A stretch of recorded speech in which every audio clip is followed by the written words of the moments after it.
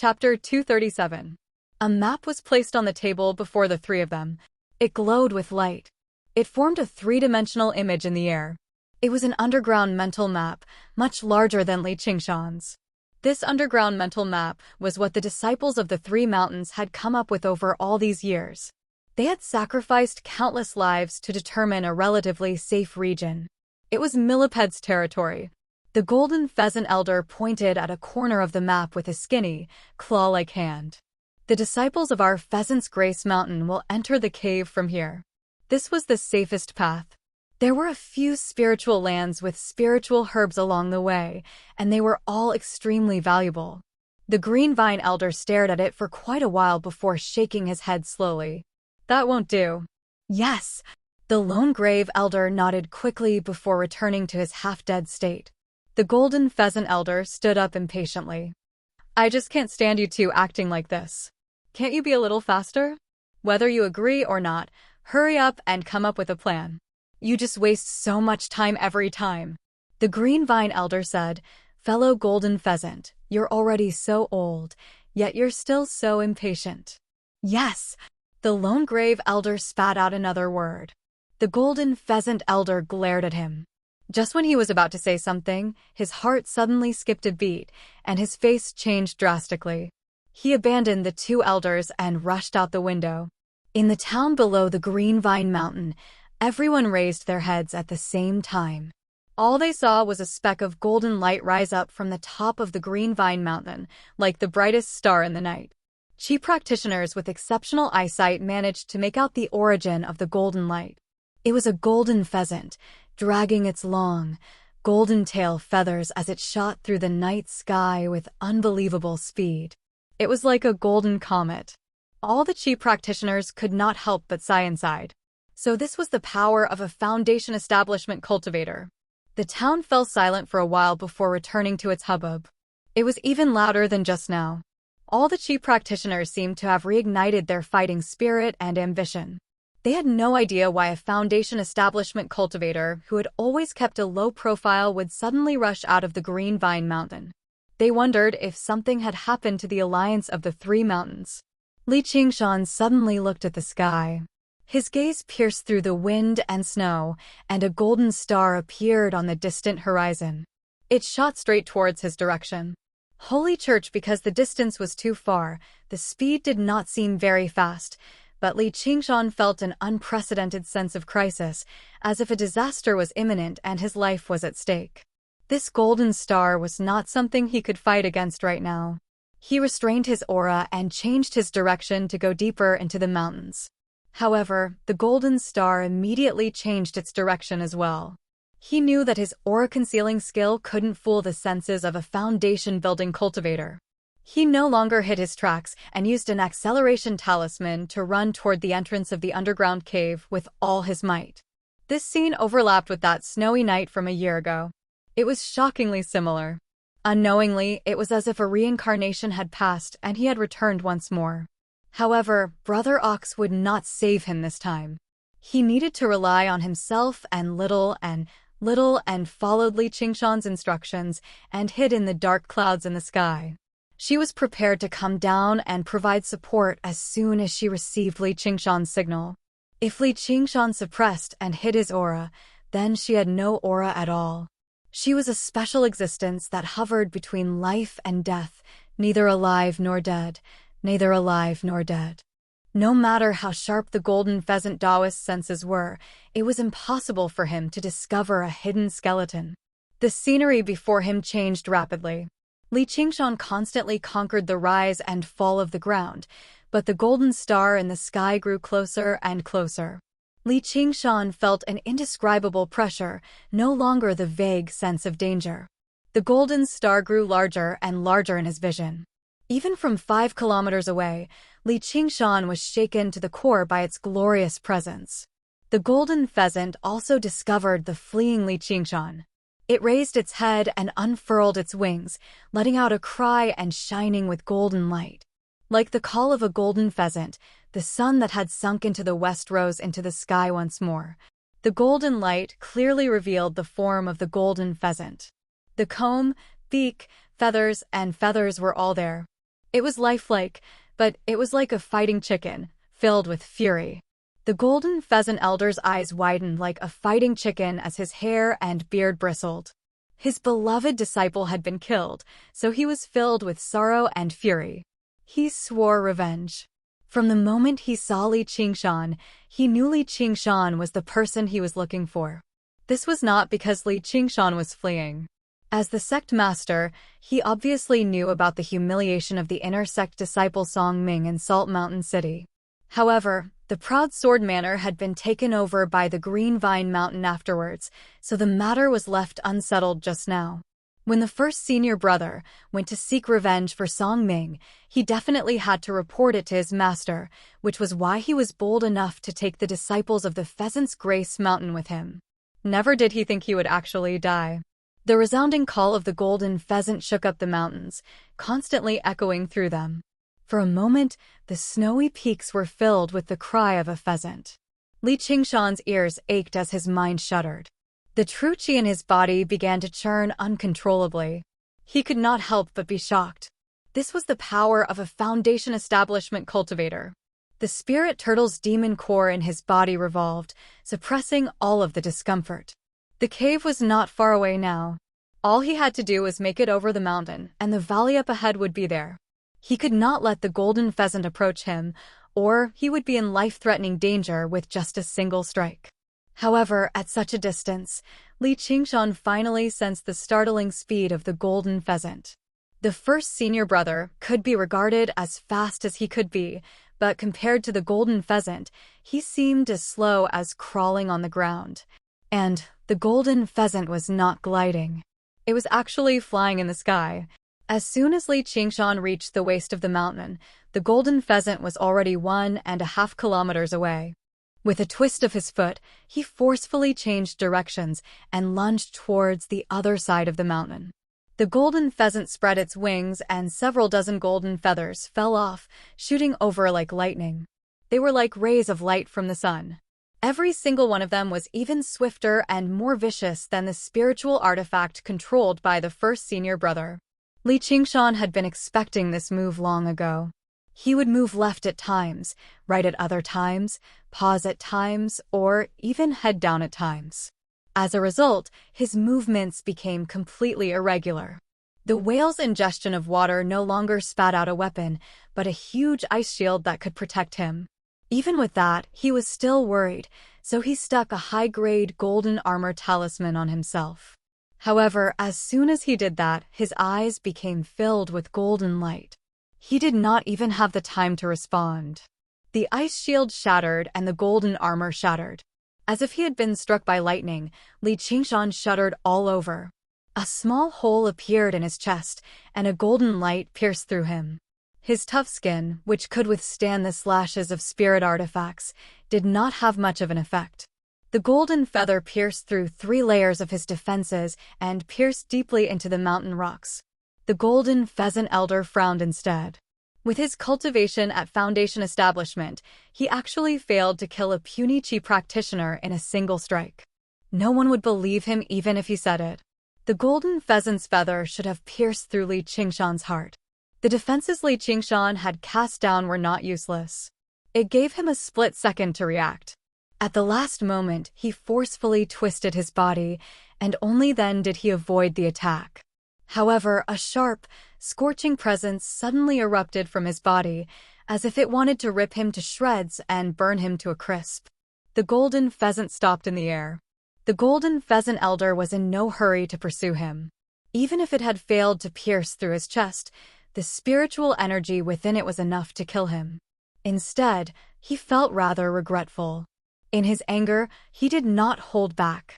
He should have captured him, interrogated him about his origins, and then tortured him to death. Little N's face stiffened. Li Qingshan had never sent out a signal. The golden pheasant elder had struck out with lightning speed, so Li Qingshan did not have the opportunity to send out a signal. He probably did not want her to take the risk either. Flames of fury burned in her eye sockets. She was about to lunge over without any regard. Li Qingshan suddenly leapt up from the ground, rolling and crawling around to the other side of the mountain and escaping from the golden pheasant elder's sight. The golden pheasant elder was slightly taken aback. A vicious smile appeared on his face as he bellowed, "You'll regret it just now. Why don't you just die?" Li Qingshan ignored him. Who knew how many times he had heard bullshit like that?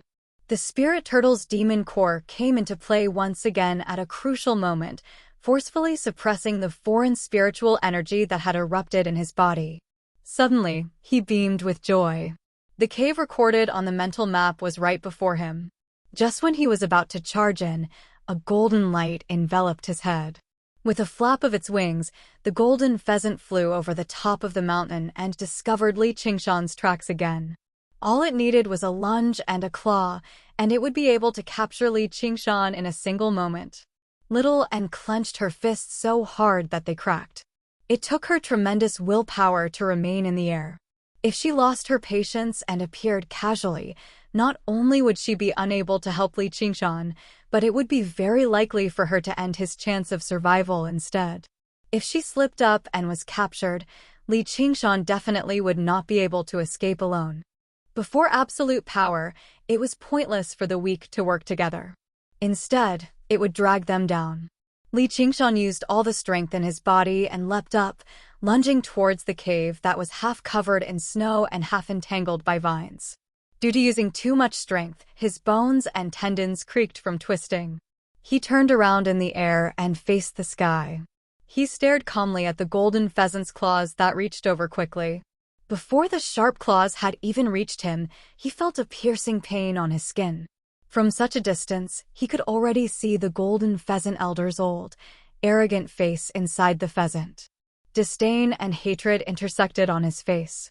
The corner of Li Qingshan's lips curled up. The talisman in his hand flashed and cracked, turning into a scarlet-red ball of fire. It rose into the sky and landed in the claws of the golden pheasant. The golden pheasant elder's expression became one of shock. He blurted out, "A supreme-grade talisman." Boom! Red light illuminated the entire sky. The mountains and rivers shook, and the ground shook. The boulders in the distance were blasted high up into the sky, and in the center of the explosion, be it the rocks or the vegetation, everything was melted and turned into flowing lava. Then, it quickly condensed in the ice and snow, forming a black circle. The golden pheasant elder was unscathed, but the pheasant's right foot had completely vanished. His face was flushed and twisted. Chapter 238. The golden pheasant elder let out a great roar.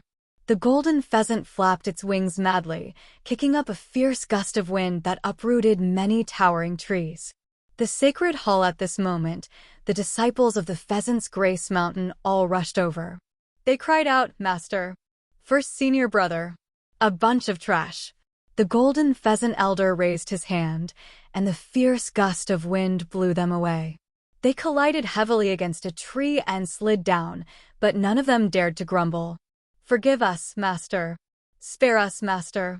The golden pheasant elder's heaving chest settled down slightly.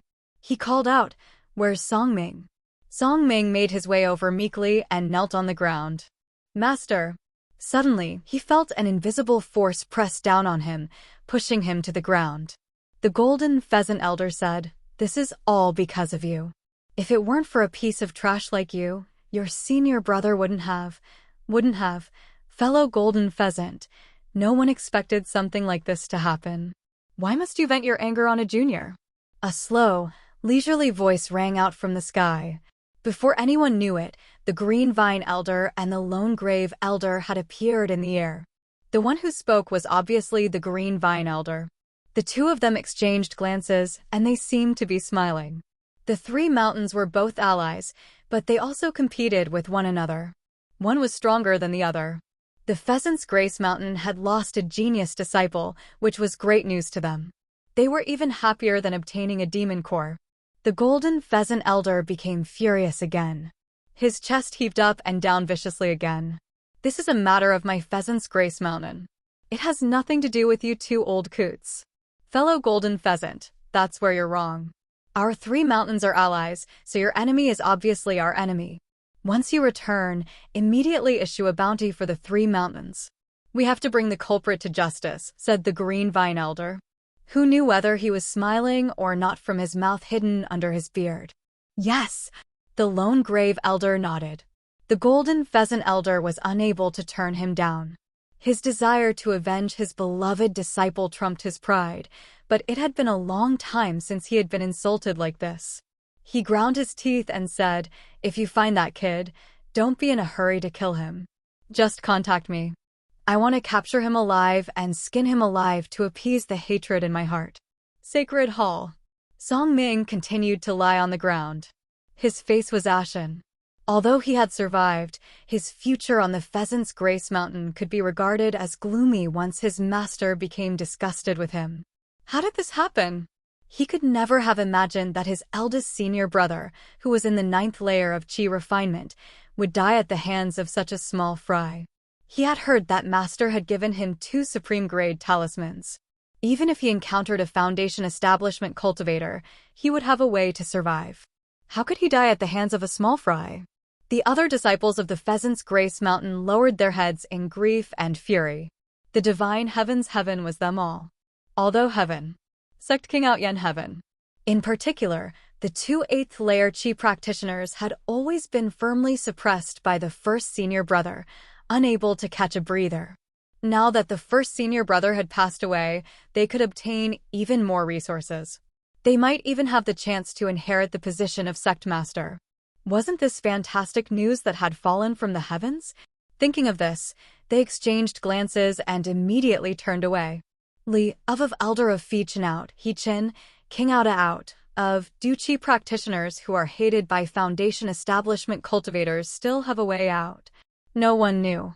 Li Qingshan listened to them quietly. In the center of the mountain, in the depths of the earth, Li Qingshan had concealed all of his aura. He was like a hibernating toad, buried in the earth. Actually, even without purposefully concealing it, his aura was already extremely feeble. It was very difficult for people to detect him. His back had basically been charred completely. He could not feel anything at all. The tiny hole in his chest was currently ripping apart and growing larger bit by bit. Violent spiritual qi rampaged through his body. Even the spirit turtle's demon core was basically unable to suppress it. Who knew how many times he had braved death from a single encounter with a Foundation establishment cultivator? He had only barely managed to escape thanks to his talismans and the geographical advantage. However, he was still heavily injured. He was a mess from the inside out, completely immobilized by the earth. If he were a regular Qi practitioner, he would have died already. However, he could not care about the danger he was in, nor did he care about his wounds. He focused all of his attention on his ears, using his extraordinary hearing to listen to the words on the ground. He was focused and solemn. Only when the voices vanished did he suddenly smile. His smile gradually widened, revealing his ghastly white teeth. Although there was no sound coming from it, the malevolence and insolence was becoming more and more intense. Sharp claws extended from his hands and feet, and his hair became scarlet red. At the same time, it spread throughout his body. His iron-black skin was densely covered in stripes that resembled tiger stripes. Even his eyes had become 2 beastly pupils filled with malice. He had actually broken through to the 2nd layer of the tiger demon's fist of bone forging at a time like this. The path of the tiger demon could only be comprehended through intense battle. Li Qingshan had basically gone through 5 battles without stopping today. The Masked Man in Black was the first battle, the Truth-Seeking Society was the 2nd battle, the Hawk Wolf Guard was the 3rd battle, the first senior brother was the 4th battle, and the Golden Pheasant Elder was the 5th battle. Each battle was more intense and dangerous than the last. He was heavily injured and exhausted, and only then did he manage to carve out a path of survival. He had been pushed to the limit. If he could survive, then he would erupt. Li Qingshan began to struggle, producing a soundless roar. His long canines were like sharp daggers as his body gradually grew larger, pushing aside the rock around him and turning into his demon form. Demon Qi surged, crushing and annihilating the foreign spiritual Qi in his body. The hole in his chest shrank, and the wounds on his back closed up rapidly, returning to normal a while later. No, they had become even tougher than before. After the great damage, the ox demon forge's its hide had actually strengthened. It was like black metal had undergone another round of forging. Its defenses had doubled at the very least. Even if he was directly struck by a mid-grade spiritual artifact, he would not be damaged at all. Li Qingshan smiled in a self-deprecating manner. As it seemed, he would have to suffer a little more injuries in the future. With the powerful life force and regeneration of his demon body, he had completely recovered in a while. Letting out a gentle sigh, Li Qingshan used the spirit turtle's method of sea suppression again and returned to human form. More accurately, he was half human, half beast. He did return to his original size, but he had a head of fiery hair, scarlet eyes, a mouth full of sharp teeth, and the pattern of a beast on his face. He did not seem human no matter how he looked at him. Li Qingshan could not be bothered with that. He found a direction and used his sharp claws to dig as hard as he could. An indescribable fire filled his heart, supporting his movements. The pitch-black soil seemed to become the faces of his enemies. He grabbed at them as hard as he could and ripped them apart. Only then could he ease the agitation in his heart. The tiger demon's main killer had the greatest influence on his mind. However, he no longer tried to control this influence and suppress this killing intent. Instead, he allowed it to blaze in his heart like a raging fire. Suddenly, his vision cleared up. He had finally dug out a cave that had not collapsed. He leapt down and turned around gracefully in the air, running towards the depths of the cave. In the desolate mountains, a child waited silently in a pit covered by the ocean. This was also the arrangement they had made. If they were separated, they would meet up at the entrance of another cave. She was expressionless and motionless. If it were not for her clothes fluttering in the wind, she would look like a marble statue standing in the snow from afar. However, her heart had long been like the magma under the icy plains, boiling hot and anxious. A black hoe that looked like a bear but was 3 or 4 times bigger took heavy steps in search of food in the forest. It suddenly sniffed, and a thick sandalwood fragrance came along with the cold wind. It passed through the dense forest and came to the edge of the pit. Looking down, it saw the motionless child. Saliva naturally flowed down. But then it hesitated. That child's body seemed to emit a formless radiance, holy and noble, awe-inspiring and inviolable. Buddhas bowed their heads to demons. Eminent monks walked the path, lions and tigers avoided them. However, in the end, the ferocity of its appetite overwhelmed its intelligence. It pounced towards the child, its huge body seeming incomparably light. Little and turned her head expressionlessly. Her glass-like eyes met its fierce gaze. It trembled all over. Flawless purity was also deep indifference. The clearest water could not contain a fish. She was not like a child, not even like a human. But then she suddenly turned her head, ignoring the black hoe that was already within reach. Her eyes rippled with heartfelt joy. At this time, her body suddenly became livelier. It was as if the exquisite puppet had turned into a human child. But Black Hoe's eyes were filled with panic. Unable to care about the prey in front of it, it turned and fled. A terrifying aura was rapidly approaching. Not long after He Ting escaped, a black silhouette pierced through the snow. 2 glowing scarlet eyes appeared above He Ting's head and casually swung its claws. He Ting's brain immediately burst open and he fell to the ground with a whimper. But the black shadow was still not satisfied. Its long arm stretched out and pulled out a scalding heart. If a normal person saw the scene, they would definitely be frightened to the point of wetting their pants. Even Qi practitioners would tremble in fear. But the child's face was full of joy. She blurted out, "Qingshan." The black shadow abruptly turned its head and stared straight at the child. The red light in its eyes gradually dissipated, and the dense killing intent on its body seemed to fade a little. It revealed a somewhat sinister smile. "This is the first time you've called my name." Facing little Anne's worried gaze, Li Qingshan smiled. "I've broken through to the 2nd level. How is it?" "Not bad, right?" With a casual wave of his hand, 4 deep claw marks were left on the stone wall 10 meters away. Little Anne nodded seriously, expressing her admiration for his new appearance. "My little Anne sure has good taste." Li Qingshan laughed heartily. He picked her up and placed her on his neck, then walked into the cave. "Where are we going?" Little and asked. "To the underground meeting, of course. Isn't it going to take many days? We need to prepare in advance to welcome our friends on the surface and do our duty as hosts. Can I kill them all?" "Of course." Chapter 239. It's all your fault. If it weren't for you, I wouldn't have ended up like this. The sacred hall. Song Ming grabbed Mu Jitsung's sleeve firmly. His eyes were bloodshot. He was completely done for. Although the Golden Pheasant Elder did not punish him in the end, his seniors and juniors all avoided him like wolves or tigers. Even the outer disciples who often hung out with him stopped talking to him. He had completely become a loner on the Pheasant's Grace Mountain. Mu Jitsung shook off his hand impatiently. "Senior brother Song, weren't you the one who wanted revenge?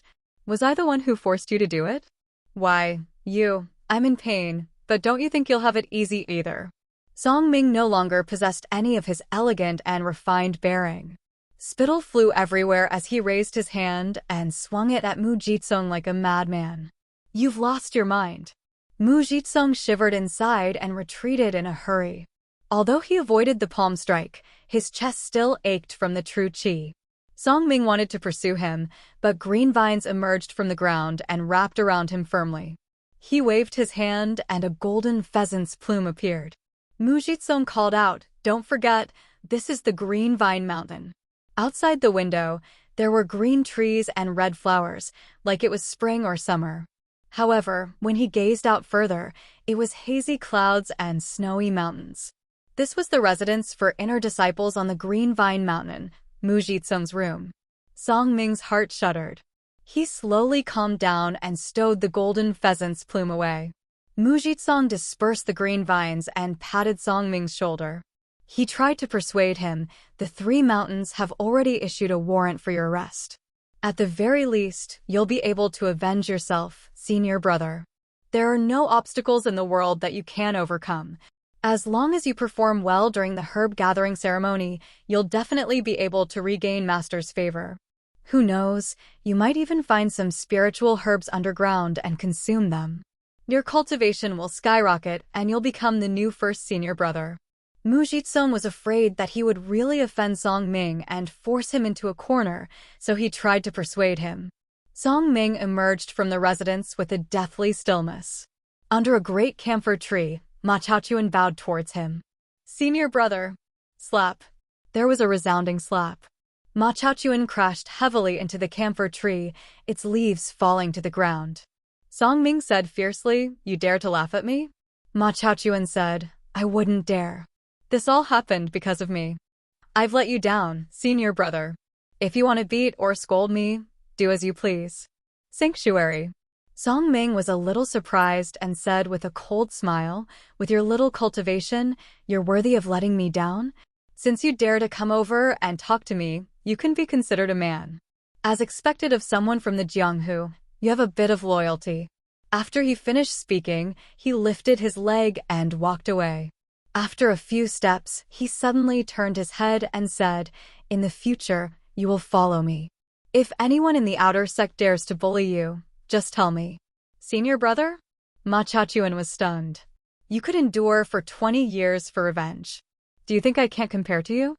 I want to let them see that I, Song Ming, am not trash that can be bullied by anyone." Mu Jitsung watched the two of them disappear into the shadowy path. He murmured to himself, "I never thought the Song Ming would have some backbone." Then he murmured, "Niu Jiuxia." He had never thought this man could actually escape from the encirclement of the Pheasant's Grace Mountain, and he had even killed the first senior brother of the Pheasant's Grace Mountain. He basically doubted whether this was some scheme or not. He found it very unbelievable. Was this guy really that powerful? If he came for revenge, what was he supposed to do? In a daze, the tall figure appeared before him, casting a shadow that enveloped him. However, Mu Jitsung immediately shook his head. Even if that Niu Jiuxia guy racked his brains, he would never be able to imagine his role in all of this. And he was wanted by the three mountains. His life would be in danger, let alone revenge. Thinking up to there, Mu Jitsung stood up and made his way out, making his way towards the region where the outer sect disciples resided. Qinglu, is what you said true? Is Niujuxia really wanted by the Three Mountains? Why didn't anyone tell me? Yu Zijian paced around in the room anxiously. You're under house arrest right now, so of course no one would tell you. I heard he killed the first senior brother of the Pheasant's Grace Mountain, and he's being hunted down by the Golden Pheasant Elder. Stop pacing around. It's making me dizzy. Then what happened to him? Yu Zijian suddenly stopped. Her eyes widened in fright, and a layer of mist clouded her face. Her eyeballs had already begun to roll around. If it weren't for me, Niujuxia wouldn't have fallen out with the Pheasant's Grace Mountain, and he wouldn't have come to the Green Vine Mountain, and he wouldn't have. Idiot, of course he escaped. Otherwise, why would he be wanted? Compared to others, you better worry about yourself. Just now, Yu Zijian stopped worrying. She prayed silently, Niujuxia, please be fine. Miss Hua's words make sense. A voice rang out from outside. Mu Jitsong strode into the courtyard and stood with his hands behind his back. He seemed extraordinarily graceful under the mottled shade. Yu Zijian said, Senior Brother Mu. Mu Jitsong said, Zijian, the herb gathering ceremony is right around the corner. Although I'll take care of you when the time comes, you still need to make some preparations. Zijian isn't a disciple of the Green Vine Mountain. I won't be taking part in your shitty herb gathering ceremony. Hurry up and piss off. I hate the people of the Green Vine Mountain whenever I see them now. Hua Chenglu suddenly sat up from the chair and cursed. Hua Chenglu had come to the Green Vine Mountain to pay a visit to the Green Vine Mountain and wanted to take Yu Zijian away. The Green Vine Elder only managed to meet her once before directly turning down her request. Although she liked to act very mature, she was still a young girl at the end of the day. If the patriarch of the Hua family or Hua Sengzan had come, this would not have been difficult at all. However, if a single word from a young girl forced the Green Vine Mountain to release her obediently, it would seem like they were afraid of the Hua family. The Green Vine Elder could not afford to be humiliated like that. Hua Chenglu obviously refused to give up. She forcefully stayed on the mountain with Yu Zijian. After staying here for a while, she began to feel restless as well. She could no longer afford to act mature anymore. She unleashed her unruly and willful attitude of a young lady from a large clan. Miss Hua, don't think you can run your mouth like this just because you're a member of the Hua family. Do you really think I'm afraid of teaching you a lesson? Mu Jitsong's face reddened as he raised his hand. Hua Chenglu raised her head. Come on, teach me a lesson if you have the ability. You're a coward if you don't. Mu Jitsong was utterly furious, but his hand hovered in the air. He really was afraid to strike. Once he struck, it would lead to a conflict between the Green Vine Mountain and the Hua family. Even he could not afford to bear this responsibility. Yu Zijian stood between the two of them in a hurry. Stop arguing. Mu Jitsong used this as an excuse to back down. He lowered his hand viciously. If it weren't for Zijian's protection, I'd definitely teach a lesson to an ignorant girl like you. Who do you want to teach a lesson to? A voice rang out from outside. Brother. Hua Chenglu leapt up from the chair. Mu Jitsong turned around in a hurry and saw an extremely handsome man sitting on a slender, verdant branch, swaying in the wind. His long, ebony hair draped over his shoulders as he smiled like peach blossoms.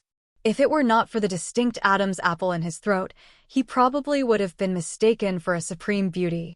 Hearing how Hua Chenglu referred to him, a name suddenly leapt out of Mu Jitsong's head, Hua Sengzan. There were countless geniuses in the 1,500 kilometers of Clear River Prefecture, but this person was the best of the best, a true prodigy. Not only did he come from a renowned clan, but he was also handsome. He was the only Scarlet Wolf commander in the entire Rui Commandery who was not at Foundation establishment. This was not because of his connection to the Hua family or the White Hawk commander's recruitment. Instead, it was because he had reached the 10th layer before the age of 20. Everyone believed he would become the youngest Foundation establishment cultivator in the Clear River Prefecture very soon. Although he had been stuck at the 10th layer for many years, which made his reputation as a genius dim slightly, he was still a dazzling existence to regular Qi practitioners. He was known as the greatest below-foundation establishment in the Clear River Prefecture. Mu Jitsong bowed in a hurry. I didn't know Commander Hua was coming, so I failed to welcome you. Let alone the Hua family, just Hua Sungzon's identity as a Scarlet Wolf commander was enough to strike fear into the hearts of any Qi practitioner. In the eyes of these sects and cultivators, the Hawk Wolf Guard was not some righteous emissary who upheld the law and the law.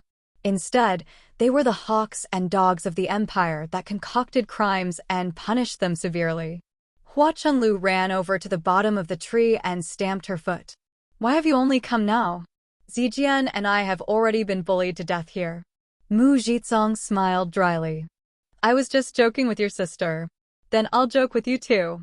Hua Sungzon's face sank, and he raised his hand. He wielded great authority in the Clear River Prefecture. Who knew how many Qi practitioners he had killed and interrogated in the past? Although he did not seem awe-inspiring normally, once his face grew cold, his sternness seemed to bring the spring scene to late autumn. Mu Jitsong staggered a few steps back and tripped over the chair, falling on his bottom. He raised his hand to cover his face like a woman and cried out, "No." But nothing happened afterwards. Mu Jitsong lowered his hand, only to see Hua Sungzon sitting there with a smile on his face. Just now, his bearing seemed like an illusion. Hua Chunlu sneered, "What a coward. My elder brother already said it was a joke." Mu Jitsong's face reddened. He felt both humiliated and fearful. Earlier, he had been completely overwhelmed by Hua Sungzon's bearing. Not only was he unable to put up a fight, but he had even lost the courage to run away. All he could do was kneel on the ground and beg for mercy, allowing himself to be slaughtered. If Hua Sungzon had struck back then, killing him would have been no different from killing an ordinary person. Before he had even used a single move, he had already suffered a crushing defeat. Senior brother Mu. Yu Zijian wanted to help him up, but Mu Jitsong had already leapt up himself. He said, "I'll go report this to master." He rushed out the door. Hua Chenglu called out, "Why don't you get down here?" Hua Sungzon was helpless. He drifted down from the tree gently and smiled at Yu Zijian. "Miss you, long time no see." Yu Zijian lowered her head in a hurry. "Big brother Hua, why have you come?" Hua Chenglu said complacently, "I obviously told him to come." However, Hua Sungzon said at the same time, "I've come for some business." The two of them exchanged glances. Hua Chenglu pinched his nose furiously. "So it's not for me." Hua Sungzon sighed. "Of course it's for you. I told you not to come to the Green Vine Mountain in such a hurry and wait for me to deal with it. It's instead become difficult now. The minds of people were extremely complicated. If he came now, the Green Vine Elder would probably feel like the Hua family was trying to oppress him through their influence. If it weren't for me, Zijian would have been forced to join the Green Vine Mountain already. Fair enough. Since Commander Hua has graced us with your presence, why don't you come up the mountain for a chat? Allow me to perform my duties as a host." Chapter 240. Come with me. Hua Chenglu picked up Hua Chenglu and flew out of the canopy like a bird, flying towards the top of the mountain. "Zijian, wait for me." Hua Chenglu turned around and called out, but all she saw was a swath of greenery. She had already traveled very far away from the courtyard. Her voice lingered, and the branches and leaves trembled. Yu Zijian exhaled gently. If it were not for the assistance of these kind people, who knew what kind of situation she would be in. Regardless of the outcome, she thanked them from the bottom of her heart. If people did not possess these warm feelings, what was the point of living in this world? However, if someone were to be harmed because of her, she really had no idea what she would do. "Niu Juxia, you better be fine." As they advanced through the fierce winds, the wind whistled past their ears. Hua Chenglu asked, "Brother, what's your mission here?" "It's a secret." Hua Sungzon smiled, but his brows were rather solemn.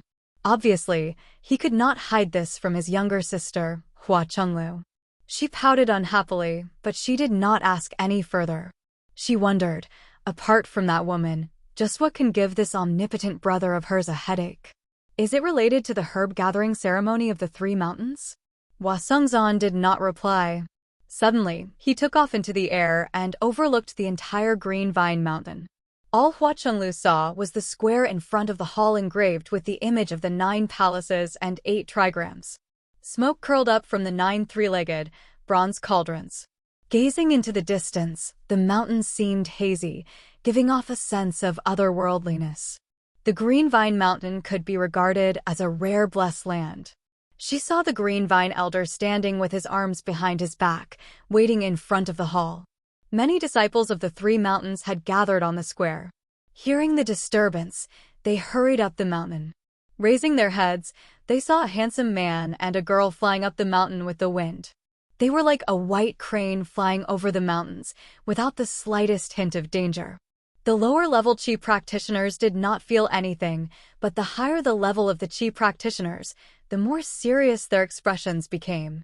This feeling of being one with the world had only been experienced by Foundation establishment cultivators.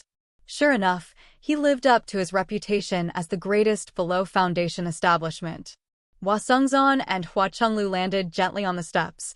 Hua Sengzan cupped his fists and said, "Junior Hua Sengzan greets Elder Ivy." No matter how good one's family background was, or how talented one was, this was the basic respect that a Qi warrior should have for a Foundation establishment cultivator. On the path of cultivation, the strong were revered. The Green Vine Elder stroked his beard with a smile and returned half a bow. "Commander, why didn't you inform me earlier? I could have come to the foot of the mountain to receive you. If that's the case, it does seem like I'm taking advantage of my seniority and treating an esteemed guest lightly."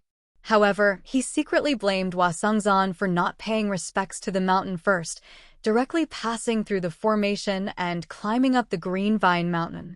However, he was truly amazed by the ability to pass through the formation without making a sound.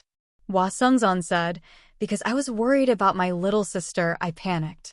Please forgive me, Senior. Xiaomei has been disturbing you on the mountain for many days. I am afraid that my words and actions are improper." "Thank you, Senior," is magnanimous and did not argue with me. Chenglu quickly thanked Senior. "Thank you, Senior Greenvine." Hua Chenglu bowed rather reluctantly. Hua Sengzan patted Hua Chenglu's head gently and said helplessly, "My little sister is young and ignorant, and she has always been spoiled.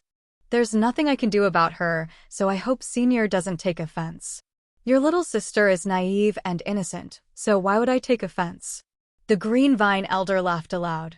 Even though he was rather displeased, he could not stoop to the level of a little girl, or he would seem far too petty. Hua Sengzan resolved the conflict from the past in a few words. He smiled and clasped his hands. "I still have some official matters to attend to, so I want to meet with the sect masters of the 3 mountains. This isn't a place to talk, so let's go in." At this moment, he was no longer the elder brother who apologized for his little sister, nor was he a junior who respected his senior. Instead, he was the commander of the Hawk Wolf Guard, representing the dignity of the law. He naturally treated him as an equal, even taking the upper hand and taking control of the situation. The Green Vine Elder could not help but become stern. He raised his hand. "Please." He could not help but sigh inside. This child is graceful and composure in handling matters. He's actually much better than all of his disciples. He's worthy of great responsibility. If a disciple like him could inherit the legacy, would the Green Vine Mountain not prosper? Hua Sengzan made Hua Chenglu wait outside. When the Green Vine Elder entered the hall and was about to enter, he suddenly turned around and glanced past every single face on the square. Afterwards, he became slightly disappointed. He mocked himself inside. If that person could appear here so easily, then I wouldn't have gone through so much trouble. As expected, the Golden Pheasant Elder and the Lone Grave Elder were already seated in the hall.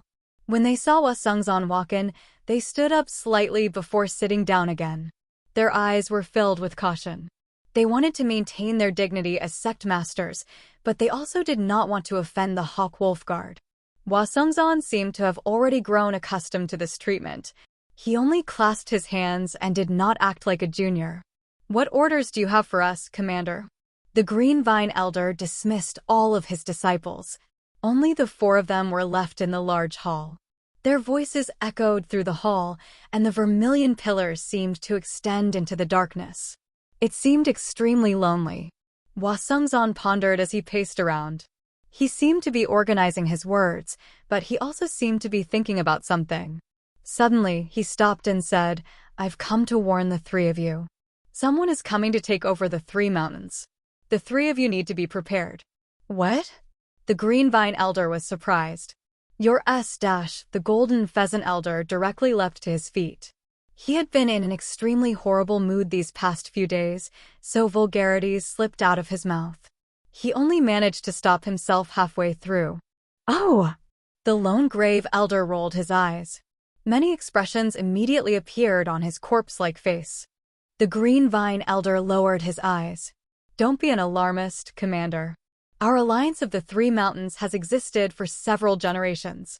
It's a 1,000-year foundation, so how can it be taken over so easily?"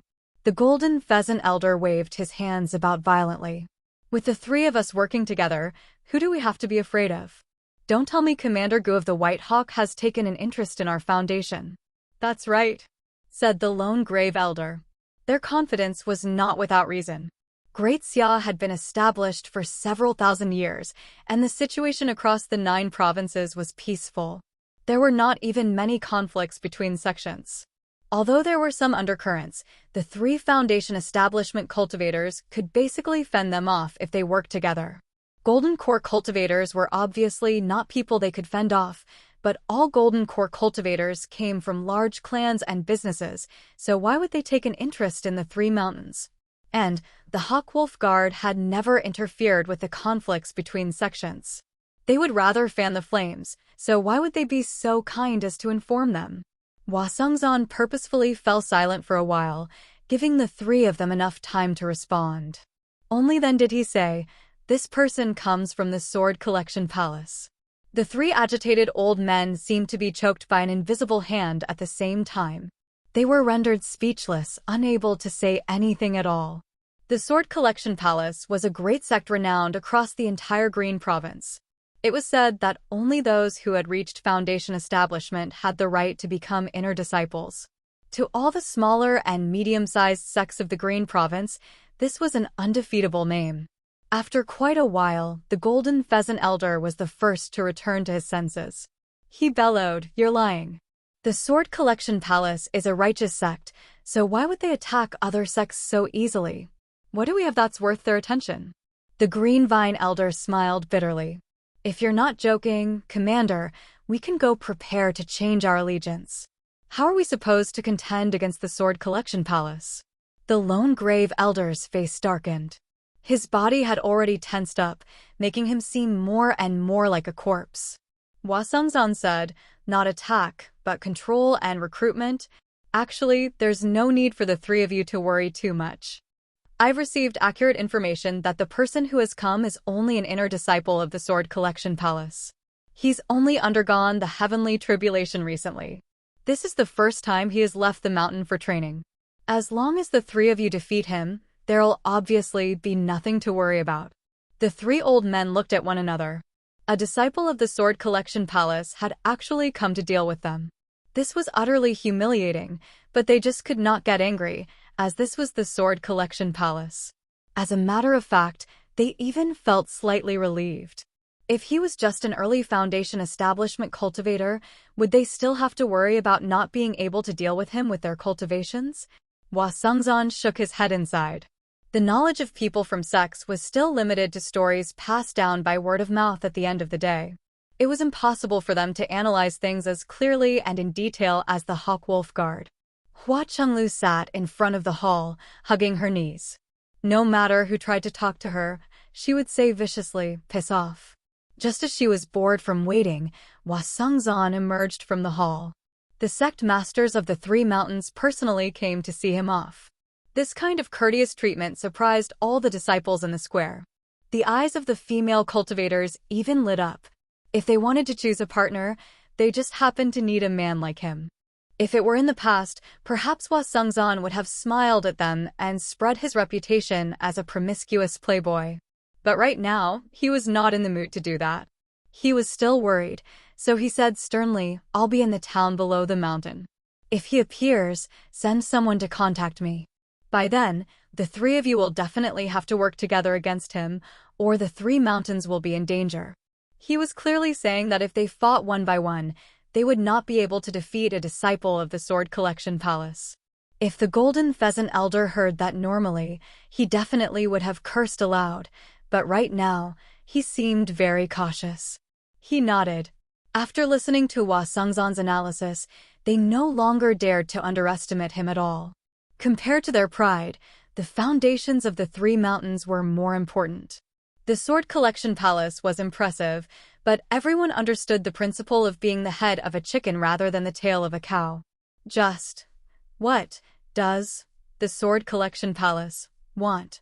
Who knew how many years it had been since the Lone Grave Elder had spoken so much? He stuttered as he spoke. This was also the question that the Green Vine Elder and Golden Pheasant Elder wanted to ask the most. Just what did they possess that could catch the attention of a large sect thousands of kilometers away? Hua Sungzan hesitated. As for what he wants, I can't say. However, no matter what request he has, you must not agree to it, or the world will be in danger. The 3 elders looked at one another. Although they each ruled over a region, they still had an extremely clear understanding of their own capabilities. Even if the 3 mountains worked together, they probably would not be able to influence the world at all.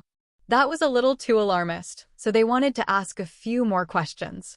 Hua Sungzan clasped his hands and made his way down the stairs, flying off with Hua Chenglu. They flew over the sea of trees and even flew over the residences of the outer disciples. Hua Chenglu asked in a hurry, "Where's Zijian?" "Where's Zijian?" Hua Sungzan said, "Don't fret. Once I'm done with my matters, I'll obviously take you back to Clear River City." He was in no hurry to ask the Green Vine Elder for her. He would only ask when he felt confident, and when he asked, they definitely would not turn him down. Of course, it would be best if he did not even have to ask. If he succeeded, the Green Vine Elder would probably thank him for his warning. There would be no need for him to say anything, and he would just send Yu Zijian off the mountain. There was no need for him to be in such a hurry. Hua Chenglu said, "But the herb gathering ceremony is right around the corner. Who knows how dangerous it will be for Zijian to go underground with them?" Hua Sungzan said, "Can't you see that there's already someone who's willing to take care of her? There won't be any danger. It's actually a good thing." But no buts. If there were danger, there wouldn't be so many chi practitioners going underground. It'll be fine as long as they don't go too deep. We've been on the Green Vine Mountain for so long, so how can we leave without making some profits? Hua Sungzan seemed to think of something. He muttered to himself, "In terms of danger, I'd be more worried about the demons." "What?" Hua Chenglu asked in confusion. "Nothing?" The greenery dispersed and the wind and snow blew over. Below the Green Vine Mountain, the town was currently at its busiest. The herb gathering ceremony was right around the corner, so almost 1,000 chi practitioners had gathered here. All of them wanted to make some last-minute preparations. This was the busiest time for trade. But at this moment, the ruckus outside the northern entrance of the town had fallen silent. A wide path had been opened up on the jostling streets, allowing a group of chi practitioners to pass through. The person in the lead was Wu General. His scarlet clothes were eye-catching, while the black robes of the commanders behind him fluttered in the wind. They were dignified and somber. Why has the Hawkwolf Guard come here? Don't tell me they're also participating in the herb gathering ceremony. Surely not. There's never been a precedent like this. Wu Zhen's face was so sunken that it seemed like it was about to drip water. He made his way into an inn quickly, and the commanders behind him entered as well. Their faces were all ugly. The owner of the inn went up to receive him with a bow. "Sir Wu, you've finally returned. Please come in. I've even saved the best room for you." Wu Zhen said, "Close the door." The owner said, "I still have business to do." "Close the door." Wu Zhen's voice became even deeper. The owner closed the door in a hurry. Wu Zhen cursed aloud, "You're all a bunch of trash. You can't even catch an injured person. Every single one of you looks impressive, but you're useless. How am I supposed to report back?" The door upstairs slowly opened up a crack. Seeing a group of Hawkwolf guards below, he immediately shut the door tightly. Fong and Shang said, "Senior brother, the terrain underground is complicated. The caverns crisscross with one another. There's nothing we can do if we can't find him. The other commanders nodded in agreement. Xiao Ruelio's cave was not just a short, secret tunnel. Instead, it was directly connected to the underground caverns. They followed the trail and followed it all the way. In the end, they lost track of it in an underground river. When they found the trail again, they were led to a demon nest. It took them quite a lot of effort to escape, and they ended up in a sorry state. Although they governed different regions, there were quite a few criminals who had escaped underground on the blacklist. They were unable to capture them. Wu Zhen just happened to have nowhere to vent his anger. He roared at Fang Yinsheng, "Haven't you learned tracking techniques from the 100 schools of thought? Have you?" Fang Yinsheng lowered his head. "I have. Why can't we find him if we do?" "Huh." Fang Yinsheng whispered, "Didn't you learn it too, senior brother?" The commanders all pursed their lips, but no one dared to laugh out loud. Wu Zhen's expression immediately seemed like he was about to explode. Qian Rongji pulled Fang Yinsheng aside in a hurry and advised, "Don't be angry, sir. We've finally destroyed the Truth-Seeking Society, a branch of the evil White Lotus cult. After Qiao Ruelio suffered, he definitely won't show himself for a very long time." Even Commander Gu couldn't find the White Lotus mother. Wu Zhen's anger subsided slightly after being advised by a beautiful woman who even compared him to Gu Yenying. He glared at Fang Yinsheng viciously. Just when he was about to say something, a lazy voice came from upstairs. "Hey, it's not good to talk about your superior in private." Wu Zhen suddenly turned around. "Who is it? How dare you eavesdrop on us? How dare you?" Commander Hua Sungzan leaned against the railing on the second floor and smiled. "Sir Wu, your temper has grown. Who's the brave one?" Wu Zhen's face became bitter. "I'm the brave one, all right. Why are you here?" Hua Sungzan said, "I just lost a criminal. There's no need for you to be like this. The net of justice is broad and thorough, so why would you worry about not having an opportunity in the future? It's just like what Rongji said." Bosku didn't kill the White Lotus mother either. He shifted his gaze and looked at Qian Rongji. "I was just speaking carelessly. Please forgive me, Commander. I never thought you'd still remember my name." Qian Rongji bowed politely. She did not try to play up to him at all. Although they had only met once, this Commander Hua had left a very deep impression on her. She concluded that he was difficult to use. She personally believed her beauty and arts of charm were nowhere close to the sect master's opponent, and even the sect master did not seem to be able to control her completely. Moreover, at this point, taking the initiative to throw herself into his arms would only make him look down on her. Hua Sungzan smiled. "As long as it's a beauty's name, I'll remember it." "Oh, right. Have you found the one called Li Qingshan who joined the Hawkwolf Guard with you?" Qian Rongji said, "Commander, although Li Qingshan and I joined the Hawkwolf Guard at the same time, we're not familiar with each other. I haven't heard from him in so long, so he's probably dead underground already." "Really? I feel like we might be able to see him again." Hua Sungzan waved his hand and casually tossed down a painting scroll. It unfurled in the air, depicting a man in green clothes. The artist's technique was excellent. The man looked very young, no more than 20 years of age, but he was full of melancholy. His emaciated body supported his loose green robe, and there was even a hint of emaciation in his bones. "This is your new mission. Identify this person. Once he appears in the vicinity of the Green Vine Mountain, contact me immediately. Remember, you can't touch him no matter what." With Wu Zhen in the lead, the Hawkwolf Guards answered loudly, "Yes, sir." Clang! Yu Zijian paced around the courtyard alone. Suddenly, the sword on her waist thrummed gently. She stopped in surprise and drew the sword. The blade that was as clear as autumn reflected her confused face. She looked at the sword again and again, but she was confused. In the end, she could only sheath it. Clang! She leapt in fright and took a step back. She drew the sword again and looked at it again and again. Chapter 241. Before the ceremony, too, the long sword was placed horizontally on the marble table in the small courtyard. The sun was leaning towards the west, burning the sea of clouds into a sea of red clouds, reflecting on the long and narrow blade. That ordinary long sword suddenly had a glorious luster.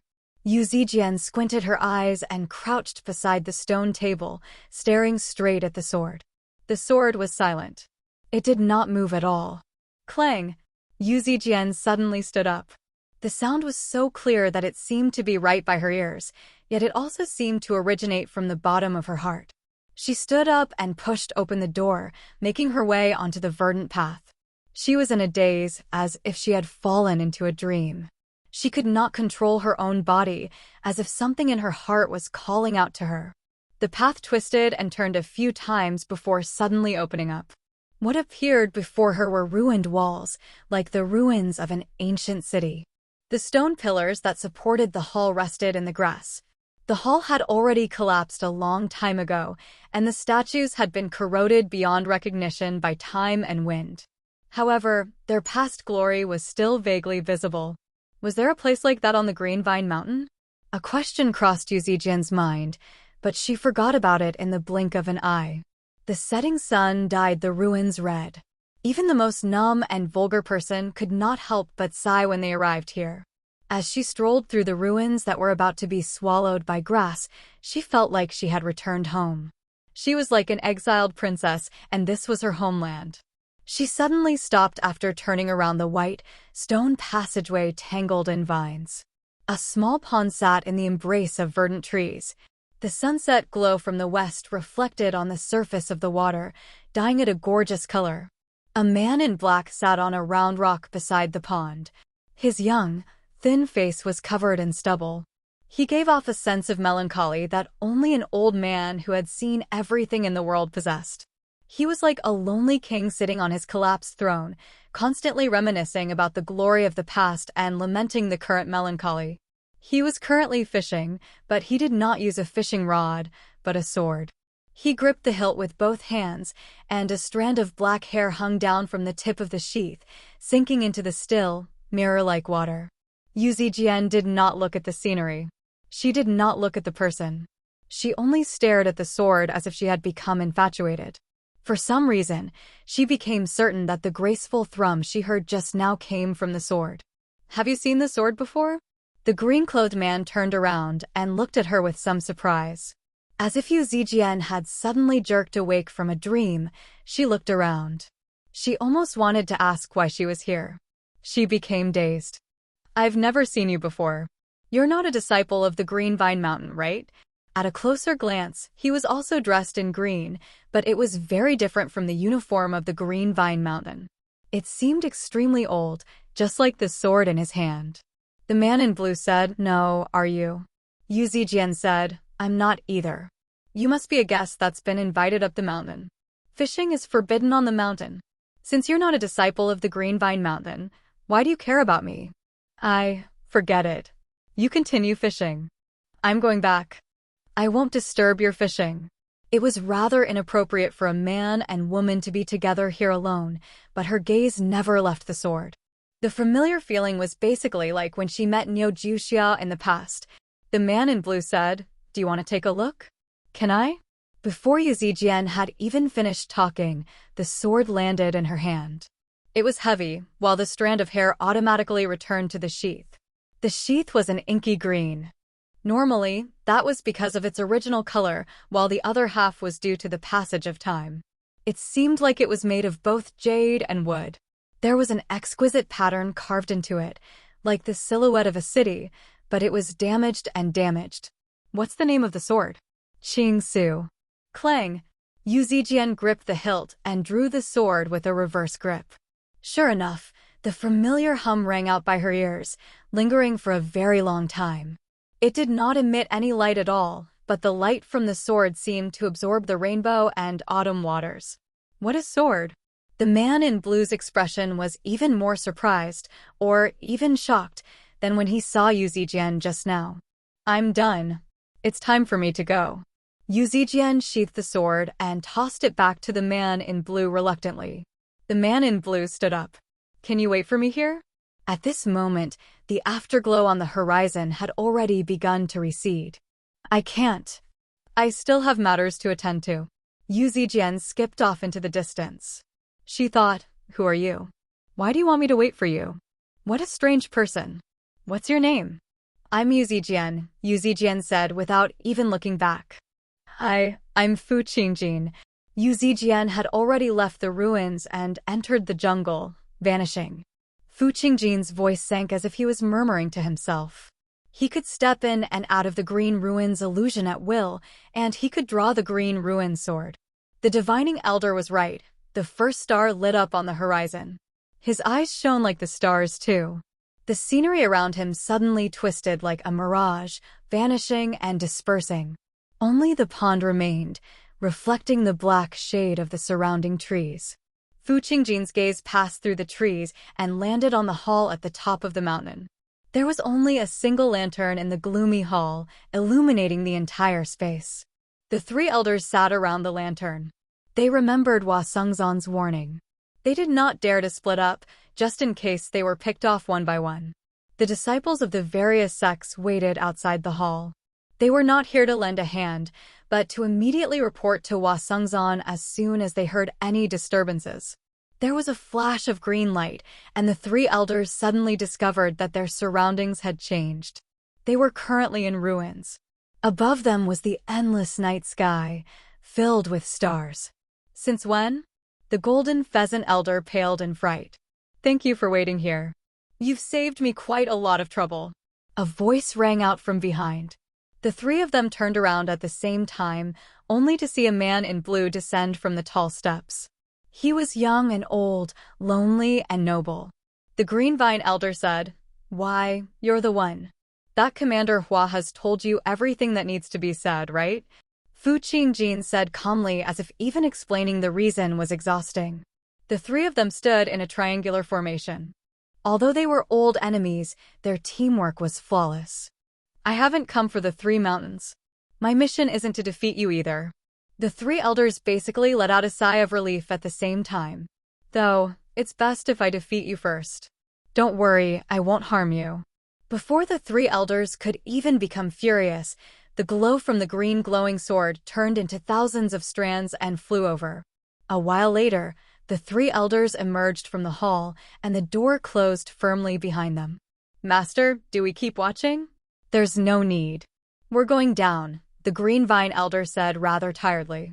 The three of them looked at one another. There seemed to still be lingering fear in their eyes, as well as some realization. No wonder Hua Sengzan had personally come to inform them. That person's mission was actually, the Sword Collection Palace really was as resolute as the legend said. However, if this really happened, the world would be in danger. It was not just an exaggeration. The Green Vine Elder said, "Please return and rest up. Make your preparations. The herb gathering ceremony is about to begin." The deep pit was like a huge, hollow eye, gazing at the sky. Almost 1,000 pairs of eyes stared back at the huge eye. They were filled with excitement, desire, and fear. The cold wind whistled, unable to drown out the hubbub of voices. Everyone discussed. The surroundings suddenly fell silent. The three elders arrived beside the pit under the escort of everyone. The Green Vine Elder struck first, activating the formation. Everyone could vaguely see a barrier of light disperse. The golden pheasant elder's hand shone with resplendent light, and the snow in the pit rapidly melted away. It revealed over a dozen pitch-black holes below. These holes were the entrances to the herb gathering ceremony. They led to various places underground. Everyone could not help but gasp, which immediately drowned out the sound of the wind. The Green Vine Elder cleared his throat. "Fellow cultivators, you've all gathered here for the herb gathering ceremony of the Three Mountains. It is an honor for me and the Golden Pheasant and Lone Grave, with Wu Zhen in the lead. Over a dozen Hawk Wolf guards moved through the independent cultivators. They constantly studied the people around them, as if they were trying to prevent anyone from sneaking into the ceremony. As for the disciples of the Three Mountains, they split into 3 groups, standing behind their respective sect masters. Afterwards, they formed smaller groups as they pleased. Due to the success of the herb gathering ceremony earlier, basically all the disciples of the Three Mountains had been mobilized. It was impossible for over 100 chi practitioners to advance together. Once they encountered a fork underground, they would obviously split up. Yu Zijian stuck her head out and looked around. Suddenly, someone patted her shoulder gently. She turned around in a hurry and said in surprise and joy, "Chenglu, YVE you come." Hua Chenglu lowered her body. "Sure, don't be so loud. Just in case my brother hears you. I'm worried about you, so I'll go down with you and take a look." Mu Jitsung suddenly called out, "Miss Hua, you're not a disciple of our Green Vine Mountain, so please don't stand with us. If you want to participate in the ceremony, you can join the group of independent cultivators over there." Everyone looked over. Hua Chenglu pointed at Mu Jitsung furiously. Suddenly, she felt her collar tighten. Looking back, she saw that it was Hua Sungzan. He scolded, "Don't mess around." He pulled Hua Chenglu away before nodding at Yu Zijian. "Good luck." Hua Chenglu called out, "Zijian, be careful." Mu Jitsung said gently, "Don't worry, Zijian. I will definitely protect you." Just when Yu Zijian was about to say something, she suddenly saw a familiar figure standing in the crowd. It was the man in green who had fished by the pond. He had changed into the uniform of the Green Vine Mountain, and he gave off the aura of a fourth-layer Qi practitioner. He just stood there by himself, not talking to anyone around him. For some reason, no one else seemed to notice him. He sensed Yu Zijian's gaze and turned around with a smile. Yu Zijian asked in confusion, "Senior Brother Mu, since when did the Green Vine Mountain gain a new disciple?" "What new disciple?" Mu Jitsung followed Yu Zijian's gaze and looked over. There was a flash of green clothes, and Fu Qingjin's figure had already vanished. Yu Zijian rubbed her head. How strange. At this moment, the Green Vine Elder's speech ended. The three elders looked at one another and nodded at the same time. They did not glance at Fu Qingjin the entire time, nor did they show any strange expressions. Hua Sungzan, who had been observing their expressions from afar the entire time, eased up slightly. The three elders said at the same time, "The herb gathering ceremony of the three mountains officially begins." Chapter 242.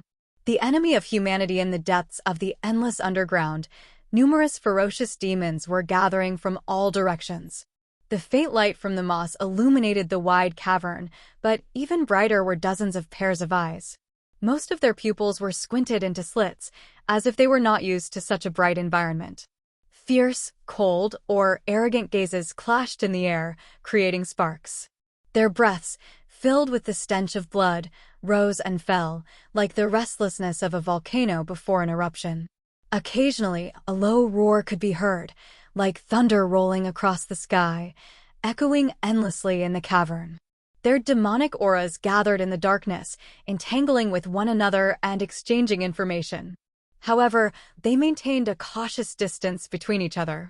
Their enormous bodies formed black shadows in the dim light, wriggling, swaying, and twisting. In the past, they had never interacted with each other, but today, they had been summoned by a single person. Suddenly, their gazes converged in the same direction. Thump, thump, thump. Heavy footsteps shook the ground. They were still very far away, but a violent wave of demonic aura rushed into the cavern first. This was how the demons greeted each other, but it was filled with arrogance and provocation. Normally, it would cause a fight. All the demons retracted their demonic auras and lowered their heads, as if they were subjects waiting for the arrival of their king. They could all sense that he had become even stronger. Like a sharpened demonic blade, it shone with a bloodthirsty light. A huge black shadow appeared at the dark entrance of the cavern. The entrance was diagonally above the cavern and was several meters wide, but it was still not big enough to accommodate his body. However, he only raised his head high. His two sharp horns swept across the ceiling of the cavern, creating a string of sparks. The black shadow leapt into the air. His enormous body was not clumsy at all. He was like a ferocious tiger coming down the mountain. He landed loudly, his scarlet hair flying like fire. His scarlet eyes swept across the crowd of demons like a blade, causing them to lower their heads even more. Little and Millipede sat on his shoulders, one on the left and the other on the right. Little and had turned into a skeleton, and two skull prayer beads floated above his head. Millipede, on the other hand, was dozing off against Li Qingshan's head. However, the powerful demonic aura emanating from his body continued to spread in all directions, scattering the demonic auras of the other demons. Li Qingshan waved his hand, and blood and flesh rained down, forming a small mountain in the center of the cave. These were dishes cooked by humans and the 3 fresh animals mixed together, giving off an alluring fragrance.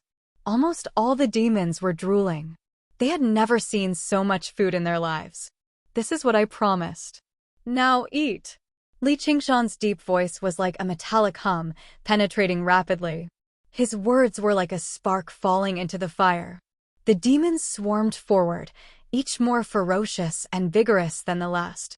Pouncing on food was their innate instinct. After a few roars to test the waters, they were naturally divided into ranks.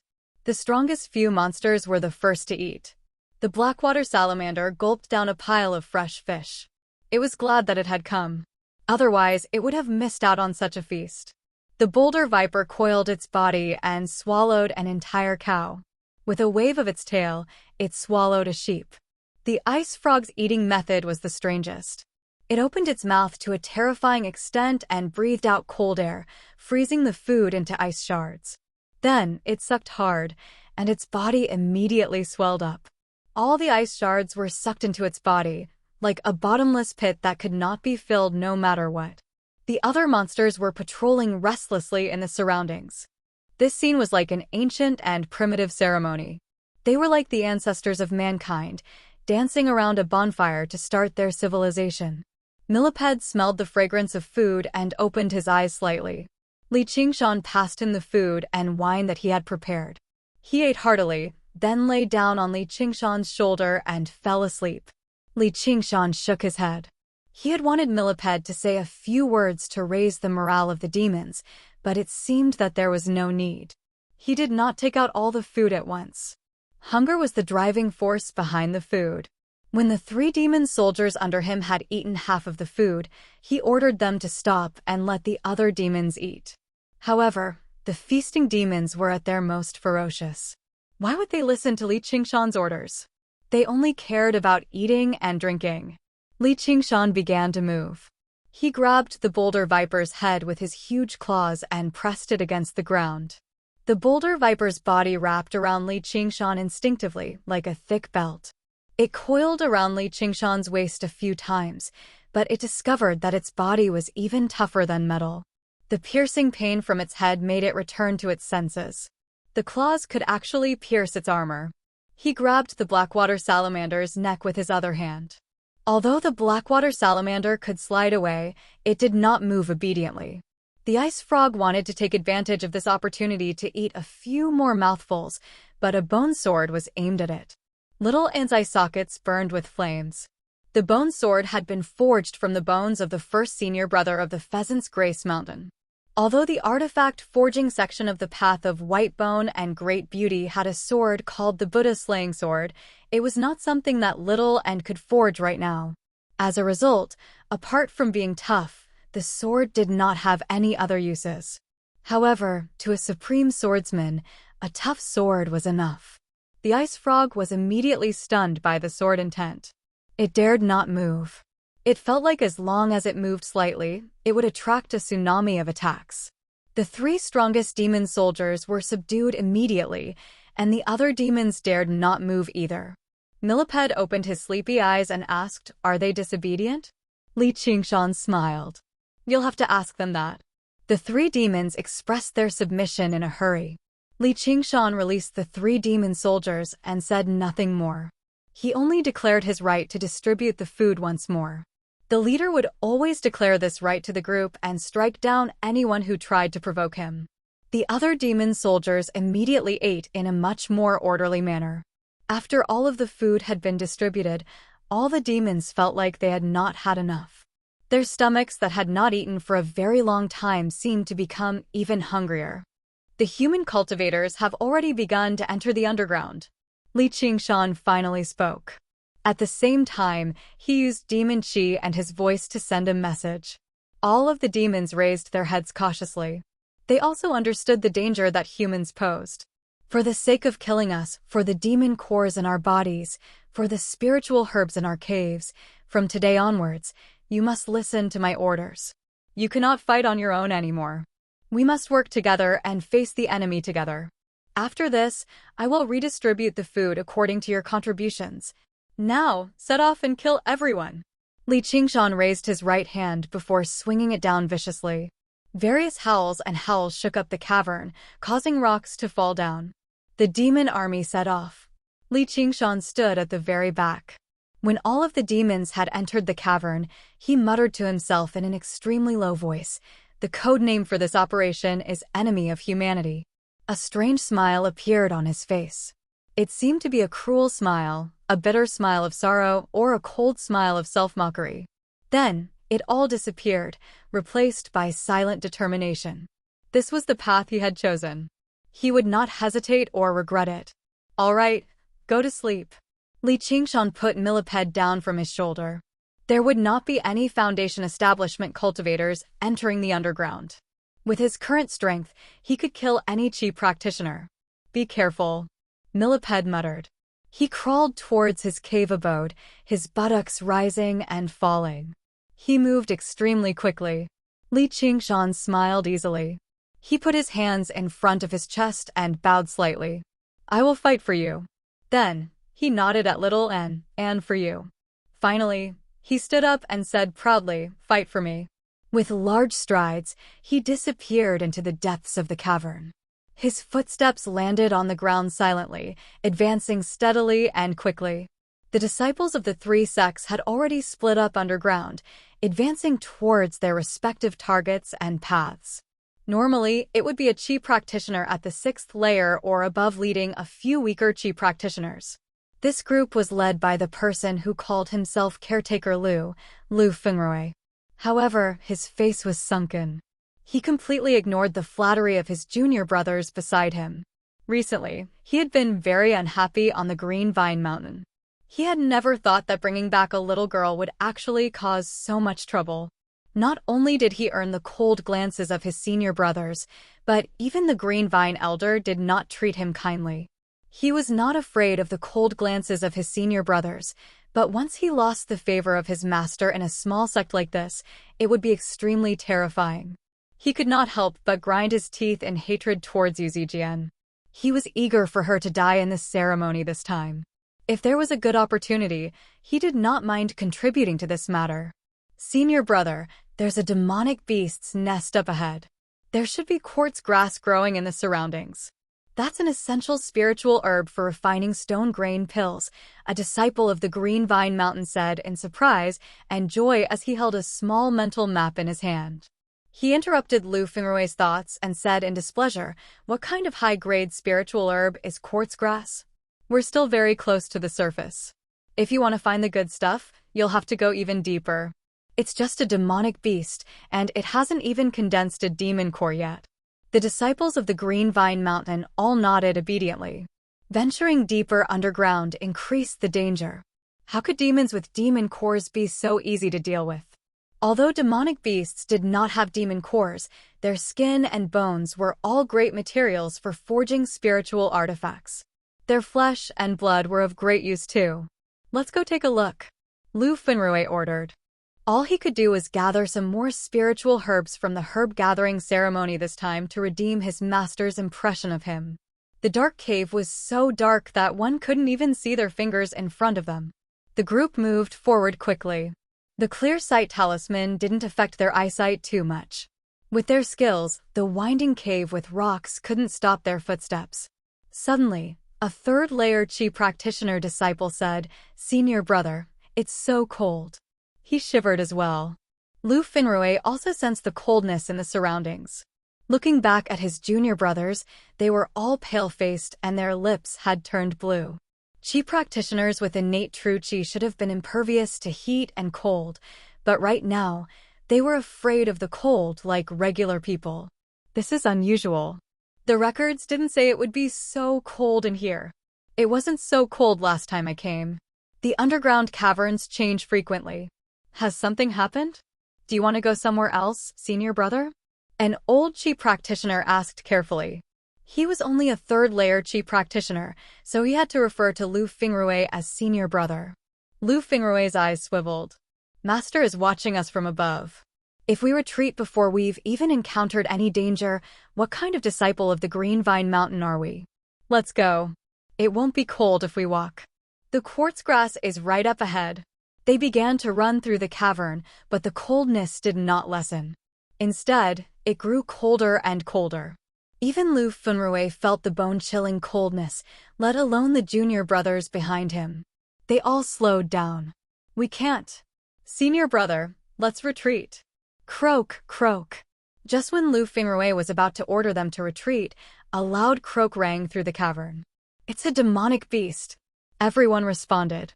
Apart from demonic beasts, what other animals could survive here?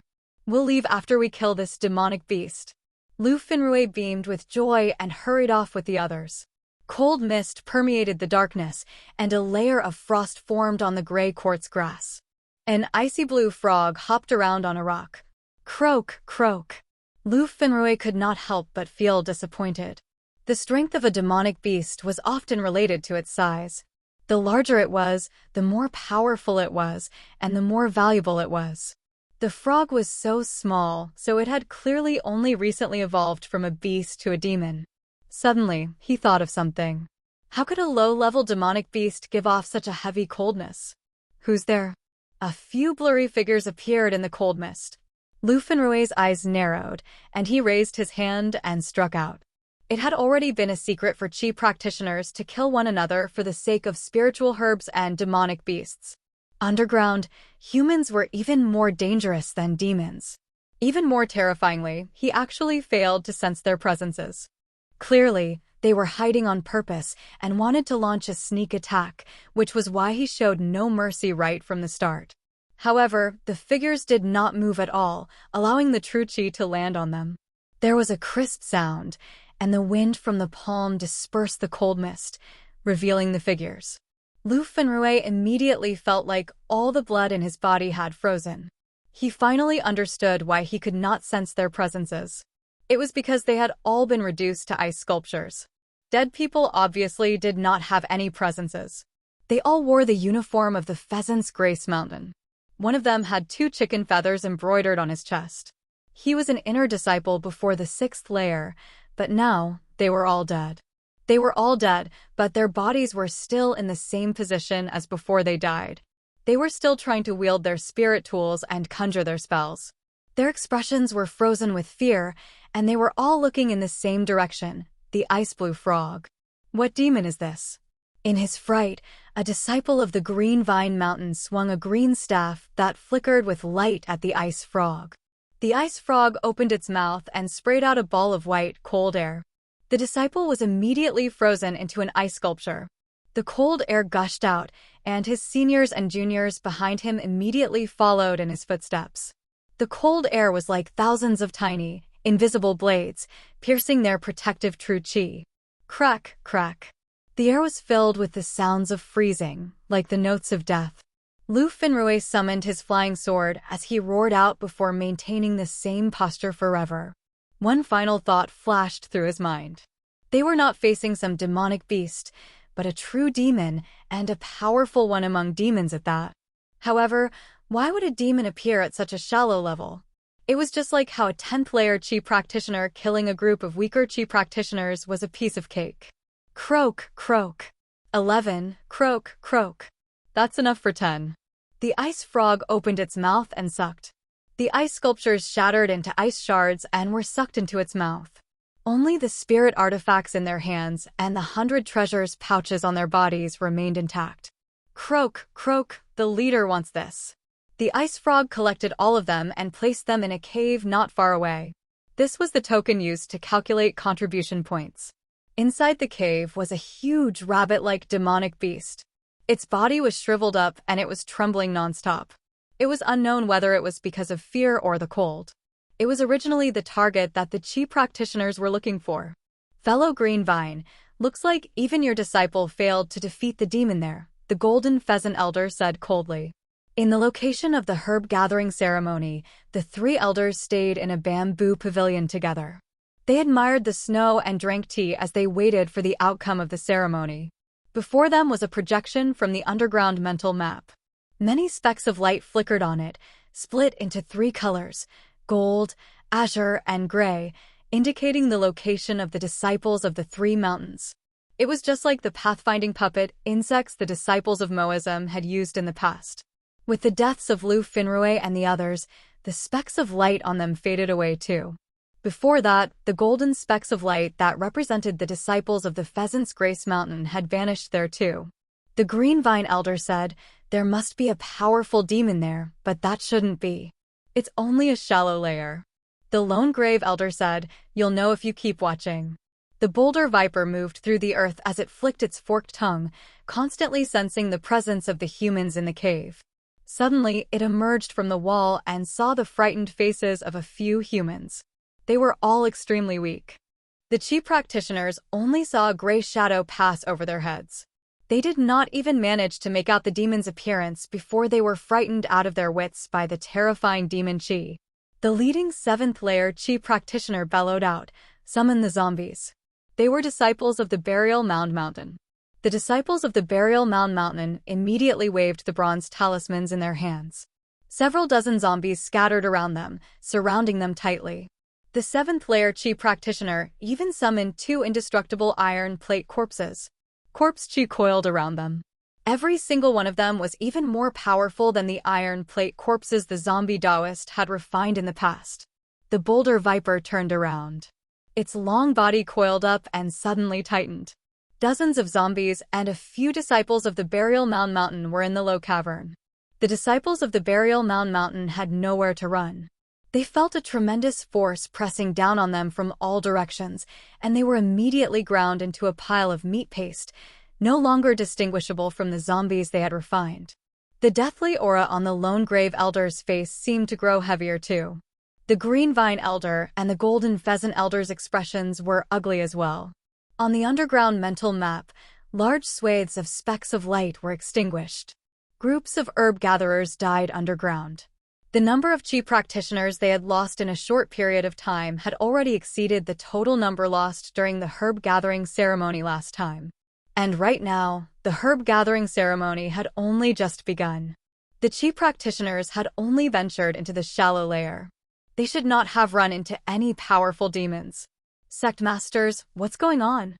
Hua Sungzan, who had been paying attention to this the entire time, walked into the bamboo pavilion with a stern expression. He understood what these specks of light represented. Chapter 243. The Golden Pheasant Elder said, "The Pheasant's Grace Mountain has 11 as well. The Great Wall." The Lone Grave Elder said 7. However, they all knew that this was not because the Burial Mound Mountain's disciples were strong enough, but because they could manipulate corpses as shields. Close to 30 disciples had all died in less than 4 hours. Although the number of intersect disciples lost was not that many, it was enough to shake the foundations of the 3 mountains. Hua Sungzan furrowed his brows. No one would have thought that the herb gathering ceremony would have such a turn of events. Could it be that the monsters underground had already made their preparations and were waiting to ambush the Chi practitioners? Perhaps the demon general in this area could no longer tolerate the humans running amok underground and began to react.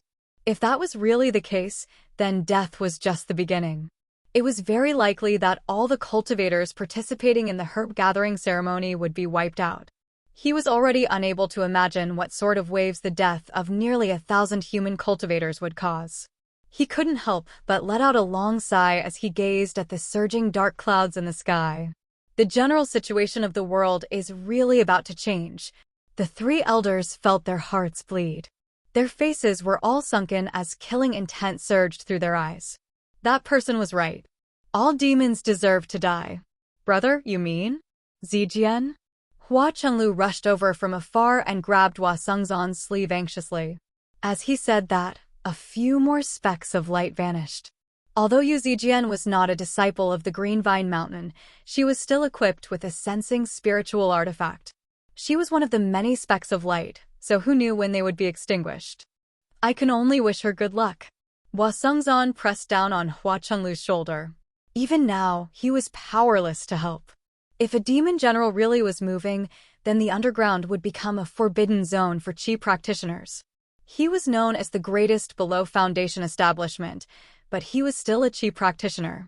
If it were Hua Chenglu underground right now, he would obviously enter without any hesitation. However, it was impossible for him to take such a risk for an unfamiliar girl. Hua Chenglu bit her lip. She understood Hua Sengzan's considerations. She could not be stubborn and demand anything. The black demon sat alone in the huge cave. It raised its right arm and stretched out its index finger. The fingertip was a giant claw that was as sharp as a knife. It lightly touched the forehead of a young man. The young man was also alone. He seemed to be around 15 or 16 years old. A soft beard had just begun to grow on his lips, but he was already a third-layer Qi practitioner. He could be considered a minor genius. Judging from his clothes, he was not from the Three Mountains. He was probably an independent cultivator from some clan who had come to try his luck. There was only darkness reflected in his frightened eyes. The fierce murderous aura and demonic aura had completely crushed his will to resist. However, the monster did not attack immediately. It seemed to give him a glimmer of hope and begged, "No, I beg you, However, the thick smell of blood came from behind the black demon. The young man saw clearly that it was a pile of Qi practitioners' corpses. His lips trembled in fear, and turbid tears flowed down his cheeks. A moment ago, a group of disciples from the Pheasant's Grace Mountain hurried over. With the experience of their seniors, it was often easier for them to find spiritual herbs and spiritual lands inhabited by demonic beasts than independent cultivators. But this time, it was a true demon that resided there, and it was the leader of the demons at that. The familiar clothes made up some of Li Qingshan's hateful memories, and the seventh-layer Qi practitioner who led this group seemed to have met him once in the quiet Spring Valley. Arg! The first person who saw Li Qingshan, the disciple of the Pheasant's Grace Mountain, cried out before coming to a halt. Li Qingshan's index finger had already stabbed into his chest like a huge spear. Only then did the other disciples return to their senses. They roared out and struck out together, taking out talismans, drawing out spiritual artifacts, and condensing techniques. The person who reacted the fastest was the inner disciple of the Pheasant's Grace Mountain, a seventh-layer Qi practitioner. However, before his golden pheasant plume could even take flight, a huge hand appeared before him. The index finger and thumb tapped out gently before flicking out carelessly. His head was smashed to pieces. His brains and shattered bones scattered across the ground. At this moment, those who took out talismans had only just extended their hands into their talisman pouches, those who drew out spiritual artifacts had only just lit up, and those who condensed techniques had only just mobilized their true Qi. The sacred hall did not even have the time to react to everything that had happened before him. Li Qingshan waved his hand casually, and thick blood spurted out. Not a single one of them survived. The battle began in the blink of an eye and ended in the blink of an eye. It was so simple that even Li Qingshan himself was slightly surprised. Back then, who knew how much effort he had expended to deal with a sixth-layer Qi practitioner like Zhua Zhibua? Although he hadn't been able to overcome the heavenly tribulation and take that legendary first step, after cultivating the second layer of the tiger demon, his powerful strength had transformed into a terrifying battle prowess that could suppress the strongest of demons. How could any Qi practitioner be a match for him? Li Qingshan did not enjoy torturing and killing his opponents, so they all died extremely quickly and painlessly. The more direct reason was that he did not know these disciples of the Pheasant's Grace Mountain at all. Even the leader had only barked a few times meaninglessly at him. However, since they were disciples of the Pheasant's Grace Mountain, they were sworn enemies. There was nothing much to say. If he killed them, then he killed them. But right now, the young man standing before him was a complete stranger. Clang! Like the hum of a blade, there was a cold flash, and the headless corpse of the young man collapsed on the ground. Just now, he had paused, not because he was still hesitating. He was just reminiscing about what he was about to cut off and throw away. Just like how mountain climbers needed to empty their overly heavy backpacks in order to climb to the very top, they had to take out the items inside and toss them into the abyss one by one. However, these items could have originally been very important, so he could not help but sigh inside. Everyone wanted to reach the very top without losing anything, just like how everyone wanted to succeed without paying any price. However, this was impossible. The price was not just hard work. If Li Qingshan was willing to live a peaceful life and not think about leaving Qingyang or even beyond the 9 heavens, he would be able to live a much more relaxed life. However, he could not do that because the mountain was there. Li Qingshan stabbed the corpse with his finger and tossed it behind him. It landed on a small pile of corpses and he said, "Don't eat it." These were all for little N. There was also a cowering demonic beast in the cavern. Even though it was attracted by the flesh and blood, it did not dare to move at all.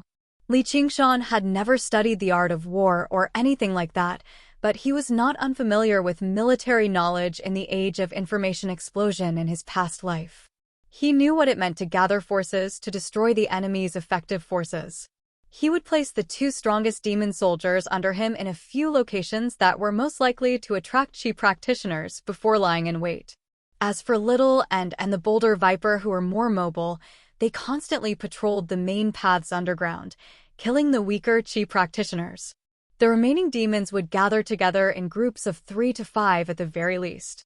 They would be led by their strongest leader, just in case they ran into stronger chi practitioners. With just a simple adjustment, the demons were basically undefeatable. It was not even any more complicated than playing a game. As the leader of the demon soldiers, Li Qingshan did not remain uninvolved. Instead, he chose a place where spiritual veins gathered and spiritual herbs flourished, beginning his wait and slaughter. Li Qingshan exhaled deeply and stowed the 100 treasures pouch away. He leaned on his hand and continued to wait. Killing strangers was not exactly fun, but obtaining the 100 treasures pouch made him quite happy. After this battle, the pills he obtained would be enough for him to break through to the 2nd layer of the spirit turtle's method of sea suppression. Suddenly, he raised his head and sniffed the air gently. Through the heavy smell of blood and the familiar scent, he recalled some of his past memories. He could not help but frown. Why was she here? Although it had only been over a month since they parted, waiting in the gloomy underground for a while felt like an eternity. Let's go out and take a walk. Li Qingshan stood up and made his way out of the cavern. After taking a few steps, he turned around and said to the demonic beast, "You're not allowed to eat it." If the demonic beast could cry, it was already close to tears from fright. Their jade-green and blood-red pupils danced about in the darkness. A few colossal demons surrounded a few chi practitioners. Their mouths were filled with sharp teeth as they spat out a heavy stench. "Senior brother, what do we do?" Chang Jiali paled. Mu Jitsung's forehead was covered in sweat. He controlled a flying sword and wandered around in the surroundings. However, with his strength, a single demon was already very difficult for him, let alone several demons at the same time. Even his chances of survival were pitifully minuscule. How did this happen? How did this happen? This was clearly just a nest of demonic beasts, so why were there so many demons gathered together? And they were all different species. Mu Jitsung was filled with fury and doubt. The spiritual ground had only been cleaned out once during the herb gathering ceremony, and it was a disciple of the Green Vine Mountain who had killed them. Even if new demonic beasts took over this place, they should not be much stronger than wild beasts. He had only come here to try his luck. If he came across demonic beasts, he would use them to test his strength and show Yu Zijian his might. He could also let his junior brothers and sisters warm up so that they could venture even deeper underground. However, he never thought he would barge into a nest of demons and end up in dire straits. The demons used demon chi to communicate with each other in a way that humans could not hear. These people are too weak. Let's eat them. If it weren't for the leader's idea, you would have been eaten a long time ago. I want to eat the one at the very front. Move. The one at the very front is mine. Be careful. This human is a little difficult to deal with. Don't let him injure you, and don't let him escape. Humans have many tricks up their sleeves, the strongest demon ordered. The other demons immediately obeyed. They were cautious as wild beasts, so they did not swarm over together. It was just like how a pride of lions surrounded a wild ox. They would never attack recklessly, just in case they were injured by the ox's horns. The demons possessed intelligence that wild beasts did not possess. They constantly growled and roared, destroying the mental defenses of the Qi practitioners. Their colossal bodies formed a perfect encirclement, exactly to prevent their strongest prey, Mujitsong, from escaping during the chaos. Arg! With a howl, a demon that seemed like a huge lizard bit a disciple of the Green Vine Mountain and dragged him away. Chapter 244. Blood splattered on Yu Zijian. Her eyes widened as she stared blankly at everything before her, as if she had fallen into an unreal nightmare. The disciples of the Green Vine Mountain cried out in panic. They swung the weapons in their hands wildly, and the defensive formation that they had managed to put up immediately shattered. Chang Jelly suddenly felt her waist tighten. A tongue from the darkness had wrapped around her. On the other end of the tongue was a gaping mouth filled with sharp teeth. She stabbed her sword into the ground, but she was still pulled towards the gaping mouth bit by bit. Her waist ached like it was being ripped apart. She extended her hand in despair and called out, "Save me, senior brother." Sure enough, Mujitsong approached her. She smiled happily. Her senior brother really did care about her. With a bang, Mujitsong slammed his palm against Chang Jelly's chest as hard as he could. She crashed straight into the monster's bloody mouth. She was already dead in midair. Her towering chest had now collapsed into a mess of flesh and blood. An expression of disbelief still remained on her face. Mujitsong curled up. While Chang Jelly stuffed up the demon's mouth, he leapt up and actually leapt out of the demon's encirclement. A huge boar-like demon leapt up with a speed that did not match its colossal body, hurtling towards Mujitsong like a cannonball. Mujitsong pushed off with the tip of his foot and stood on his flying sword. He leapt over 30 meters away and heard a rumble behind him. The huge boar-like boar had collided with the ceiling of the cave, causing rocks to collapse and dust to rise into the air. He could vaguely hear a few cries of despair. "Senior brother, don't abandon us. Save us, senior brother." He did not hear Yu Zijian's voice. He had no idea whether it was hidden among the voices. He made up his mind. "Don't blame me. It's better for me to survive than to die with you. There's nothing I can do about it." For some reason, the monsters did not chase after him. Before the ecstasy of surviving a disaster could even surge out of his heart, he ran into a black iron wall in a panic. Li Qingshan sensed the tiny figure that had run over. He grabbed and squeezed almost instinctively. There was a crack, and his hand became drenched in blood. Looking at the dead man's face that was bleeding from all 7 orifices, he realized that he seemed to have seen this person somewhere before. After thinking carefully, he remembered Mujitsong's name. He didn't know about Mujitsong's plot against him. He scratched his head and felt very embarrassed. But since he was underground, he could only feel embarrassed. For him, remembering this kind of thing once was enough. Sensing the aura within the dust cloud, Zhang Shen heaved a sigh of relief. It was fortunate that he had arrived in time. As long as she was fine, everything would be fine. When Mujitsong used Chang Jelly's corpse to leave, Yu Zijian closed her eyes and pursed her lips. If she encountered something she could not accept and was powerless to stop, wasn't this how humans behaved? She even wanted to cover her ears so that she could not hear the screams coming from beside her. However, her hand was holding the sword hilt so tightly that her knuckles turned white. It was as if she was going to crush the hilt, but she did not pull it out. At this moment, what was the use of drawing the sword? The smell of blood and scorching heat flooded her face. Death was right before her eyes. Many scenes flashed through her mind. As it turned out, her father was right. When people faced death, they would really recall their entire lives. Even though her life was extremely short, it was filled with sunshine and joy. She had received her father's care and love from her fellow disciples. However, this only worsened the pain before death. Without Mujitsong, the demons basically finished off the remaining disciples in no time at all. It was as easy as picking up food with chopsticks. Just when their sharp claws and teeth were about to reach Yu Zijian, they suddenly stopped. An order rang out from the darkness through demon qi. The order was very simple. If it was translated into human language, it would be 2 words, piss off. Their claws and teeth no longer dared to advance any further. They slowly retreated, turning around and fleeing frantically. Their roars vanished into the depths of the cavern. Li Qingshan shook his head and emerged from the darkness. He suppressed his demon chi again and recovered his appearance as Niu Juxia. The sacred church, I don't want to die. Yu Zijian suddenly drew her sword and stabbed forward as hard as she could. Her desire to live had turned into courage. Even if it was pointless, she would struggle. However, to no surprise, her sword missed. Her hand fell into the clamping grasp, but it was not devoured or ripped apart like she had imagined. A voice rang out vaguely, as if it was calling out her name. Zijian. Zijian. She seemed to wake up from a nightmare. She gradually made out the person before her. His simple face and tall figure were all so familiar. She rubbed her eyes and said in disbelief, Niu Juxia. Li Qingshan said, Isn't that me? Why have you come underground? Were you threatened by the people of the Green Vine Mountain?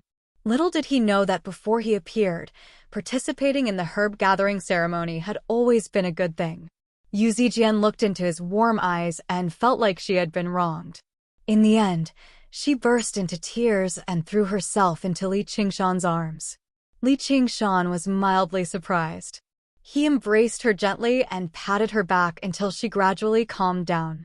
Only then did he say, Let's go. Let's get out of here.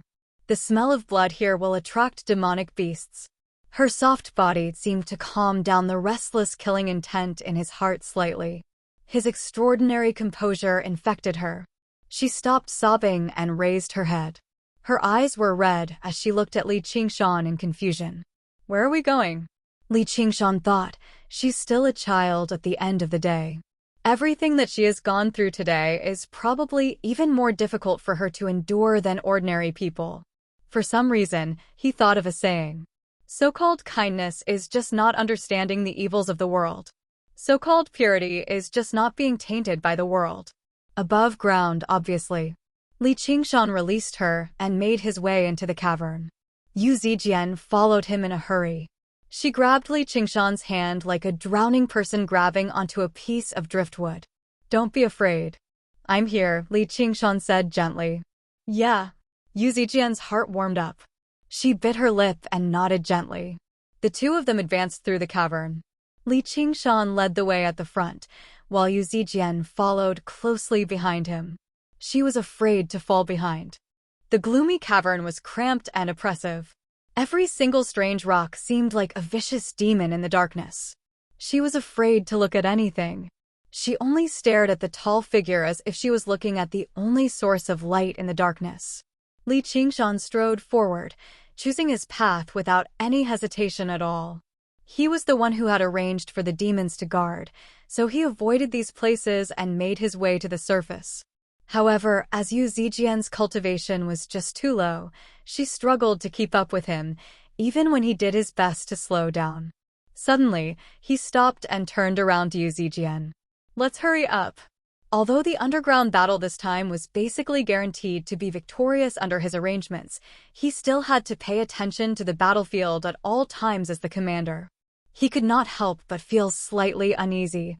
Before Yu Zijian could even respond, she felt like she was riding on a cloud, landing on Li Qingshan's arm. Can I? Li Qingshan lowered his head and asked. He also knew that it was inappropriate for men and women to touch each other, but she was as light as a fallen leaf. If she was unwilling, he could carry her on his back, or carry her on his back.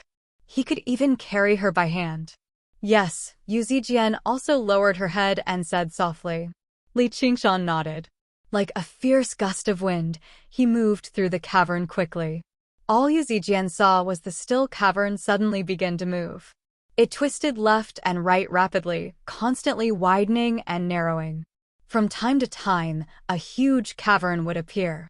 It was like they were advancing through the wriggling intestines of a huge beast. As they moved upwards, Fu Qingjin constantly moved downwards. He had broken away from the group from the Green Vine Mountain right from the beginning, moving underground alone. He was like a speck of green light that flowed through the darkness. Just as the other chi practitioners were still in the shallower depths of the cavern, picking spiritual herbs and killing demonic beasts, he had already reached the very depths. He had no idea about the battle and slaughter happening above him. Even if he knew, he would not care. It was like he had a clear objective. He advanced, and advanced. He did not hesitate at all when he chose a fork in the road. Along the way, he encountered a few demonic beasts that blocked his way. However, before those demonic beasts could even react, all they saw was a streak of azure light flashing past them. There was no way for them to chase after him. Furthermore, the spirit flowers and spirit herbs that grew in the darkness could not stop him at all. He only had a single objective this time. Apart from that, nothing else was worth the risk of leaving behind traces. Finally, a speck of blue light flashed through his eyes. Only then did he stop and observe the wondrous flower dancing in the air. Blue butterfly flowers. It seemed like this was the place. He continued onwards, finally arriving before the sea of blue butterfly flowers. A sliver of shock appeared in his tired eyes. Originally, he thought he had seen all the beautiful scenery in the world, but he never thought there would be an unknown holy land like this underground. He looked past the sea of flowers and saw Millipede lying on the platform. He smiled. It was the smile of a hunter who had found his prey. Demons were not worthy of a place like this. Fu Qingjin crossed over the sea of flowers alone. Countless blue butterflies fluttered around him before suddenly falling back into the sea of flowers together, turning back into petals. Not a single butterfly danced in the air anymore. Millipede, who could not wake up no matter how he slept, opened his eyes and straightened up. He looked at Fu Qingjin blankly. Their eyes met, and killing intent surged. Fu Qingjin was in no hurry to draw his sword. Instead, he took out a stick of incense from his 100 treasures pouch. The stick of incense was not particularly thick, but as soon as it was lit, it immediately gave off a heavy smell. Millipede was originally a demon transformed from a venomous insect, so he was not afraid of any poison.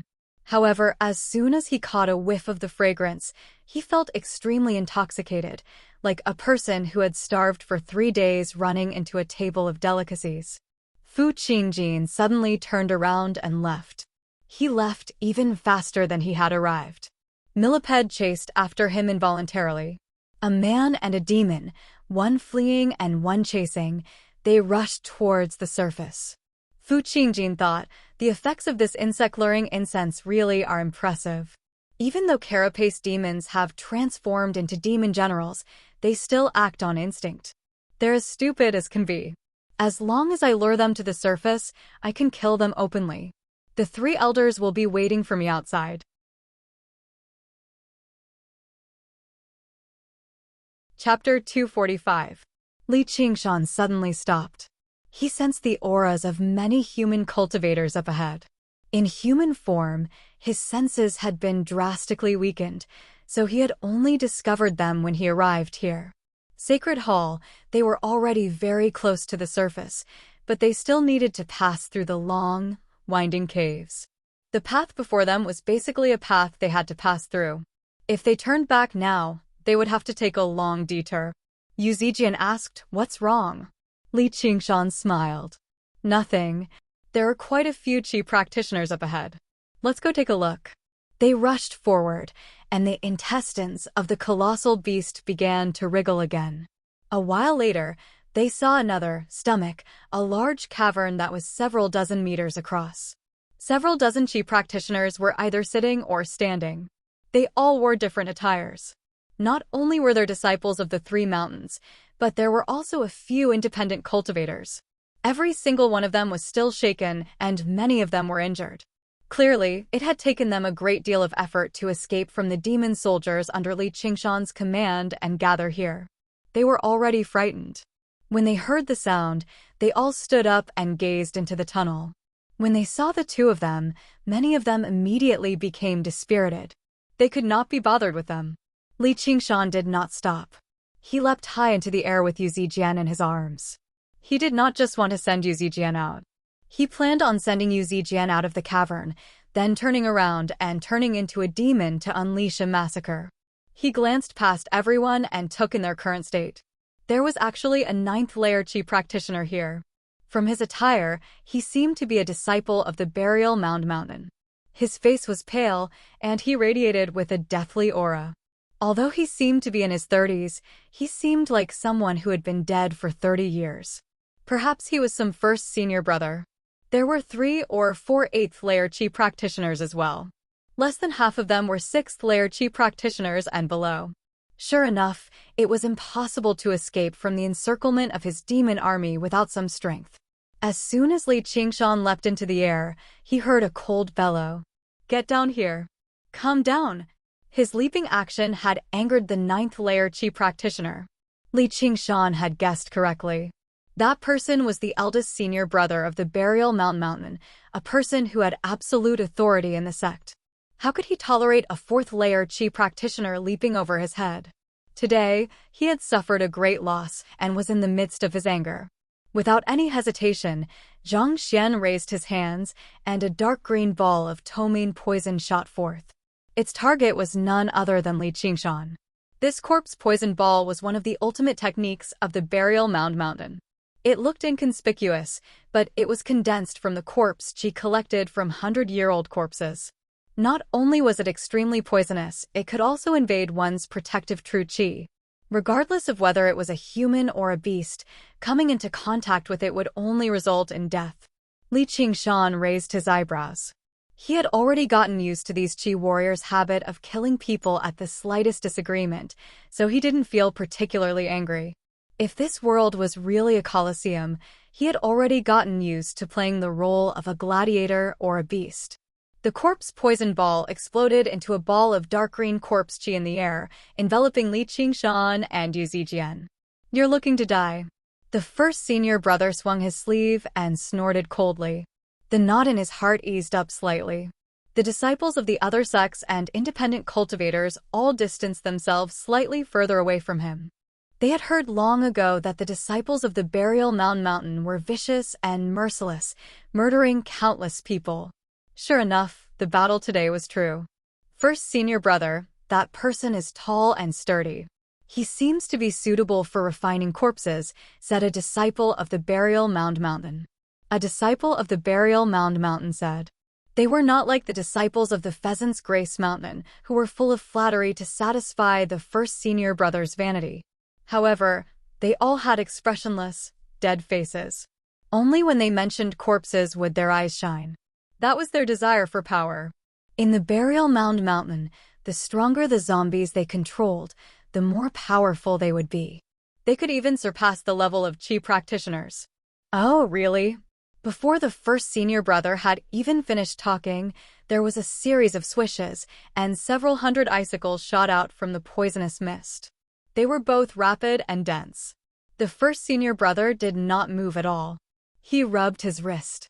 He wore an ancient, bronze bangle on his wrist. It was mottled with blood, but as soon as he touched it, it immediately lit up. He summoned a steel plate corpse before him. The steel plate corpse shone brightly, surrounded by corpse Qi. Who knew how many times better it was than the zombie Taoist's iron plate corpse? Sacred Hall. The icicles struck the steel frame. The indestructible icicles landed on the steel plate corpse, but there was only a series of clangs and clangs. They left behind a few white marks, forming a layer of ice. Li Qingshan landed on the ground gently and placed Yu Zijian down. The thin layer of ice around them immediately shattered, sucking them back into the whale's ingestion of water. Ever since the battle last time, he had returned to the spring and replenished his ice condensate water, so he was able to use the whale's ingestion of water with greater ease now. His gaze was calm and cold.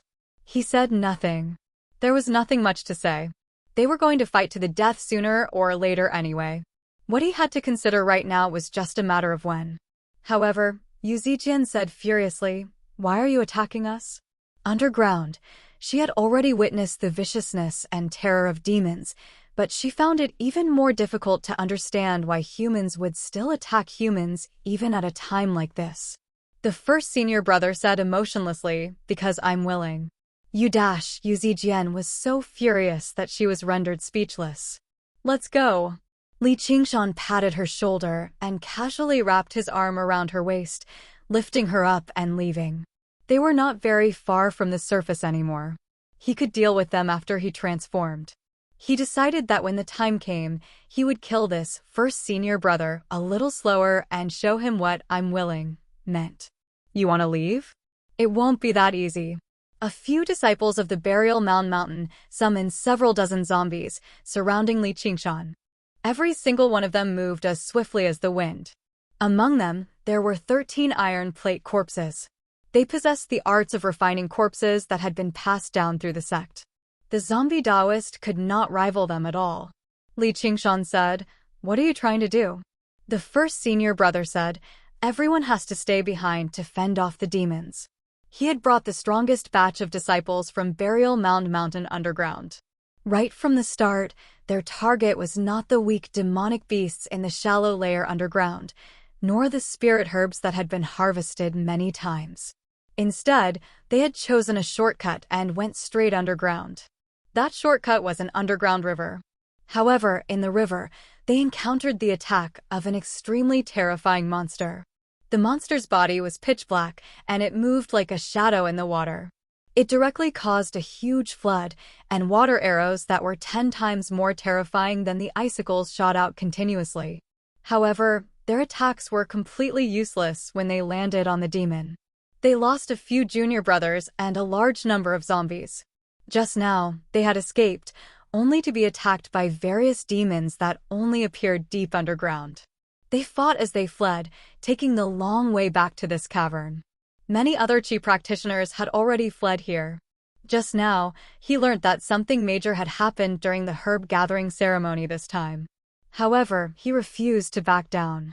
Instead, he gathered up the defeated Qi practitioners, acting like he wanted to fight the demon. Li Qingshan asked out of curiosity, "Do you really plan on staying here and fighting the demon?" However, he sensed that the Qi practitioners who were not disciples of the Burial Mound Mountain all became resentful when they heard that, but they dared not say anything. "Of course, you have to stay behind too," said the first senior brother. The demons were terrifying, but they did not pose any life-threatening threat to a 9th-layer Qi practitioner like him who had the steel plate corpse to protect him. Even if he came across the strongest demons, he could retreat with ease. And before that, he had already gathered enough corpses. The Burial Mound Mountain was different from the other two sections. What they cared about the most were not spiritual herbs, but corpses, the corpses of demons, and the corpses of humans. All the sects had suffered heavy losses in the herb gathering ceremony this time, but on the other hand, it was also the perfect time for the Burial Mound Mountain to rise up and completely overwhelm the Green Vine Mountain and the Pheasant's Grace Mountain. As long as they turned all these Qi practitioners into zombies and refined a few powerful corpse beasts, the Burial Mound Mountain's strength would increase instead of falling. His position in the sect would be unshakable. Due to controlling multiple zombies in battle all year round, the disciples of the Burial Mound Mountain possessed an eye for battle compared to the other two mountains. The first senior brother was one of the best of the best. Having spent so much time with corpses, they had become even more indifferent to human emotions and morals. They carried out the saying of, "The success of a general rests on the bones of thousands," to the fullest. Li Qingshan was unable to see through the first senior brother's complicated and dark thoughts for a moment. He only felt like he was up to no good. He swung the whale's ingestion of water and bellowed, "Do you think you can stop me?" The first senior brother was just about to give the order to kill one to warn the others. Songming cried out, "You're Niu Juxia." Only a moment had passed since Li Qingshan leapt into the cavern, became enveloped by the corpse poison, and landed on the ground. After a close examination, he finally confirmed that the person before him was the Niu Juxia who had caused him to end up in such a state. Songming had been ostracized by the entire sect. No one was willing to travel with him, and it was even more impossible for him to enter the recorded spiritual lands. He could only advance carefully through the cavern with Ma Chaochuan, which was a blessing in disguise. He did not fall into Li Qingshan's trap. As soon as he sensed that something was amiss, he immediately fled back. It was similar to how he had escaped with a single strike from Li Qingshan back then outside the Proud Sword Manor. With that, there was a series of gasps in the cavern. The name Niu Juxia had become renowned recently. There were not a lot of people who were wanted by the Three Mountains. It was even rumored that he had killed the first senior brother of the Pheasant's Grace Mountain. Li Qingshan heard the whispers in the surroundings. He glanced past Song Ming and Ma Chachuan and smiled. So I'm already wanted. I didn't know. There sure are a lot of familiar people today. Whatever. I've already killed a first senior brother anyway, so killing another one won't be too much. The first senior brother said, since you're an enemy of the Three Mountains, there's even less reason for me to spare you. Disciples of the Green Vine Mountain and the Pheasant's Grace Mountain, why don't you get up and work with me to kill this thief and his accomplices? Ma Chachuan said, he's not an accomplice. He was forced by that Niu guy. Zijian, come over here. The first senior brother said, is there any place for you to speak here? Yu Zijian said loudly, you're the bad guys. I'm not going over. Just as they were about to draw their swords, a Qi practitioner rushed into the cavern. He flailed his arms and legs as he cried out miserably, monster. The monster is here. Run. What monster? Song Ming grabbed him. Skeleton. As soon as the Qi practitioner said that, blood-red flames surged out of his eye sockets, reducing him to a set of white bones in the blink of an eye. They scattered on the ground.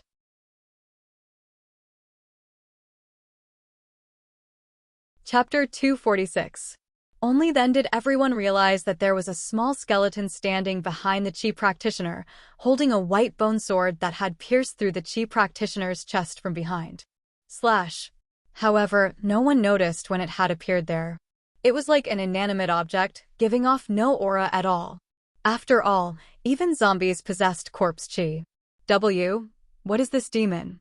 The scattered white bones melted into a ball of liquid, flowing towards the white bone sword.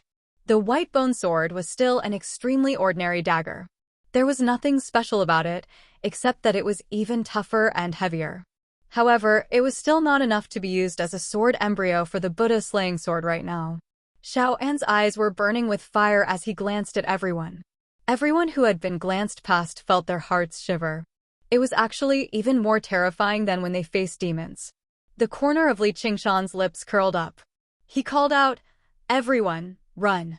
He grabbed Yu Zijian and rushed towards the entrance of the cave. Everyone had already become frightened. Suddenly seeing this strange monster, they lost all their will to fight. When they heard Li Qingshan's call, they immediately dispersed, fleeing towards the entrance of the cave in a hurry. The first senior brother was furious. He pointed at Li Qingshan and said, kill him. Several dozen zombies surrounded him. Their long fingernails were like a forest of spears, stabbing towards Li Qingshan. Li Qingshan suddenly halted. A gust of wind swept over from behind. The iron plate corpse extended its claws, stabbing towards his back. However, he had anticipated this long ago.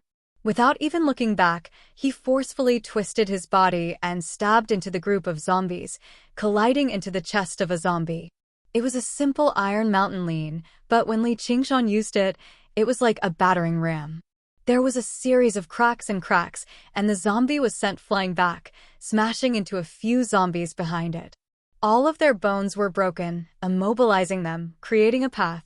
He took a step forward, about to break out of the encirclement. His two claws reached towards Li Qingshan's face. The sacred hall he had stopped taking these regular zombies seriously a long time ago. The only ones that could pose some threat to him were the dozen or so iron plate corpses. As long as he paused even slightly, the iron plate corpses would swarm him together. Although it was not dangerous, it would still be troublesome. He came to a halt and turned around again, charging left and right through the group of corpses. He was as swift as a tiger, specifically targeting the regular zombies. With just a few moves, he tore through the enemy formation. Although the iron-armored corpses possessed tremendous strength, their reactions were slow. They could not even touch a hair on him. Li Qingshan leaped towards the entrance of the cave. In front of him, two rogue cultivators had already rushed to the entrance of the cave, but a figure suddenly descended from the sky and blocked in front of them. Before they could react, two sharp claws pierced through their backs, dripping with blood. Steel plate corpse. Everyone shivered inside. The figure was the shining steel plate corpse that originally stood beside the first senior brother. Eldest senior brother said coldly, I'll kill whoever dares to run. The steel plate corpse was like a supervisor, blocking everyone's path of escape. He stared at Li Qingshan with bloodthirsty eyes. He swung the whale's ingestion of water casually, and the crystal blade swung down viciously. The steel plate corpse brought its claws together and actually caught the ice blade between its hands, tossing it outwards. Li Qingshan was sent flying. He somersaulted in the air and landed gracefully. He was surprised, not because of the steel plate corpse's strength, but because the steel plate corpse did not seem to be like regular zombies, only knowing how to clash head-on with force. The iron plate corpses surrounded him from all directions once again. Their vicious faces and the pungent stench of corpses made Yu Zijian so nervous that her heart almost leapt out of her chest. However, she saw that Li Qingshan remained composed. He even sneered slightly. The first senior brother's confidence was not without reason. Even Little and found it rather difficult to deal with a 9th-layer Qi practitioner. Coupled with the other Qi practitioners, it would be even more difficult for him to emerge victorious. However, there was nothing he could do about these disciples of the burial mound mountain. Jade green vines sprouted from beneath Little and's feet, wrapping around him, but they missed. Whoosh! The 2 skull prayer beads rose up and expanded against the wind, turning into 2 giant skulls. Their teeth rapidly chattered, as if they were letting out extremely strange laughter. Then, like 2 fiery meteors, they smashed down head-on. The 2 collisions combined into a single sound. The entire cavern shook gently. The skulls rolled on the ground, rampaging through the crowd and leading to a series of chaotic cries. However, apart from an unlucky person who was smashed to death by the skulls, the others were mostly unharmed. Little and turned into a white blur, passing through the crowd and arriving before the steel plate corpse. A sneer appeared on the first senior brother's dead face. This skeletal monster really was reckless. In this cavern, the strongest was not even him, but the steel plate corpse he controlled. Even against Qi practitioners of higher status, it had the ability to rip them to shreds. If it were not for the black water demon lurking at the bottom of the water, he would not have suffered like this. If this skeletal monster had used its startling speed to move about randomly in the cavern like Nyojuxia and kill weaker Qi practitioners, it might have been able to cause him some trouble. However, it was just digging its own grave right now. The steel plate corpse swung down with its claws, and the cavern was filled with a shrill whistle as it ripped through the air. The might and momentum made even Li Qingshan frown. If he wanted to deal with this steel plate corpse, he would have to demonify. These first senior brothers really were the peak disciples of the 3 mountains after all. Every single one of them possessed startling techniques. Unfortunately, they had run into Little and did not move at all. He stared straight into the steel plate corpse's eyes, and 2 thin streaks of flames shot out of his eye sockets. The steel plate corpse was impervious to all weapons. Regular techniques could not harm it, so why would it care about 2 thin streaks of flames? With a bang, Little End was torn to pieces. His crystalline white bones scattered across the ground. All the Qi practitioners let out a sigh of relief. Their gazes towards the first senior brother were filled with reverence. They thought, the burial mound mountain's arts of refining corpses sure are impressive. Looks like we won't be able to defy this person today. The first senior brother was complacent inside. Just when he was about to say something, the skull flew up from the ground. The skull flew up from the ground, and the scattered bones pieced together. The neck bone, rib bone, and leg bone made a series of crackling sounds as the human form was restored. Li Qingshan stopped worrying as well. If he wanted to kill her, he would have to grind her to dust first. Yet right now, there was not even a single crack on her white bones. She had only purposefully spread her bones apart to avoid bearing too much force. Everyone, let's do it together. The first senior brother's expression became even colder. He had never heard of a monster like this before. Killing it would probably be difficult. At the same time, he controlled the steel plate corpse, but the steel plate corpse maintained its posture of swinging its claws as if it had frozen. It did not move at all. Only after a while did it slowly straighten itself out. However, the first senior brother was already in utter shock. His face became sheet white, and he actually broke out in cold sweat. That was because his connection with the steel plate corpse had already been severed. The steel plate corpse's actions right now were not under his control. First senior brother, what's wrong? The disciples of the burial mountain had never seen their composed first senior brother show an expression like this. Most of the disciples of the burial mountain had hearts of steel and were extremely cold. The first senior brother was one of the best among them. Even if a mountain collapsed right before his eyes, he might not be able to shock him so much. However, the steel plate corpse was equivalent to a second life for him. Who knew how much effort he had poured into it? All of his strength, status, and authority had been entrusted to it. Suddenly losing it all, even he could not help but be thrown into disarray. At this moment, the steel plate corpse extended its arms and turned its head as if it was adapting. In the end, it turned towards the first senior brother. Its eyes shone with red light, like a ball of flames was burning inside. The first senior brother's heart sank to rock bottom. He stammered, but his voice was as soft as a mosquito's buzz. First senior brother, what did you say? A disciple beside him asked. Run! The steel plate corpse lunged over, and the first senior brother leapt up like a zombie. The disciple who asked the question was still confused. Why did the first senior brother send the steel plate corpse over? The steel plate corpse grabbed his shoulders with its claws and pulled hard, ripping him in half. Blood and slippery organs scattered on the ground. At this moment, the two huge skulls condensed from the skull prayer beads rolled over to the zombies that surrounded Li Qingshan. They opened their mouths and sprayed out flames. As if the flames had a mind of their own, they surged into the eyes, ears, mouths, and noses of the zombies. Like the steel plate corpse, all of the zombies stopped moving. Afterwards, like a well-trained army, they turned around together and lunged at the Qi practitioners. The weapons of the burial mountain immediately became the nightmare of all Qi practitioners. The dozen or so indestructible iron plate corpses were the nightmare of nightmares. The technique flickered, but it was unable to stop the advance of the zombies. Cries and howls rose and fell. The dark underground cavern immediately became a living hell, and the zombies were the demons of hell. What's going on? Are the disciples of the burial mountain trying to silence us? No, I don't know, arg. Before the disciple of the burial mountain had even finished speaking, the iron plate corpse that originally belonged to him had lunged at him and plunged its claw into his heart. The disciples of the burial mountain completely relied on controlling the zombies to fight. Now that they had lost their zombies, they were like tigers without claws and teeth. Their battle prowess was even worse than other Qi practitioners. Some of them even tried to control the zombies blankly, but they all died a violent death. Immediately, no one doubted the disciples of the burial mountain anymore, as the first senior brother was currently being chased around by his renowned steel plate corpse. He was in a horrible shape. A few zombies pushed a middle-aged man to the ground.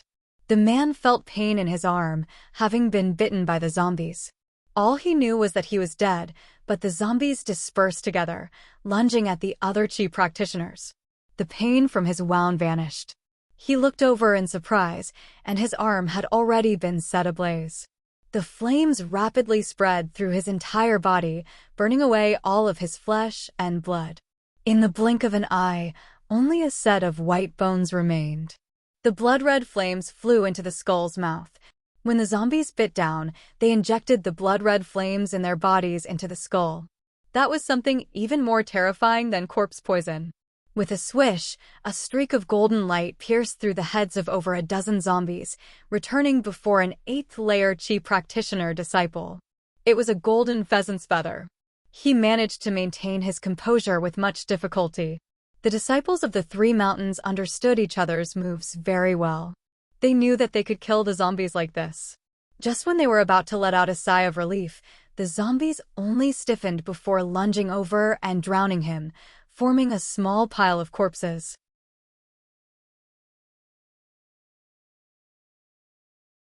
Chapter 247. With an explosive bellow, there was a flash of golden light, and the pile of corpses scattered. The disciple of the Pheasant's Grace Mountain stood up again. As an 8th-layer Qi practitioner, it was impossible for him to be injured by regular zombies. Whoosh! Suddenly, he felt a terrifying sword intent attack him from behind. He wanted to turn around, but it was already too late. Lowering his head, all he saw was the tip of a bone-white sword protruding from his chest, which he quickly pulled back. Little and moved through the crowd like a ghost, searching for openings and killing powerful chi practitioners. As long as he found an opening, the sword style he had learnt from the cursive sword calligraphy would be enough to kill them in a single strike. Within the chaos, Li Qingshan had already entered the cave with the dumbfounded Yu Zijian. Not a single zombie would come to make trouble for him anymore. Right when he was about to leave, he suddenly sensed something. Turning around, he saw the first senior brother flying towards the cave as well. His clothes were tattered, and he was in a horrible shape. Close behind him, the steel plate corpse pursued him relentlessly. Li Qingshan smiled. He raised the whale's ingestion of water, and ice condensate water surged out, immediately condensing into a thick wall of ice. On the other side of the ice wall, the first senior brother opened his mouth as if he was cursing aloud. He had even gathered all of his powerful true qi, like a roaring lion. Afterwards, he struck the ice wall with a thump. His face twisted as he slowly slid down. Li Qingshan grinned. The ice condensed from ice condensate water was as tough as high-grade spiritual artifacts. How could it be destroyed so easily? Whoosh! Through the ice wall, the first senior brother watched helplessly as Li Qingshan turned around and fled, vanishing into the dark cavern. He did not even have the time to curse, as the steel plate corpse's claws were already inches away. The howls were sealed in the ice and rapidly pulled away. Yu Zijian widened her eyes, but all she saw was darkness. Not only had Li Qingshan sealed off the first senior brother, but he had sealed off all the chi practitioners' paths of retreat as well. Niu Jiuxia. What's wrong? Li Qingshan lowered his head and looked at Yu Zijian as if he already knew what she wanted to say. However, she shook her head soon afterwards. Nothing. She furrowed her brows as if she was deep in thought. What she had experienced in the underground today had greatly impacted her pure mind. If she could comprehend something from it, it would be a treasure more valuable than any spiritual stones or spiritual herbs. The light flowed into the gloomy depths like water. Li Qingshan stopped and placed Yu Zijian down. The exit is up ahead. You can leave by yourself. Yu Zijian asked, "What about you?" Li Qingshan said, "Of course I have to go back underground. But the underground is very dangerous now." In Yu Zijian's eyes, the underground was hell. There were even terrifying monsters. When she heard how Niu Jiuxia wanted to return to a place like that, she immediately panicked. For me, the top is more dangerous than the bottom. I'm wanted by the 3 mountains. Those 3 old coots are probably all up there. Yu Zijian said, "Chenglu is up there too. You know that she's a good friend of mine. She has an elder brother who's a commander of the Hawk Wolf Guard. You've heard of the Hawk Wolf Guard before, right? Anyway, he's a very impressive person, and he's very amiable too. Let's beg him to put in a good word for you." "Well, definitely. Her voice gradually weakened. She was simple, but she was not stupid. After what she had gone through today, she understood the viciousness of human nature even better. She was just a penniless girl, so why should she beg those important figures for help? And even if they were willing to help, could they really guarantee Niu Jiuxia's safety? Li Qingshan smiled. "Thank you for your kind intentions." Sacred Hall, she covered her face with her arm and lowered her head as she began to sob. Li Qingshan asked, "Why are you crying?" "I'm so useless," she sobbed. "If you're useless, why would I save you? Don't worry, I have my ways. I won't die. You should go." "Really?" Yu Zijian rubbed her eyes forcefully with her sleeve and raised her head. Her eyes were still red, and her face was streaked with tears, but it was filled with hope. "Really?" Li Qingshan saw how she behaved, and his heart softened. He turned her around and pushed her gently from behind. "Stop being so fussy." She staggered a few steps before suddenly stopping. She turned around and sucked in a deep breath as if she had made a great decision. "I'll stay behind and assist you." She pressed down on her sword and stood there. The light behind her added a layer of light to her, which actually gave her a graceful bearing. Snot, Li Qingshan said helplessly. What? It's almost flowing out. Li Qingshan rubbed his nose. Yu Zijian sniffled hard in a hurry, and that tiny bit of graceful bearing vanished. Li Qingshan turned around and strode underground. Yu Zijian called out from behind, Oi, I'm serious. Don't go. Li Qingshan had already vanished. Only his voice drifted over, echoing through the cave.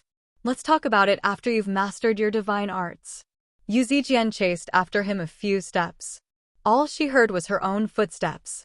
The suffocating pressure and fear filled her heart once again. She gulped and backed away slowly. The jagged rocks seemed like demonic beasts. No, she felt like she was in the stomach of a huge beast. She had no one to rely on, and she was all alone. Suddenly, there was a violent tremor from underground, as if a huge beast had flipped over. The demonic beasts all seemed to come alive, brandishing their claws and fangs as if they were about to lunge over. She cried out and turned around to flee. Li Qingshan felt the violent tremor as well. It was rather familiar.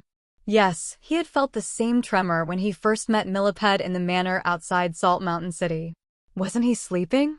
Had something happened to him? Li Qingshan sped up and rushed underground. He arrived before the cave. A huge hole had already cracked open in the ice wall, covered in blood. Only a few Qi practitioners remained in the cave, huddled in a corner. They were filled with despair. The zombies had completely vanished, and only 3 iron plate corpses remained. It was possible to imagine just how intense the Qi practitioners' resistance was before they died. However, whether it be the zombies or their corpses, they had all been reduced to nothing, becoming nourishment for Little and wielded the white bone sword and stared at the cave that led underground. The first senior brother was heavily injured and had fled towards there, but she did not send the steel plate corpse after him. Clearly, she had sensed the origin of the tremor too. The first senior brother clutched his injured chest and pushed his true Qi as hard as he could, flying underground. He would look back from time to time and see that the monster had not caught up. There were other paths that led to the surface. As long as he could escape, he would definitely be able to rise up again. If he did not get his revenge, he would be less than human. The tremors grew more and more intense. He had already participated in many herb gathering ceremonies, so he knew that earthquakes happened often underground, so he did not take it to heart. Suddenly, a green streak of light brushed past him. He only managed to make out a blur. It was a cultivator in the uniform of the Green Vine Mountain, leaving behind a strange smell. Before he could think too deeply about it, there was a thump, and a huge figure slammed into him.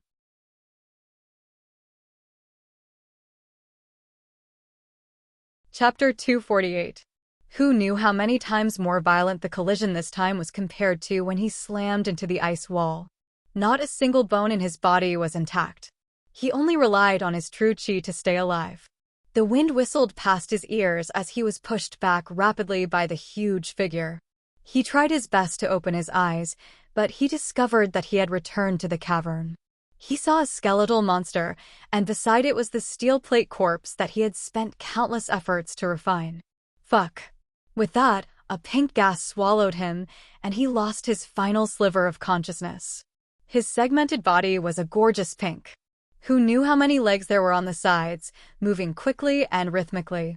He moved with startling speed. Only a blurry streak of pink light could be seen. It was like an underground train whistling past, kicking up a violent gust of wind that made his clothes rustle. This was the first time Li Qingshan had seen Millipede's original form, but he did not see his form. Instead, he saw a raging river of demon qi. This was the first time Li Qingshan had experienced Millipede's strength. Normally, this guy who only ate and slept did not seem dignified at all, but he was a demon general through and through. He was a powerful demon general at that. The remaining Qi practitioners all held their breaths as they watched the sight with widened, lifeless eyes. If everything they had experienced before was a nightmare, then what they felt right now was like something even more terrifying had barged into their nightmare. Their thoughts were immediately cut off, and they directly fainted from the impact of the demon chi. Millipede left suddenly. Li Qingshan and Little and looked at one another. They had both seen the green figure chase after Millipede. The person who could escape so easily, was it? Oh no. Li Qingshan's expression changed drastically. If he went any further up, he would reach the surface. There, Millipede would lose the protection of the treaty and become prey that human cultivators could hunt down as they pleased. And right now, there were 3 Foundation establishment cultivators waiting for him above. Coupled with the unknown green figure, he could smell the heavy scent of a scheme. Yu Zijian collapsed on the snow. The sunlight was so blinding that she could not open her eyes. The light enveloped her from all directions, making her dizzy. Vaguely, she could hear people running and calling out. More people have come out. She slowly opened her eyes. A dozen or so Qi practitioners were lying on the ground not far away, their bodies drenched in blood. Some looked numb. Some were still crying. They were all independent cultivators. Because they could not choose the best path or the best spiritual land like the disciples of the 3 mountains, they even had to set off later. Instead, it was a blessing in disguise, allowing them to avoid certain death traps. However, they had also experienced numerous dangers before they managed to escape.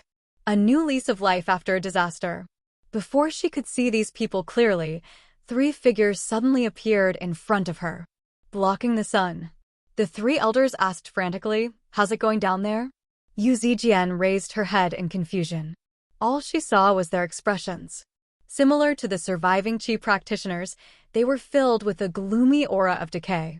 The corner of the lone grave elder's mouth constantly twitched, the golden pheasant elder's eyes were bloodshot, and the green vine elder, who had always been composed, had lost his usual composure. If the disciples of the 3 mountains that had died in the beginning had already made their hearts bleed, then the blood that flowed afterwards was basically unstoppable. The specks of light on the underground mental map were like flying sparks, extinguishing in large swathes. The golden pheasant elder wanted to charge underground several times, but he was stopped by the green vine elder and the lone grave elder. Hua Sengzan was nearby. They could not break the treaty before him. In the end, only a few specks of light remained. From the independent cultivators that had escaped, they finally learned that they had fallen into a trap set up by demons during the herb gathering ceremony. Although they managed to maintain their appearances after so many years of cultivation, their faces were ashen. Only the lone grave elder did not seem to have changed much, but he was thinking the same thing. It's over. It's all over. Just when Yu Zijian had no idea how to reply, Hua Chenglu rushed over and hugged her. Zijian, you're fine. That's fantastic. I was worried sick. Chenglu, I'm fine. Yu Zijian glanced past her shoulder and saw Hua Sengzan standing nearby with his arms behind his back. However, the usual smile on his face had completely vanished. Hua Sengzan understood that the herb gathering ceremony this time had completely severed the foundations of the 3 mountains. A sect couldn't just have a foundation establishment sect leader. It needed a large number of disciples to handle the sect's affairs and inherit the legacy of the sect's Taoist teachings. From the weakest outer sect disciple to the strongest eldest brother, every step was indispensable. Yet now, the 3 mountains had lost at least 90% of their disciples. They were like a tree that had lost its roots. Although it still stood on the surface, it was close to death. He felt rather bitter inside. He had tried to stop people from killing demons, but demons were secretly plotting. They used the opportunity to deal a fatal blow to people. He even suspected that the demon general who ruled over this region was not as stupid as the record stated. Instead, he was someone with great intelligence, no, a demon. The herb gathering ceremonies in the past were all bait that the demon general had purposefully thrown out. This really was like the saying, man harms the tiger, and the tiger harms the man. The era of the Treaty of Kings had already passed. Just how much longer could the order and laws that the school of legalism maintained last? At this moment, the tremors underground had already become more and more intense. Hua Sengzan gazed at the pitch-black hole and frowned. This did not seem like an earthquake. When he looked at the three elders again, they had already abandoned Yu Zijian. They gazed at the hole together, no longer bothering to hide their expressions. Fury and delight mingled on their faces. There seemed to be a hint of madness. A terrifying demonic aura surged out from the ground like a huge wave. Oh no! Hua Sengzan's face changed. He arrived beside Hua Chunlu and Yu Zijian in a flash and grabbed them by the shoulders. Using all of his true qi, he leapt out of the pit. The sinkhole was more than 30 meters deep, but he continued to climb higher and higher as he rode the wind. He arrived above the sinkhole in the blink of an eye.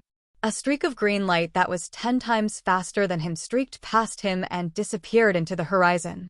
He was actually suppressing his speed while being chased by Millipede. Like a flash of inspiration, Hua Sengzan immediately understood what had happened. His mission had still failed. Not only had Fu Qingjin silently defeated the three elders, but he had even lured the demon general out from underground. Powerful demon qi surged into the air. A millipede several dozen meters long emerged from the ground and was exposed to the light of day. It raised its head and let out a sharp screech. The colossal figure blotted out the sky. The qi practitioners who had survived the disaster all paled. The three elders were extremely vigilant. What's that? Hua Chunlu asked with a trembling voice. Even from so high up, the bewitching color and vicious form were still enough to make people shiver.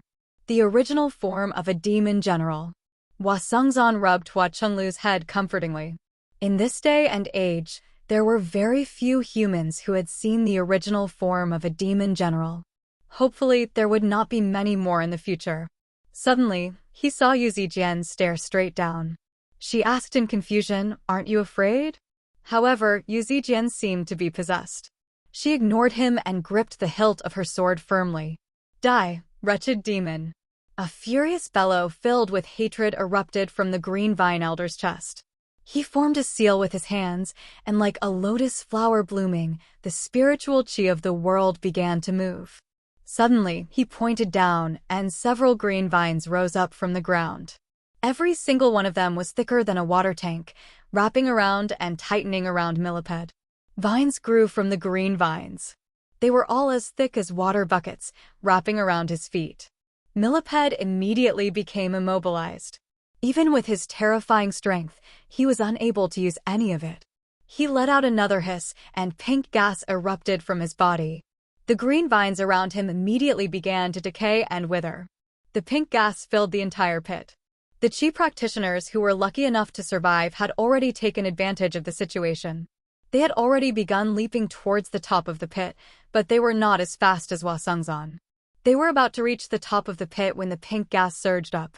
They unleashed all of their protective talismans and techniques in a frenzy, but all they saw was darkness, and their bodies stiffened up. They could not use any more strength, nor could they use any true qi at all. They fell straight into the pit. Only the 100 treasures pouch that was not easily corroded landed on the ground, which slowly sank down. As it turned out, even the rock and soil had been corroded and softened by the poisonous gas. With a hissing sound, wisps of white smoke rose up. The toxicity of the poison was startling. Hua Sengzan originally circled above the pit, but when he saw this, he flew to one side in a hurry. When he looked down again, the pit seemed like an erupting volcano. The grayish-white smoke was mixed with the pink gas, forming a smoke dragon that connected the sky and the sun. It could be seen from 50 kilometers away. He was shocked. This was the power of a demon general.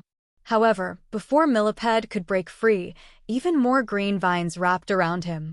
Only the three elders remained standing. They had all unleashed protective techniques, but they were constantly corroded by the pink gas.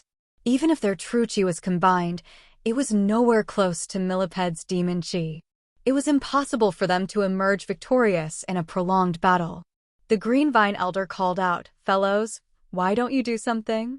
Before he could even say that, a golden pheasant took off into the air and shone with blinding light. It matched the radiance of the sun in the sky, adding even more brilliance. With a caw, the pheasant stepped on Millipede's head and pecked down viciously.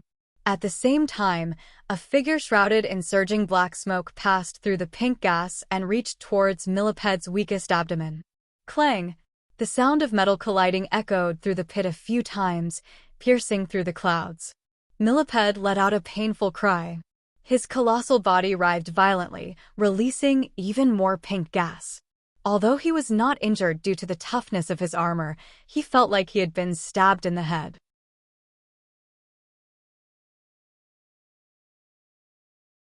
Chapter 249. Only the will. Milliped's long, sharp leg whistled through the air, stabbing over like a spear. The zombie dodged it with great agility, basically no different from a living person. The lone grave elder stood nearby with a sunken face. At this level of refining corpses, he no longer refined mindless puppets. There was no need for him to control them. He had dug up 1,000 graves and dug out the corpse of an ancient disciple of the school of the military from a general's grave. Back then, the corpse was close to turning into a zombie, so he spent a great deal of effort to suppress its original consciousness, refining it into an ancient bronze corpse general in the end. Not only could it avoid fire and water, but it also possessed the battle awareness from when it was alive. It was equivalent to a Foundation establishment cultivator. When he fought, he only needed to summon it, and it would be equivalent to fighting 2 against 1. The ancient bronze corpse general's punch was ineffective, so it threw another punch. Bang, bang, bang, bang. It was like thunder. The armor caved in and cracked, oozing with blood. Milliped struggled in pain. Suddenly, he broke free from a green vine and bit at the golden pheasant above him. The golden pheasant flapped its wings and was about to take off when it suddenly felt something tighten behind it. Milliped had caught the pheasant's tail feathers firmly, and with a swing of his head, he fell towards the wall. The strength was unstoppable. The golden pheasant elder was shocked. The demon general's strength was actually so great. Filled with resentment, he cut off his arm. Golden feathers drifted down from the sky. The golden pheasant soared into the air, circling above the pit. Most of its tail feathers were gone now. It was basically bald. The golden pheasant elder called out, "Greenvine, when did your techniques become so useless? Are you trying to get me killed?" It's easier said than done. This wretched demon is far too strong. Even I can't last for too long. Hurry up and kill him. The Greenvine elder gritted his teeth and squeezed out those words. His face was bright red. He used his spiritual chi to wrestle against Milliped, so he endured the greatest pressure. The golden pheasant circled around the pillar of smoke and arrived high in the sky. It shone with resplendent light, constantly gathering golden light and gradually blurring the golden pheasant's shape. It was like a miniature sun had appeared in the sky. Milliped instinctively felt a great sense of danger. He lowered his head and spat out a mouthful of pink venom at the ancient bronze corpse general. The ancient bronze corpse general didn't dare to take it head-on and retreated 100 feet away. The venom had already corroded a large pit in front of it. Half of the green vines were instantly corroded after coming into contact with the venom. Milliped mustered all of his strength and swung his 1,000 feet downwards at the same time. He was about to break free. Wood grows and grass grows, growing and multiplying without end.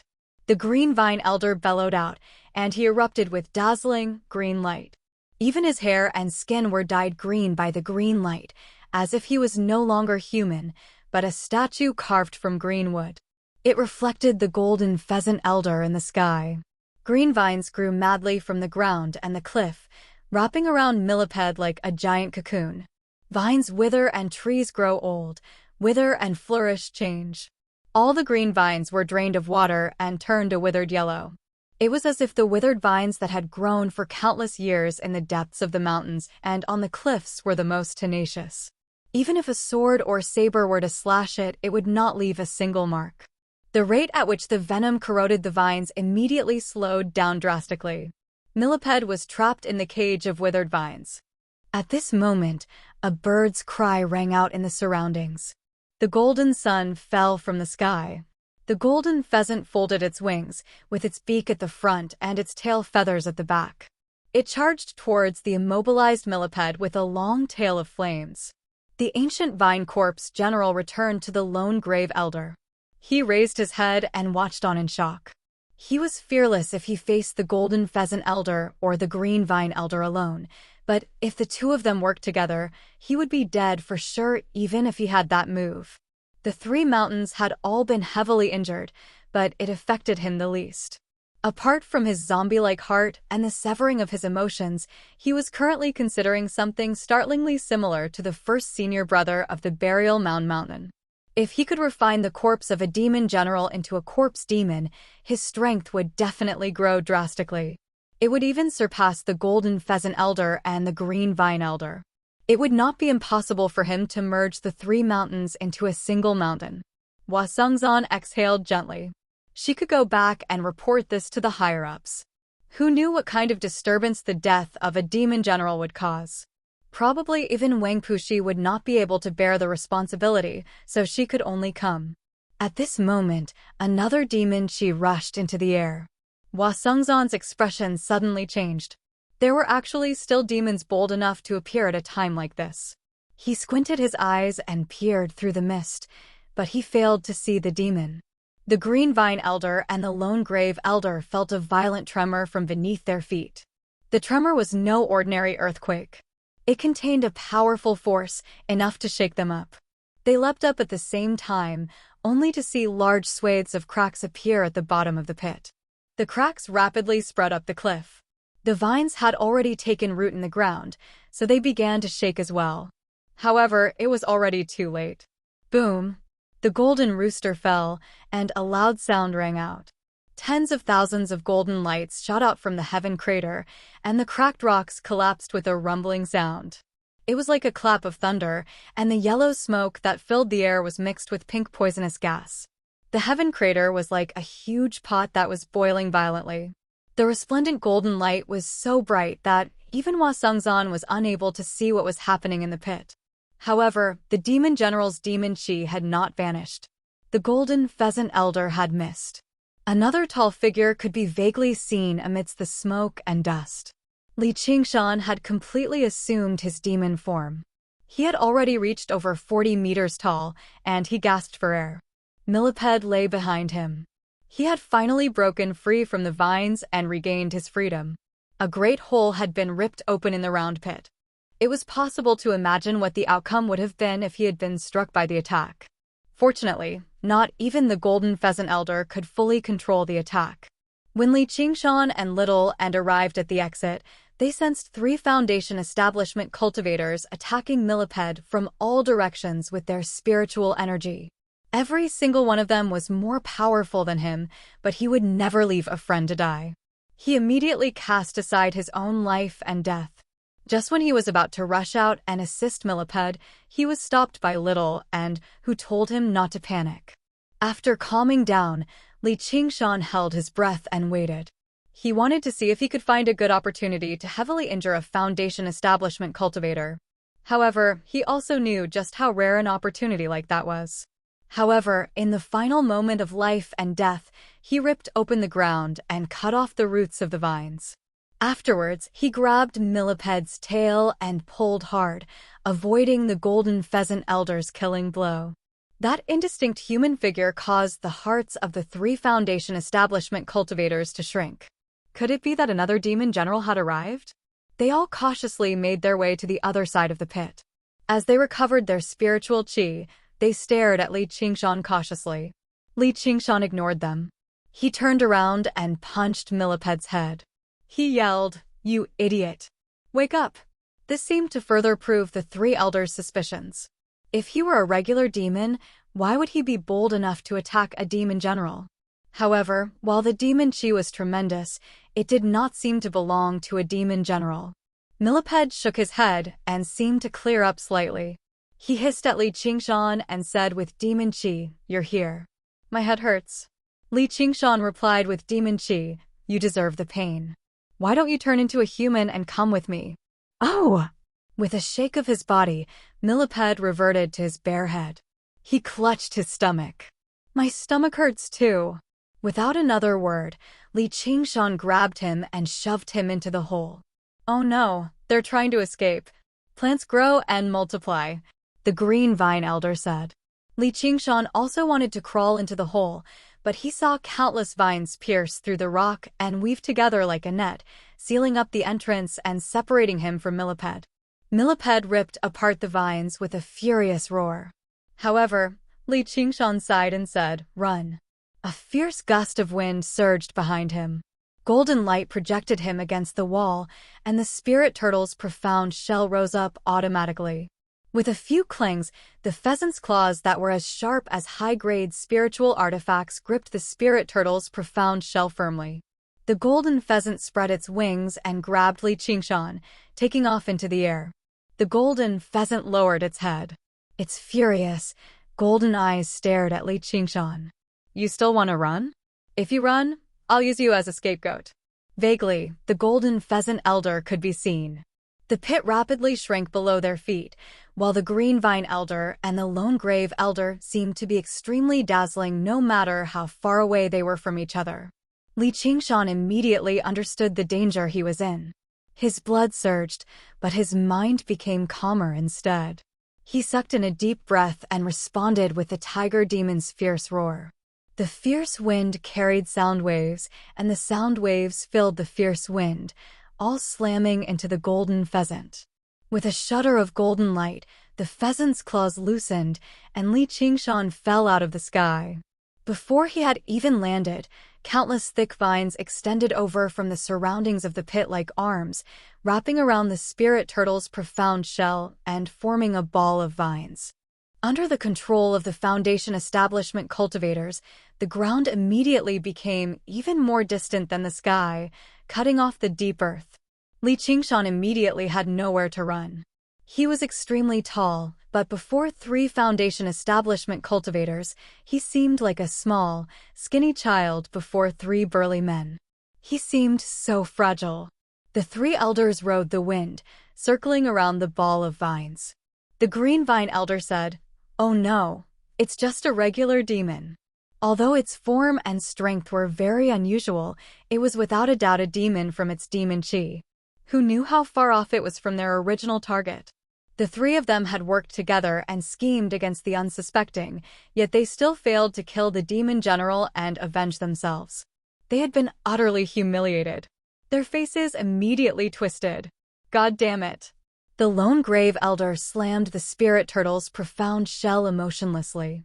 With a boom, the spirit turtle's profound shell trembled, but it was unscathed. The 3 elders were all surprised, but they became even more furious. The golden pheasant elder said, "Shatter his shell. I want to skin him alive and drain his blood. I want to rip him to pieces to appease my hatred." The green vine elder thought of something. "Perhaps we can draw out the demon general." The golden pheasant elder said, "Green vine, you're dreaming. Demons have always been emotionless. They only know how to struggle for survival. Carapace demons are the most foolish. There's no such thing as friendship." As he said that, he pecked the spirit turtle's profound shell viciously. The ancient bronze corpse general threw a punch. The spirit turtle's profound shell trembled. No matter how tough it was, just how long could it last under the combined attacks of 3 Foundation establishment cultivators? Demons really don't have the concept of friendship. Li Qingshan's words surprised the 3 elders. They're just acting on their own accord. A huge, pink insect leapt up as hard as it could, leaving the ground. Like a carp leaping out of the water, it bit down on the spirit turtle's profound shell.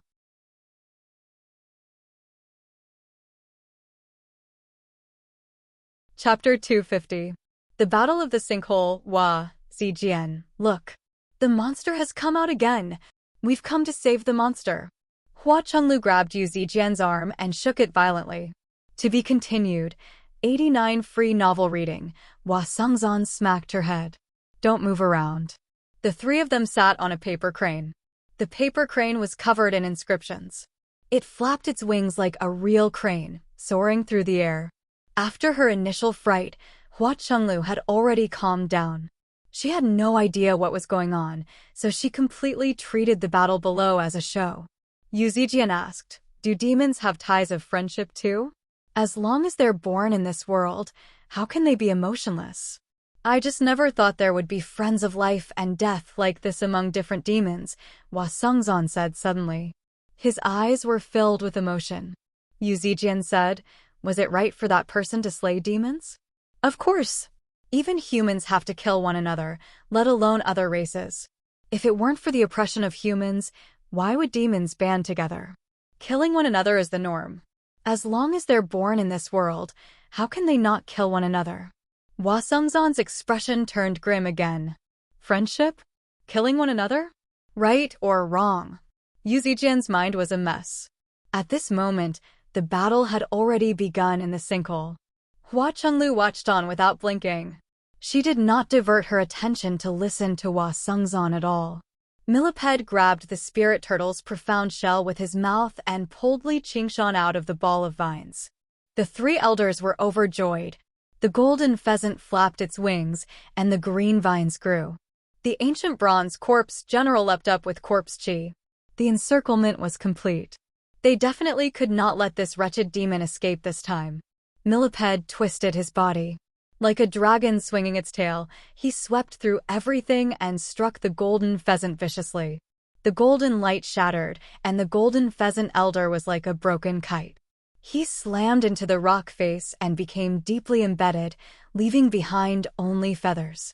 At this moment, the ancient bronze corpse general rushed forward. Li Qingshan dismissed the spirit turtle's profound shell and gathered all of his demon chi. Like a surging river, he threw a punch without a care. The ancient bronze corpse general felt as though there was a huge dark cloud shrouding its head. Then, a black bolt of lightning struck down. That fist was no ordinary fist. It was as big as a boulder.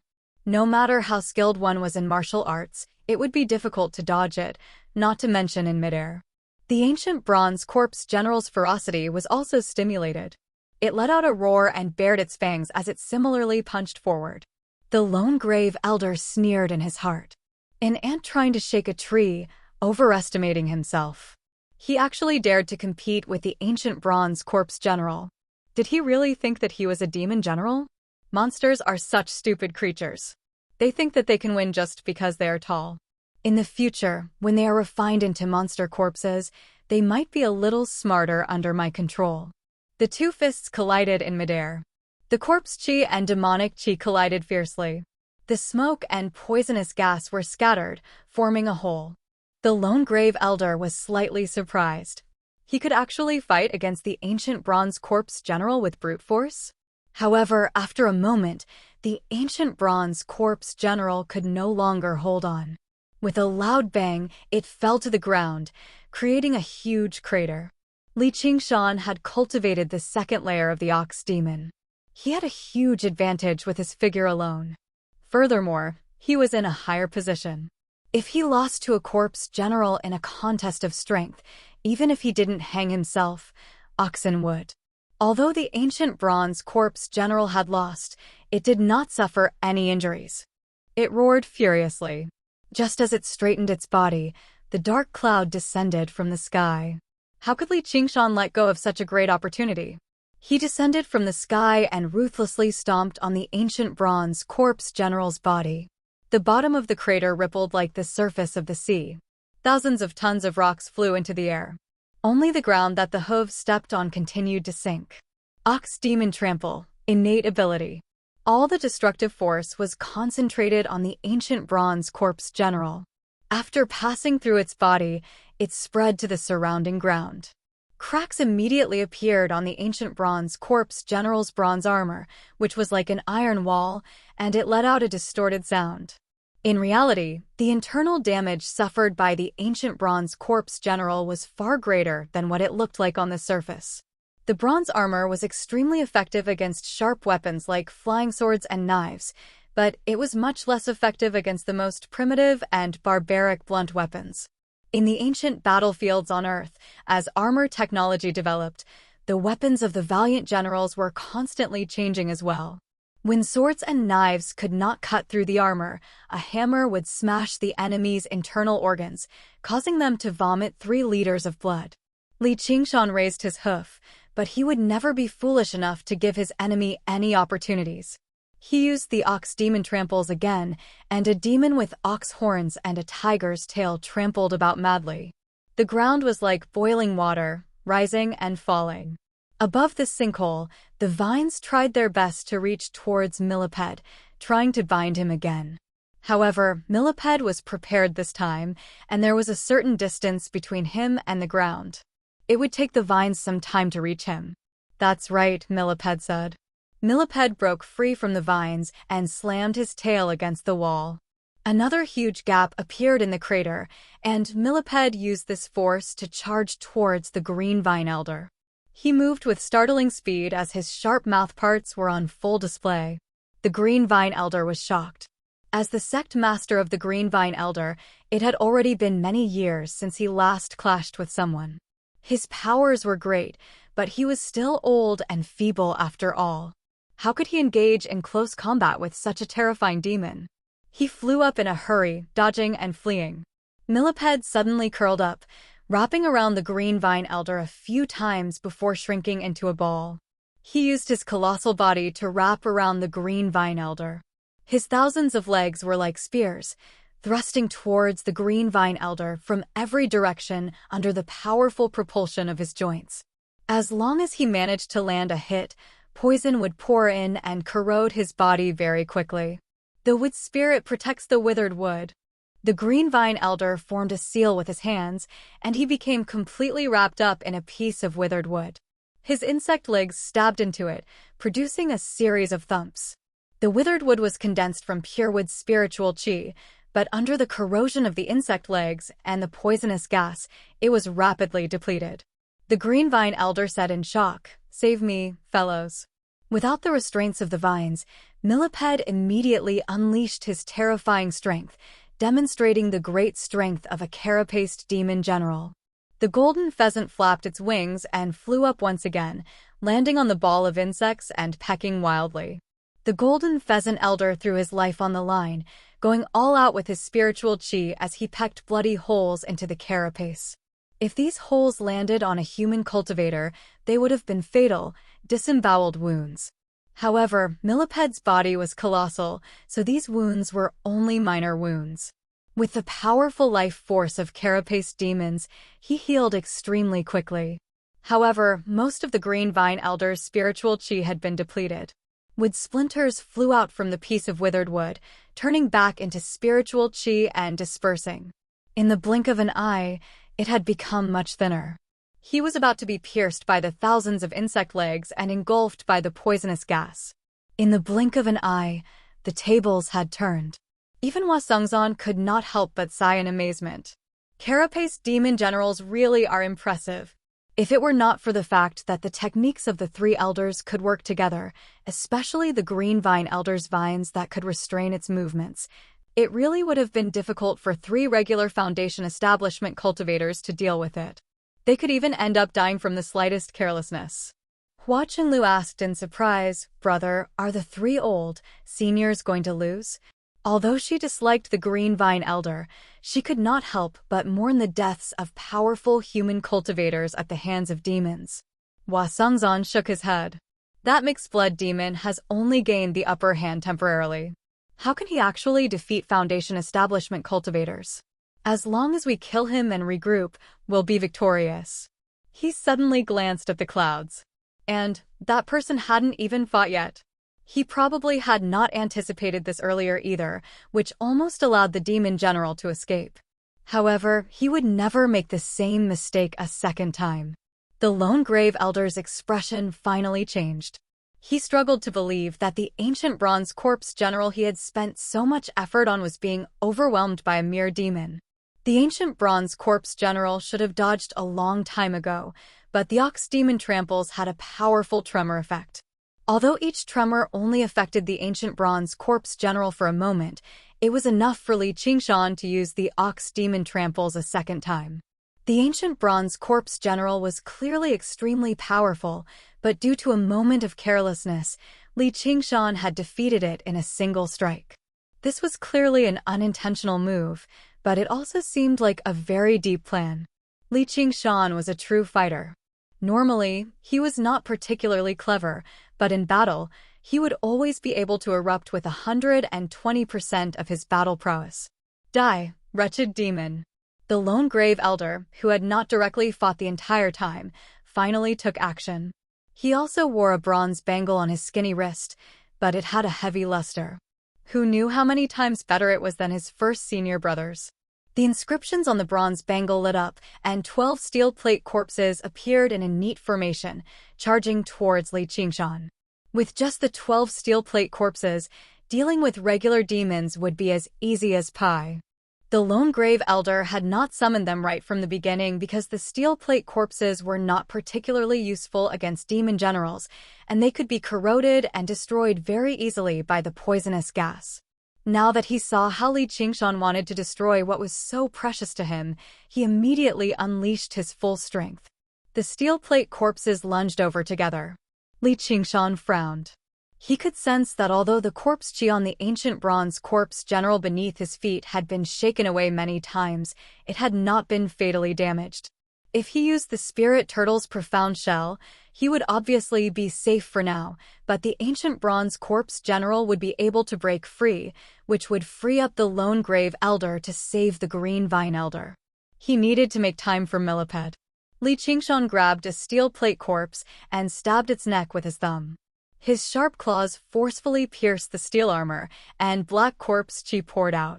The steel plate corpse immediately collapsed, no longer moving at all. It was like a rag doll, tossed aside by Li Qingshan. However, the other steel plate corpses had already used this opportunity to lunge towards Li Qingshan. Some climbed onto his shoulders to strike at Li Qingshan's ears, some bit at Li Qingshan's neck viciously, and some grabbed onto Li Qingshan's thigh in an attempt to influence his movements so that the ancient bronze corpse general could break free. Li Qingshan was like a tree covered in monkeys. He extended his hand, and the steel plate corpses would crawl away to wreak havoc in other places with great agility. His entire body itched and ached, but even the claws of the steel plate corpses struggled to rip through his leather that was 100 times tougher than steel armor. To be continued.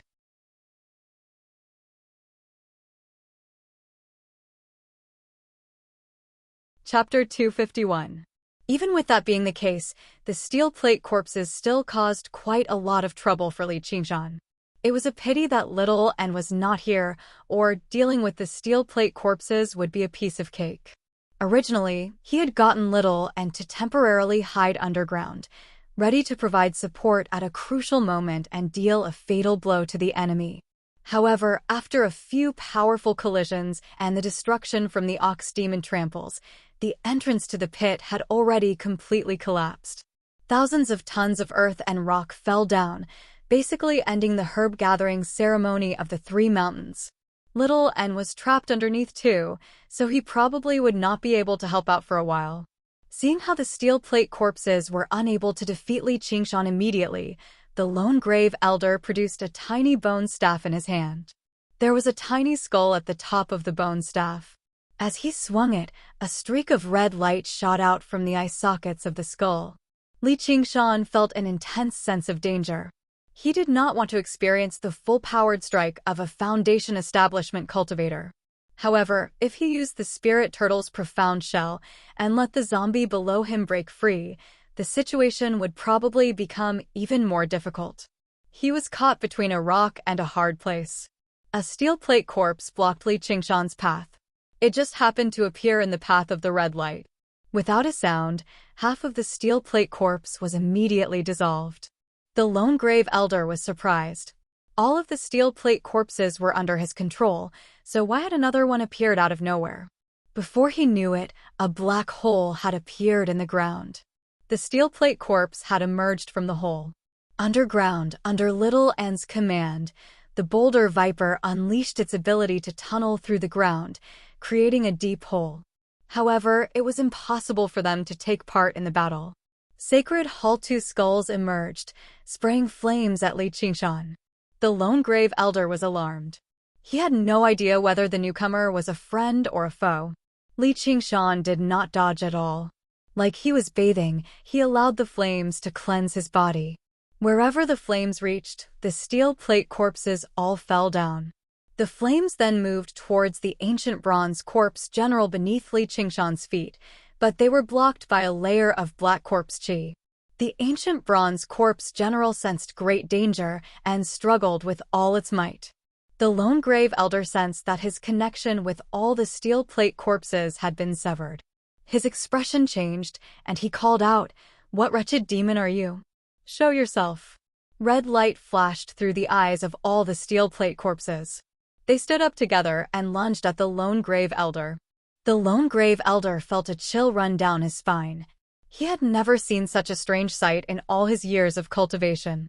If the zombies that he had painstakingly refined could be taken away so easily, then there would be no such thing as refined corpses in this world. Just what exactly was that flame? It actually had such an effect. As the lone grave elder retreated, scarlet beams of light shot out again and again, striking the 3 steel plate corpses. Most of them immediately melted away, but the corpses immediately burst into flames and merged into the skull. The lone grave elder's heart ached. It had been very difficult to refine these steel plate corpses. He never thought there would be a day when he would destroy them in his hands. Black mist rose up from beneath his feet, lifting him into the air. The steel plate corpses missed. Exerting his strength, he leapt high into the air and touched the black clouds. However, he was unable to fly and could only descend. Sacred Hall. At this moment, the 2 skull prayer beads became even larger. They circled around and caught all the steel plate corpses before rushing towards the lone grave elder again. They were like 2 transport ships. Li Qingshan knew it was impossible for him and Little and to kill a Foundation establishment cultivator. However, as long as he kept them busy slightly and gave Millipede the opportunity to kill one of them, they would be able to take them out one by one afterwards. Even if they could not kill them all, they would be able to leave with ease at the very least. Only a thin layer of withered would remain on the green vine elder.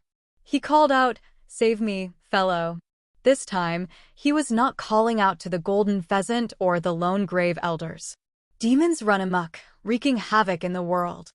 I, Fu Qingjin of the Sword Collection Palace, have specially come to assist you in purging demons. A man's voice suddenly rang out in the air, but it was not as passionate and heroic as it should have been. Instead, it was rather pointless and bored, as if purging demons did not interest him too much. Tens of thousands of rays of green light descended from the sky and covered the entire pit. Time seemed to freeze. An unstoppable power chilled Li Qingshan's heart. He looked around. The collapsed, abandoned buildings and palaces rose from the ground, seeming both real and illusory. A streak of green light shot through the sky, like a soundless bolt of lightning, yet also like a horrific wound. Millipede cried out in pain and fell out of the sky, landing heavily in the ruins. A huge wound appeared on his back as blood flowed out like a stream. Even the toughest piece of armor on his back was unable to block the power of the flash of green light. In the sky above the green ruins, Fu Qingjin stood with his sword in hand. His ancient, green robes ruffled in the wind. The green vine elder, who had narrowly escaped death, was still fearful. He bowed at the sky. "Thank you for saving my life, fellow." The golden pheasant elder and the lone grave elder bowed deeply as well. Fu Qingjin's indifferent gaze swept past the 3 of them like a king looking at his useless subjects. Their faces felt like they had been cut by a sword, burning with pain. "This person is so powerful." Hua Chenglu was filled with admiration. "It's you," Yu Zijian exclaimed. Fu Qingjin turned around, and his gaze immediately became much gentler. It was as if he had gone from a proud and aloof king back to the downtrodden swordsman. However, he only nodded and said nothing. Instead, he said to Hua Sengzan, "You've already fulfilled your duty. However, no one can guarantee eternal peace. With your talent, if you're willing to resign from your position as a lackey, you'll be able to accomplish quite a bit in the future chaos." He was comforting Hua Sengzan for his failure, even praising him a lot, but he was like a senior lecturing a junior.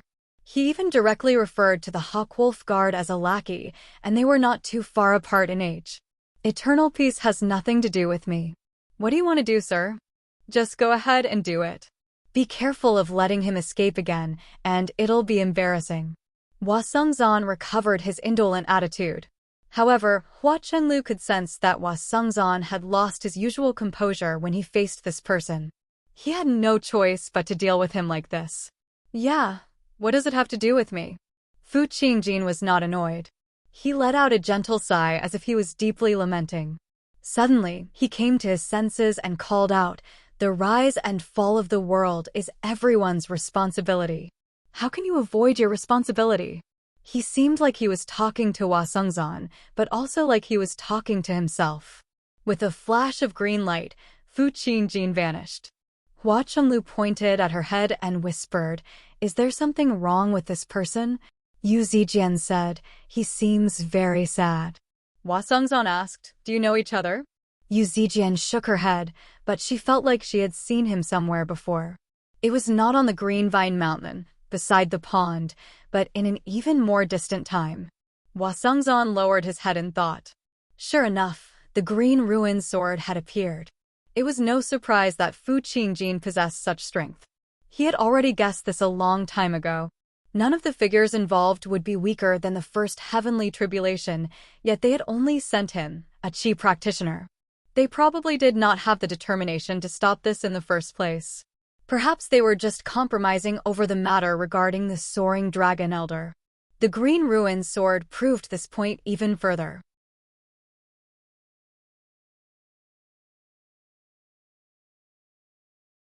Chapter 252. In the Sword Collection Palace, there was a divine mountain called Sword Collection. The mountain was not connected to the ground. Instead, it hovered in the sky, covered in treasured swords. As long as a disciple of the Sword Collection Palace underwent a heavenly tribulation and became a formal disciple, they could pull out a treasured sword from there and use it as their personal sword. On the day they passed away, the sword would return to the Sword Collection Peak, waiting for its next master. Holy Church. The cultivation method practiced by the Sword Collection Palace focused on becoming one with the sword. Practicing was practicing the sword, and practicing the sword was practicing. Even if it was an ordinary piece of iron, after being refined by several generations of experts, it would become a divine weapon. One could well imagine how powerful these swords were. It was rumored that they contained the spiritual will of their previous masters and would only be drawn when they met a suitable master. Therefore, not only did people choose their swords, but the swords also chose their masters. There was no shortcut, only fate. Once the man and the sword were together, it would be like meeting a good teacher, a helpful friend, a confidant, and the benefits it brought to the wielder were far from as simple as a powerful sword.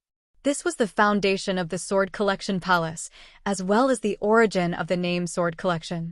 Sword cultivators were already stronger than ordinary cultivators in battle, and with such a treasured sword accompanying them, it was like adding wings to a tiger. Amongst the swords, there were differences in strength. 10 of them were renowned throughout the world, and they were collectively known as the 10 famed swords. No matter which disciple pulled it out, they would be nurtured with everything they had in the Sword Collection Palace. Basically, every single master of the Sword Collection Palace originated from there. The green ruin sword was one of them. This was no longer as simple as growing a pair of wings. Instead, he had directly turned from a tiger beast into a tiger demon. Dealing with the 3 old geezers was as easy as it could get. However, it was strange that Fu Qingjin had only undergone the heavenly tribulation recently, so how could he grasp the green ruin sword so quickly? Hua Sengzan was born in an aristocratic family. His 7 orifices were exquisite, and he had a good memory. The things in his head were probably even more than the Book of Omniscience. Naturally, he would not be ignorant of the history of the few big sects in Qingzhou. He suddenly remembered another reason why the Green Ruins was famous. It was the only set of male and female swords among the 10 famed swords. The Green Ruins was the female sword, while the male sword was called Purple Clouds. Its power was even greater than the Green Ruins. When one sword was born, the other sword would definitely not be far away. Since the Green Ruins had appeared, where was the Purple Clouds? Thinking up to there, Hua Sengzan suddenly looked at Yu Zijian. She was staring straight down. Was she? Thinking back to how Fu Qingjin looked at Yu Zijian just now, he immediately understood. Holy churchies, the Green Province was so large, so why did Fu Qingjin have to travel all the way to the Clear River Prefecture to kill a demon general? With his strength, just how many demon generals were his opponent? As it turned out, that was his objective. In the large sects, there would definitely be people who were proficient in divination and could see through the mysteries of heaven. Therefore, when the large sects accepted disciples, other than looking for talented disciples like ordinary sects to learn from, they also had a very special method, and that was to find fated people. There were very few disciples who accepted this method, but they could often pick out some amazing people from the sea of people. These people were like unpolished gems. They often didn't seem to have any special cultivation aptitude. They should have no fate with cultivation and could only take up mortal jobs. Once they received guidance and set foot on the path of cultivation, they would immediately be like a dragon that had entered the ocean, soaring into the sky. If he had guessed correctly, Chenglu had instead climbed up the social ladder. Although the Hua family possessed some power in the Clear River Prefecture, it was nothing compared to the Sword Collection Palace. His thoughts immediately extended to an extremely distant place. He thought about how he could use this information to benefit the Hua family. The battle below was instead no longer within the scope of his concern. The outcome of the battle had already been determined anyway. Fu Qingjin appeared in the green ruins, standing on a pillar that had been broken in half. The pillar would require several dozen people to wrap their arms around it. It was possible to imagine just how grand the palace it supported in the past was. The Sword Collection Palace. Li Qingshan's eyes narrowed. Fu Qingjin overlapped with a certain figure in his memories. Although Oxen had casually wiped him out, the sharp sword chi still remained in his heart. He dared not forget about it. You've heard of him before? Fu Qingjin turned around and asked. He had just raised the green ruin sword before stopping again. The sacred hall, before Li Qingshan could reply, the ancient bronze corpse general finally broke free. Its bronze armor was in tatters, and many of its bones were twisted and broken. It roared furiously at Li Qingshan, about to lunge at him. Fu Qingjin glanced at it, and its roar immediately stopped. The ancient bronze corpse general fled in a hurry, running towards the lone grave elder like a frightened dog running towards its master. The three elders gathered together and slowly adjusted their spiritual chi. None of them had any intentions of fighting anymore, as they understood that since he had already taken action, there was no need for them anymore. When they thought back to their clash on the Greenvine Mountain, they could not help but sigh. Is there anything else you want to say? Whatever, it's all nonsense. There's no point in saying more. Just like how the soaring dragon elder had been in the past, Fu Qingjin swung down with his sword. The streak of light was like a streak of green, deep green.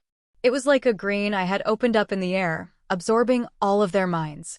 It contained endless sighs of emptiness, recounting the vicissitudes of life and the vicissitudes of life.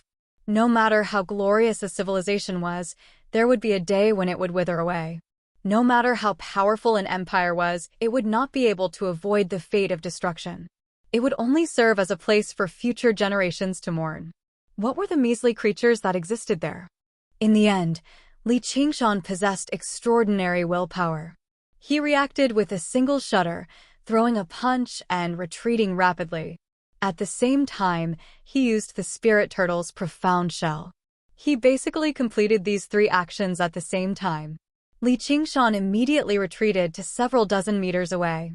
The streak of light landed on the spirit turtle's profound shell, and his demon chi rapidly depleted. The spirit turtle's profound shell trembled and swayed, but it managed to endure in the end. He gasped for air gently as his scarlet eyes shone like fire. He was no longer the Li Qingshan of the past. He would never be struck by a sword without being able to react again. The three elders looked at one another. They could all see the shock on each other's faces. What kind of demon was this? It was instead easier for them to accept that Li Qingshan could block their attacks, but they had a deep understanding of Fu Qingjin's strength. Oh! Fu Qingjin was surprised as well. Originally, he planned on killing this puny demon casually before dealing with the demon general, but he was rather surprised now. From the perspective of demons, you're quite impressive. You really are a hybrid after all. However, it's exactly because of that I have to kill you now to avoid future problems. Just when Fu Qingjin was about to strike, a black shadow enveloped him. He turned his head slightly, and Milliped's fierce mouth was only inches away. Its gaping mouth seemed even more like the entrance to hell. At such a close distance, Millipede had launched a sudden attack. Even if Fu Qingjin wanted to dodge, it was rather too late. The foul air assaulted his face, ruffling his hair. His expression remained the same. With a great rumble, Millipede smashed through a pillar, but Li Qingshan showed no joy at all. He had never underestimated any enemy, and Fu Qingjin was even less of an existence that he could not underestimate. He took a violent step forward, and a crack rapidly extended forward. The rubble exploded loudly, but Fu Qingjin was nowhere to be seen.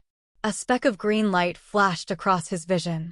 Afterwards, thousands of specks of light gathered together like fireflies, turning into Fu Qingjin. Li Qingshan widened his eyes. Was this the power of the Green Ruin Sword? Wouldn't that make him invincible? Fu Qingjin casually tossed out the Green Ruin Sword and used his fingers like a sword, using the most common technique of controlling a sword. However, the Green Ruin Sword twisted and turned, completely vanishing from sight. It wove into a complicated, geometric pattern in the air, enveloping Millipede. Millipede let out a painful hiss. Blood sprayed all over his body as he twisted his body and lunged forward. Fu Qingjin turned into a streak of green light again, gathering somewhere else. He rubbed his chin and murmured to himself, "He really is a carapace demon. His life force is extraordinary. Looks like I'll need to cut off his head." His gaze landed on where Millipede's head connected to his body. He raised his sword like it was nothing special, and he swung it. This was a move that even a third-rate swordsman like Yu Zijian knew. When he used it, it became an unstoppable killing move. The surging demon qi turned into a flood that surged towards Fu Qingjin. With a twist of his sword, he split the flood apart. The two skulls whistled down from above, and the remaining steel plate corpses on them all lunged towards Fu Qingjin with a roar. Sword qi turned into thousands of strands, and the steel plate corpses were torn to shreds. Fu Qingjin was suddenly surprised. He turned around and collided with a crystalline bone sword. He praised, "Impressive sword style." The sword move and sword intent that had erupted in that instant had even surprised him slightly. He was even more surprised when he saw that the wielder of the sword was a skeleton. Little and had waited patiently for a very long time, sacrificing all the steel plate corpses to bait the enemy. She stabbed out with her full strength, but all she got was praise from him. Her swordsmanship changed. Sometimes it was light and agile, sometimes it was heavy and solid, and sometimes it was unfathomable. Shaun pushed the swordsmanship she had learned from the cursive sword calligraphy to the limit. She infused all of it into her sword. Coupled with the fact that every single strike was a desperate attack that would take her down with her, it made her even more powerful. Fu Qingjin did not use the sword manipulation technique either. He wielded a sword in one hand and used his sword style, clashing with Little N. He wanted to see her sword style. Little N advanced, and her sword moves changed to the limit. Fu Qingjin retreated, slashing horizontally and vertically, but he was able to block Little N's sword moves every single time. In a single moment, the two swords clashed 1,000 times, producing a strange, drawn-out hum. Countless strands of sword qi shot out in all directions. Wherever the two of them passed by, dust would fill the air. Along the way, a relatively intact building collapsed loudly. Its structure had been completely destroyed by the sword qi, collapsing under its own weight. Countless cracks appeared on Little N's white bone sword. She only attacked and did not defend. If she were made of flesh and blood, she would have been shattered by the sword qi already. Li Qingshan roared at Millipede, "Return to your original form." The advantage that came with his colossal body had already vanished. He had no chance of winning this battle. He had to flee. However, everything before him had been enveloped by illusions. Let alone the tunnel, he could not even find the pit. If he wanted to flee, he could only charge through the illusions first, but that was easier said than done. This time, Millipede did not listen to him. His body trembled, and he charged at Fu Qingjin again. Every one of his movements was as ferocious as thunder, but Fu Qingjin relied on his strange light transformation technique. No matter how many times he attacked, it was useless. As expected, Fu Qingjin's body turned into a stream of light once again, gathering in the air. He shook his head and said, "Idiot." Little and fell from the sky, exhausted. Li Qingshan caught her. "No, this won't do. I have to think of something."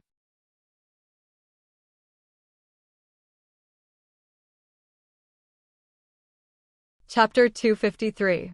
At this moment, Millipede opened his mouth, and a pink demon core shot into the sky. Like a pink bolt of lightning, it tore through the empty world of darkness. Most of Fu Qingjin's body had already gathered together. He stared at the pink demon core on his chest. This was originally his greatest objective. The perfectly round demon core twisted and deformed, and his expression finally changed. There was also some disbelief. "Run!" Millipede turned around and glanced at Li Qingshan again. His eyes had never been so clear before. He had thought of something that Li Qingshan had never thought of before. Dazzling light rushed into the sky. The crystallization of thousands of years had been unleashed in a single moment. Even the sun seemed to dim. The green ruins were torn to pieces, revealing the original pit. However, it had been forcefully widened by 10 times in the violent explosion. Only at this moment did the explosion ring out. The circular shockwave flattened all the vegetation within 100 kilometers. Li Qingshan roared at the sky, but his voice was drowned out by the rumble. Hua Sengzan stood on a paper crane and rushed into the air with Yu Zijian and Hua Chenglu. The paper crane was immediately torn to pieces by the shockwave. The 3 elders unleashed their defensive techniques and spiritual artifacts in fear, but the light immediately swallowed them up. The light vanished with a flash, but it was deeply imprinted in everyone's eyes. Just now, it had vanished. Everything on the ground had been flattened. Everyone had vanished. Hua Sengzan was stunned for a very long time. Not only had he underestimated the Sword Collection Palace's strength, but he had also underestimated the Demon General's decisiveness. Blowing up their demon core was equivalent to suicide. To all demons, survival was their first instinct, no matter how dangerous the situation was. There was a 1 in a million chance that they might be able to escape if they fought to the death, but blowing up their demon core would truly destroy all hope. The 3 elders emerged from the soil. Their clothes were tattered. Blood sprayed from their mouths, and they collapsed on the ground. Shock remained on their faces. The Green Vine Elder called out, "Fellow Fu! Fellow Fu!" A streak of green light descended from above. Fu Qingjin was covered in dust. His hair was slightly disheveled, and his face was pale. He had suffered internal injuries as well. Fu Qingjin looked at the basin where the Yao core had exploded. He was a little impressed, but at the same time, he was also a little surprised that an insect species that only acted on instinct could be so decisive. It was really unexpected. The demon is already dead. He disregarded the alliance and drilled out of the ground, seeking his own death. "I hope the 3 of you can testify for him." The 3 elders agreed in a hurry. Fu Qingjin glanced at Hua Sengzan in the sky. Hua Sengzan asked, "Are those monsters really dead?" Fu Qingjin said, "It's not a big deal that 2 little demons escaped." Hua Sengzan said, "I don't think those 2 are ordinary monsters." Fu Qingjin said, "They do have some tricks up their sleeves. If they are willing to obediently stay underground and cultivate, then it's fine. But if they dare to come up to the surface and stir up trouble, you will be killed and die a horrible death." Hua Sengzan remained silent. He knew that he had the confidence to say such words. Although the 2 demons were strong, they were not weak. If they did not take that step, they would not be able to threaten him at all. And with the speed at which demons cultivated, taking that step might even take a century. By then, who knew how much Fu Qingjin's strength would have grown? Why would he be afraid of revenge? "Fu Qingjin, I will definitely kill you personally. And you 3 old coots, stay alive and wait for me." At this moment, a voice rang out from the depths of the ground. It passed through the thick layer of earth and reached everyone's ears clearly. The voice was so calm, but they could clearly sense the rage the owner of the voice was forcefully suppressing. It gave off a sense of chilliness. The expressions of the three elders all changed. Even the green vine elder, who had always been gentle, burst into rage. Reckless demons. Only Fu Qingjin's expression remained the same. He stabbed down with his sword, and a streak of light pierced the earth. The three elders looked at Fu Qingjin together. Fu Qingjin shook his head. He's already gone. The three elders were disappointed at the same time. Fu Qingjin frowned. Don't tell me the three of you are afraid? The golden pheasant elder cried out. How is that possible? The three of them looked at one another. None of them were willing to admit the faint fear in their hearts. In the endless, gloomy underground, Li Qingshan said nothing. He ran as fast as he could. His eyes were wide open, and he gritted his teeth so hard that the smell of blood oozed out.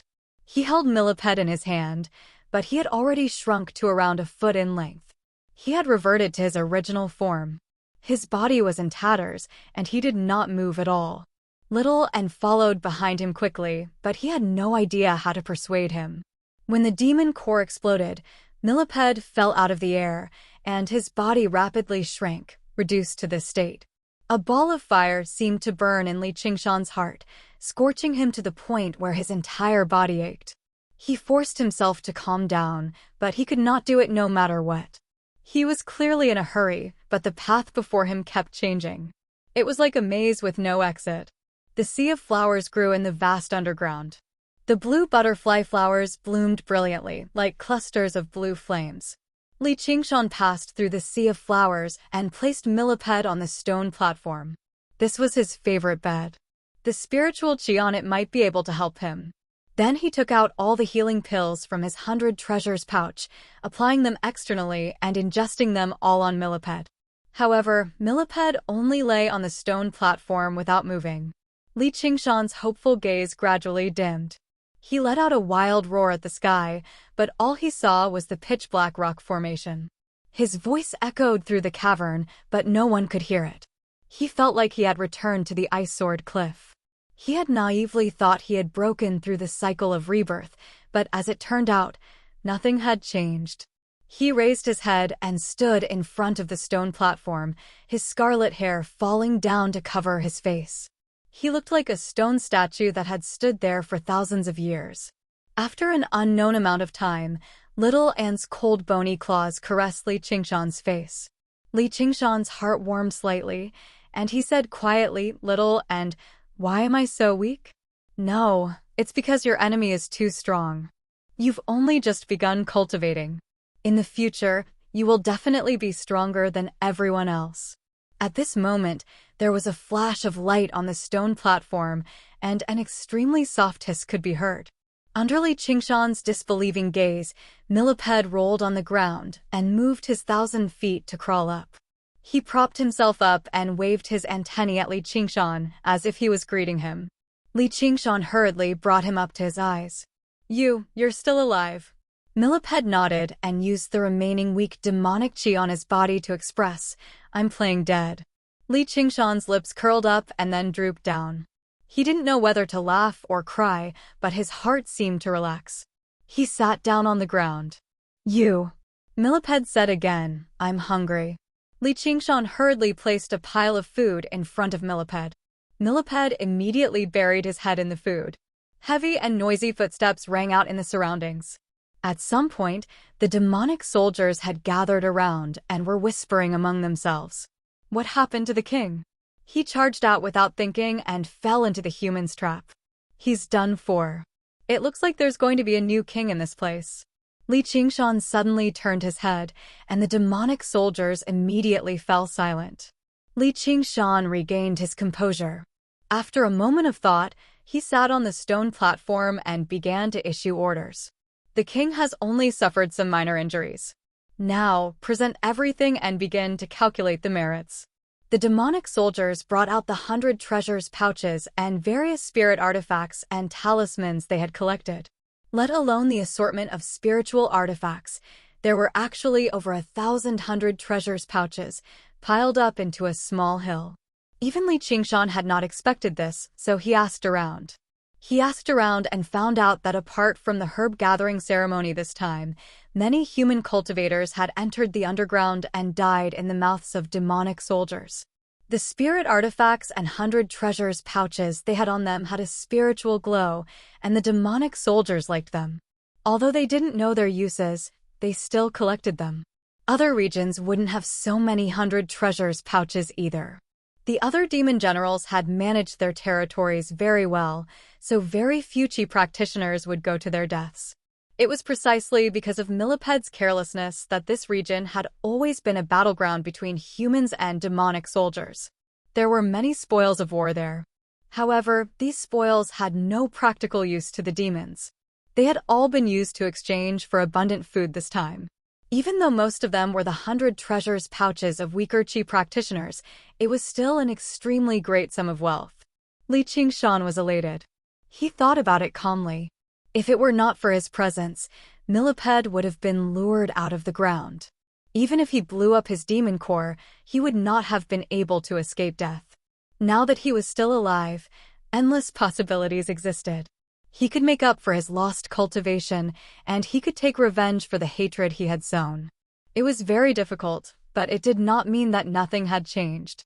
He was closing the distance between him and his opponent bit by bit. He had also saved his friend's life. However, he had only cultivated for a little over a year now. If he still felt sorry for himself and sighed dejectedly, what kind of man would he be? The three elders, Fu Qingjin. He suddenly clenched his fist. If he didn't get his revenge, he would cease to be human. No, he would cease to be a demon. These 100 treasures pouches were the source of his power. At this moment, Millipede said, "I have one too." Li Qingshan was taken aback. He never thought Millipede would have 100 treasures pouch as well. However, it did make sense when he thought about it. It had been so many years, so why had no one managed to make their way here? The blue butterfly flowers were a crucial main ingredient for refining true spirit pills. They were startlingly valuable, enough for people to risk their lives for them. Coupled with Millipede's habit of hibernating, it gave people even more opportunities to take risks. Many powerful chi practitioners had come for the blue butterfly flowers in the herb-gathering ceremony of the three mountains this time. Millipede raised his body and pointed out a direction like a compass. Li Qingshan dug down in a corner of the cavern. Sure enough, he dug up a pile of 100 treasures pouches, as well as a few shining spiritual artifacts. None of them were lower than mid-grade. It was impossible for someone to steal food from the jaws of a tiger without some strength. Without strength, it would have been impossible for them to pass through the gloomy cavern and arrive so deep underground. However, no matter how powerful they were still chi practitioners. Unfortunately, Millipede woke up in the middle of his sleep and saw people walking around in his home, stealing his food. He caught them and used them as a snack. The things of these people obviously could not be eaten, so he just dug a hole and buried them before going back to sleep. As promised, Li Qingshan took out all the food and distributed it to the demons according to their contribution before dispersing first.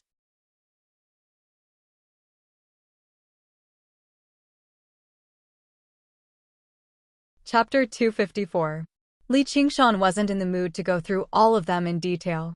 He skimmed through them briefly until he had an idea. At that moment, Li Qingshan opened a strange-looking 100 treasures pouch. He discovered that it didn't contain spirit artifacts or spirit stones, but many poisonous insects like scorpions and centipedes. Among cultivators, there was no lack of ways to control insects and refine corpses. However, ordinary 100 treasures pouches couldn't be used to store living creatures. Therefore, the disciples of Burial Mountain used special copper rings to control corpses, and this was a rare insect pouch. Li Qingshan released one of the poisonous scorpions. The scorpion was reddish-brown in color and was obviously huge. It was the size of an adult, shocking even Li Qingshan. The huge scorpion was brandishing its pincers, baring its fangs and claws. When it saw Millipede, it immediately cowered and tried to escape. Millipede shrank his body and shot out like an arrow, burrowing into the huge scorpion's body. The huge scorpion struggled a few times, then rolled over and died. Millipede ate all of the scorpion's flesh, leaving only an empty shell.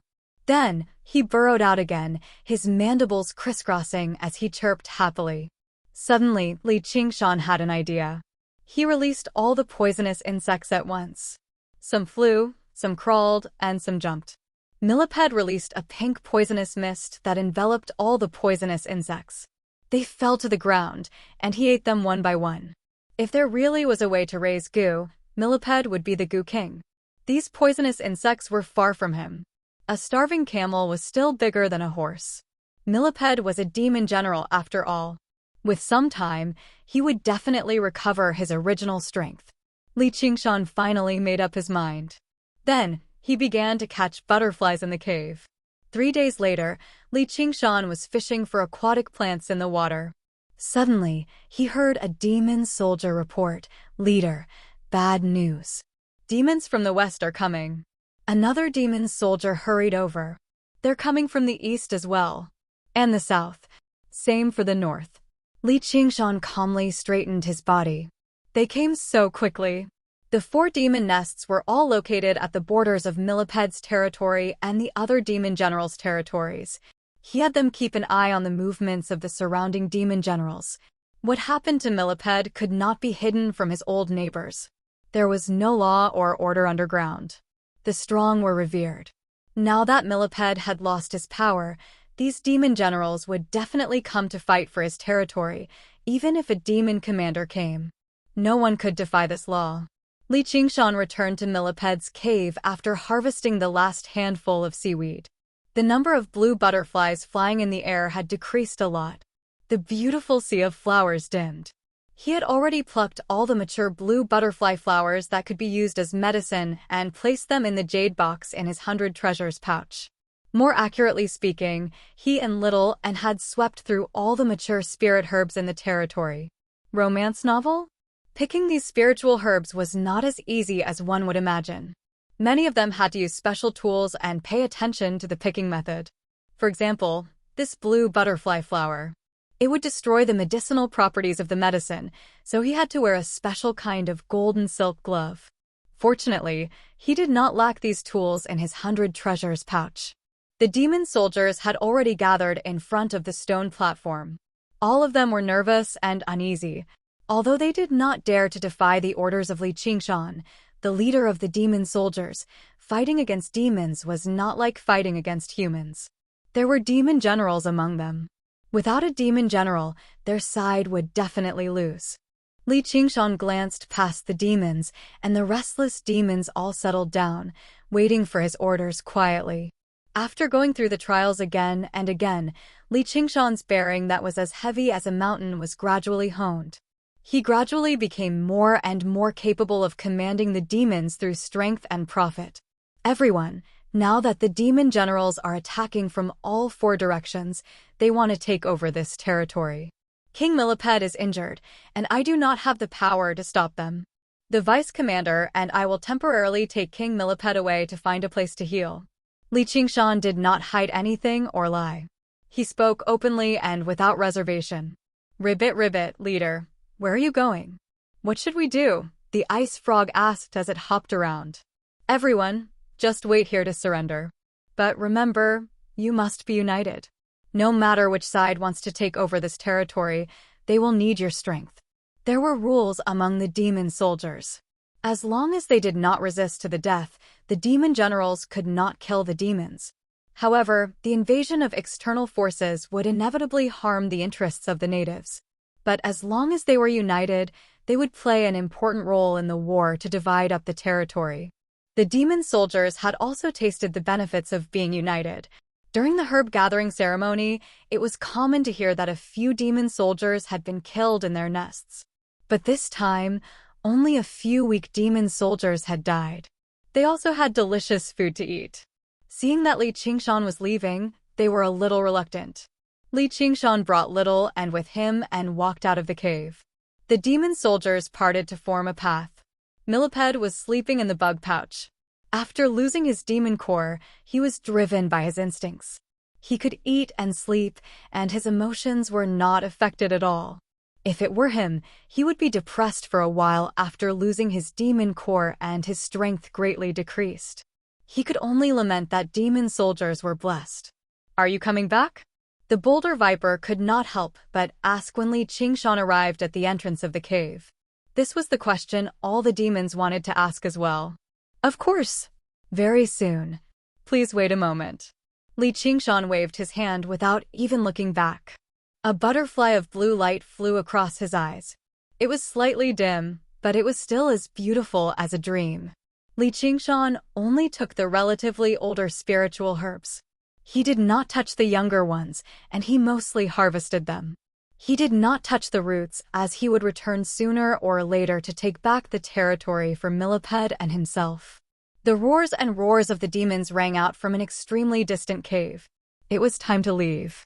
In the boundless mountains, at the foot of an inconspicuous hill, Li Qingshan pushed aside the withered vines and emerged.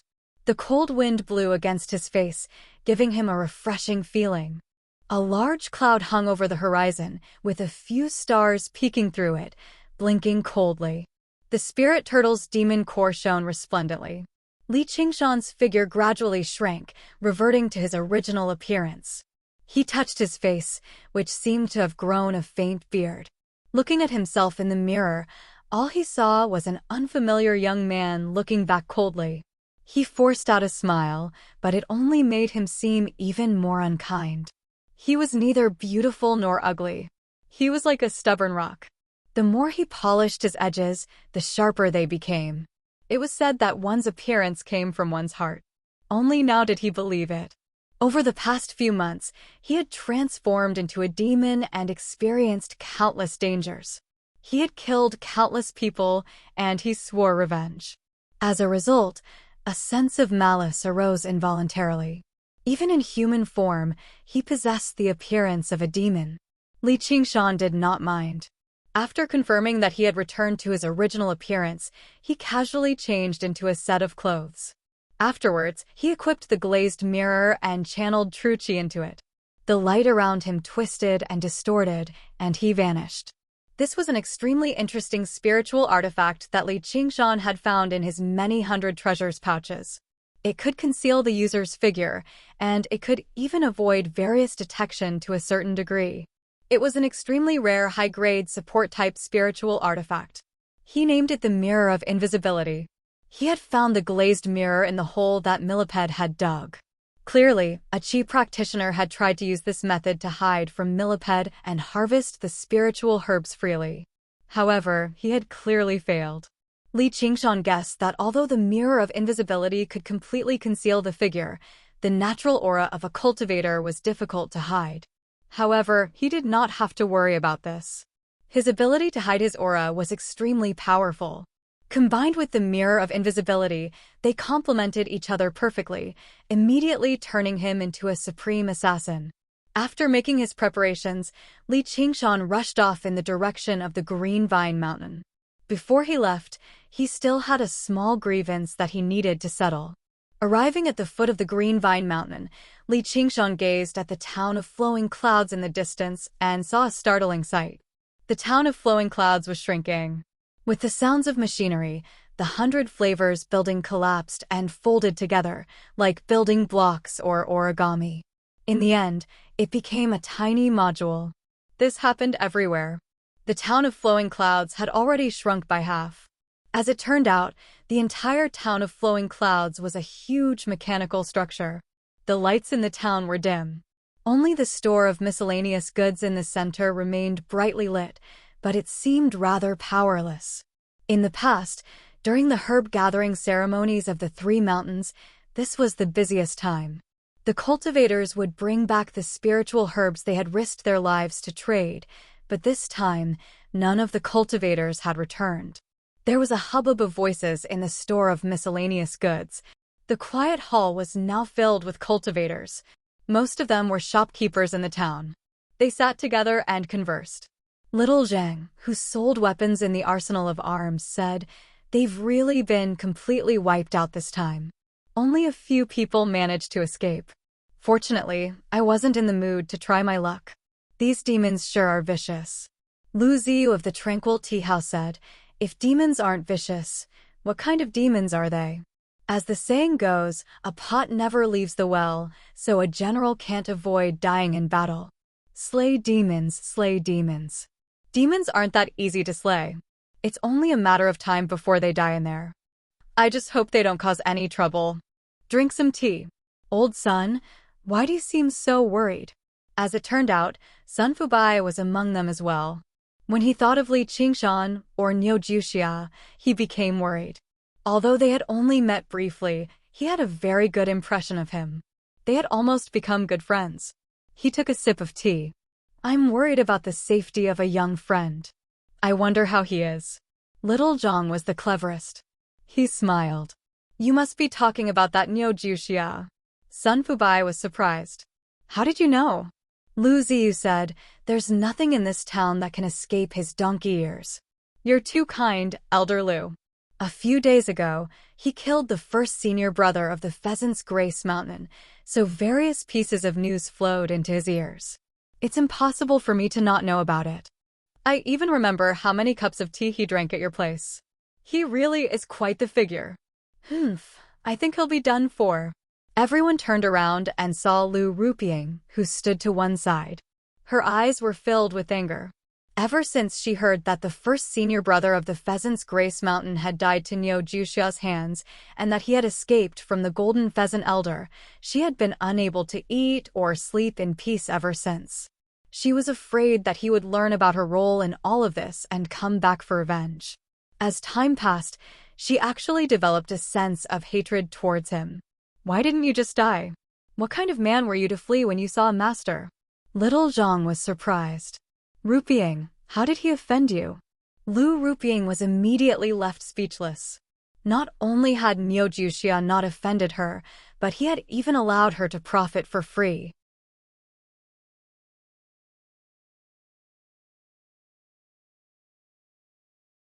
Chapter 255. Lu Rupiang's expression changed slightly, but she was afraid to talk back to Sun Fubai. She moved to another table. Haha. Li Qingshan made little and wait outside as he passed through the town alone. The ancient structures in the surroundings folded and deformed like futuristic technology in movies, as if they had suddenly sprung to life. He arrived outside the store of miscellaneous goods. The door was wide open, and light poured out, illuminating the dark streets. Li Qingshan heard a few familiar voices, as well as Lu Rupiang's words. He raised an eyebrow, but he did not feel any intense anger. All he did was find a secluded corner and wait quietly. The opportunity had arrived faster than he had imagined it to be. A few hours later, the entire town closed up. Only the small building of the store of miscellaneous goods remained, standing alone. Afterwards, it also began to deform. The cultivators all emerged from the store of miscellaneous goods. The last one to emerge was a stout, old woman who was the owner of the store, Shi Pei. Originally, there would always be a gathering every time the market closed up, but after this incident, everyone lost interest. In the end, the entire town of flowing clouds shrank into a small, rectangular piece of wood, landing in Shi Pei's hand. She stowed it away in her 100 treasures pouch and took out a small, wooden ship. She tossed it into the air, and it expanded 100 times, hovering in the air. I want to return to the Clear River City to report what happened here to the school leader. If you want to go to the Clear River City, please board the ship. If you have other matters to attend to, please handle them yourself. Please forgive me for not seeing you off. The next market of the town of Flowing Clouds is in the 3rd month of spring, when the 100 schools of thought hold their entrance examination. Sacred Hall, the white sails unfurled and the wind surged. The ship was like a drifting leaf, flying into the night sky. A while later, it became as insignificant as a speck of dust, sailing into a cloud and vanishing. Only a dozen or so people remained on the empty wasteland, gazing at this sight before lowering their heads and bidding farewell to each other. Li Qingshan was one of them. Although he had witnessed many of the wonders and mysteries of this world, he would still sigh in amazement every time he saw it again. Then he lowered his head and gazed in the direction that Lu Rupiang had departed in. Like a wild beast, he leapt into the darkness. In the depths of the ground, the demons were huddled together, colliding and roaring as they bared their fangs and claws in an attempt to force the other party to retreat. If it were humans, it would definitely turn into a chaotic battle with corpses strewn all over the place. After all, they were creatures that would speak rudely just because of a glance, curse loudly, and stab each other to death. Furthermore, the intelligence of demons was not enough for them to develop a complex concept like dignity. Anger was not worth mentioning in the face of survival. If there was a great battle, no matter which side won, they would lose at least half of their demon soldiers. Even their own lives might be threatened. What kind of idiot would choose to start a war, humans? Therefore, the 4 demon generals all chose to negotiate. However, the method of negotiation might seem very barbaric to humans. There was no lack of physical contact, claws, and teeth. Holy Church among the group of demons, there were 4 demon generals with different appearances. They were constantly increasing the demon chi on their bodies. Suddenly, a demon soldier from an unknown faction came to report in a fluster. "Your Majesty, they're coming down." Before he finished speaking, 8 lantern-sized eyes suddenly lit up in the dark cave. Each eye was filled with unimaginable cruelty and viciousness. Under the gaze of those eyes, the group of demons trembled. Many of the huge demons that had been baring their fangs and brandishing their claws whimpered as they crawled down. Even the powerful demon generals that were the nightmares of chi practitioners revealed expressions of panic and fear. This was their nightmare. However, the one who walked out of the darkness was a cold, elegant lady in a bright red dress. Her scarlet lips parted slightly as she said coldly, "Where's Millipede?" Lu Rupiang was secretly complaining that Sir Peipei was unwilling to send her off. Otherwise, she would have been so proud to ride the ship back to her family. She sat on a silk carpet. The 4 corners of the carpet were embroidered with glyphs. She flew close to the ground. Although she was very low, the rugged terrain was no longer a problem. Just as she was fantasizing about how she would be treated when she returned to the clan, a sudden gust of wind blew over. Before she could figure out what was going on, her neck was tightly gripped by an invisible hand, and she was lifted into the air. Li Qingshan appeared. He wielded the whale's ingestion of water and asked, "Did you obtain this blade?" How could Lu Rupiang not recognize him? Her eyes immediately became filled with fear and pleading. Suddenly, she felt her neck loosen. "Why, you're Niu Juxia. Thank the heavens you're fine. I heard you were hunted down by the people of the Pheasant's Grace Mountain. I was so worried that I couldn't sleep for the next few days. Are you still going to deny it now that it's happened?" If it were not for what she said just now, Li Qingshan really might have been fooled by her. That's just his side of the story. Why would I do that? Lu Rupiang's quibble actually sounded reasonable. Combined with the tears in her beautiful eyes, she was indescribably charming. Li Qingshan hesitated. Originally, he wanted her to accept her death wholeheartedly, but he never expected her to deny it. Apart from a few words from the masked man, he did not have any evidence to prove that Lu Rupiang had set him up. Lu Rupiang said, "As long as you let me go, I'll do whatever you want." Li Qingshan suddenly smiled to himself. "It's not like I'm from the government, so why do I need evidence? Since you want me dead, you can go first." He raised the blade and swung it down. There was a flash of blood, but before it had even landed on the ground, it had been melted away by little Anne's flames. The more beautiful a creature was, the more delightful it would be to destroy it. Probably only humans would have such a complicated thought process. Too many meanings would always be attached to something like slaughter. Demons were much simpler. Most of the time, it was just a single word: eat. Li Qingshan did not want to become a deviant, so he did his best to make himself simpler. Of course, he did not plan on eating it. When the east began to glow, Li Qingshan stopped and gazed at the majestic city in the distance. After several months, he had finally returned to Jiaping City. Li Qingshan changed into the black wolf uniform and equipped his wind-entwining blade. Little Anne had also returned to human form and changed into a new set of clothes. Li Qingshan held Little Anne's little hand and walked towards Jiaping City. For the first time in several months, he slowed down. On both sides of the road, the snow had not melted yet. The buildings on both sides gradually became denser and taller, and everywhere was decorated with lanterns. This made Li Qingshan suddenly remember that it was the new year. Calculating the time, he had grown another year, becoming 17. The crowing of roosters resounded throughout the city. Plumes of smoke rose into the sky, shrouding the entire city in a green mist. What was he doing when he was 17 in his previous life? He was still studying in school, going through a boring and monotonous high school life. Now, he was a vicious demon with thousands of lives on his hands. He had to admit that the latter kind of life was more interesting. Perhaps there would be people who would lament that being ordinary was the truth, or perhaps they would miss the peaceful life of the past. Li Qingshan had no such emotions. He would rather take greater risks and abandon even more morals in order to obtain such an interesting life. At the foot of the mountain, Li Qingshan looked up at the Iron Eagle and climbed up the stairs.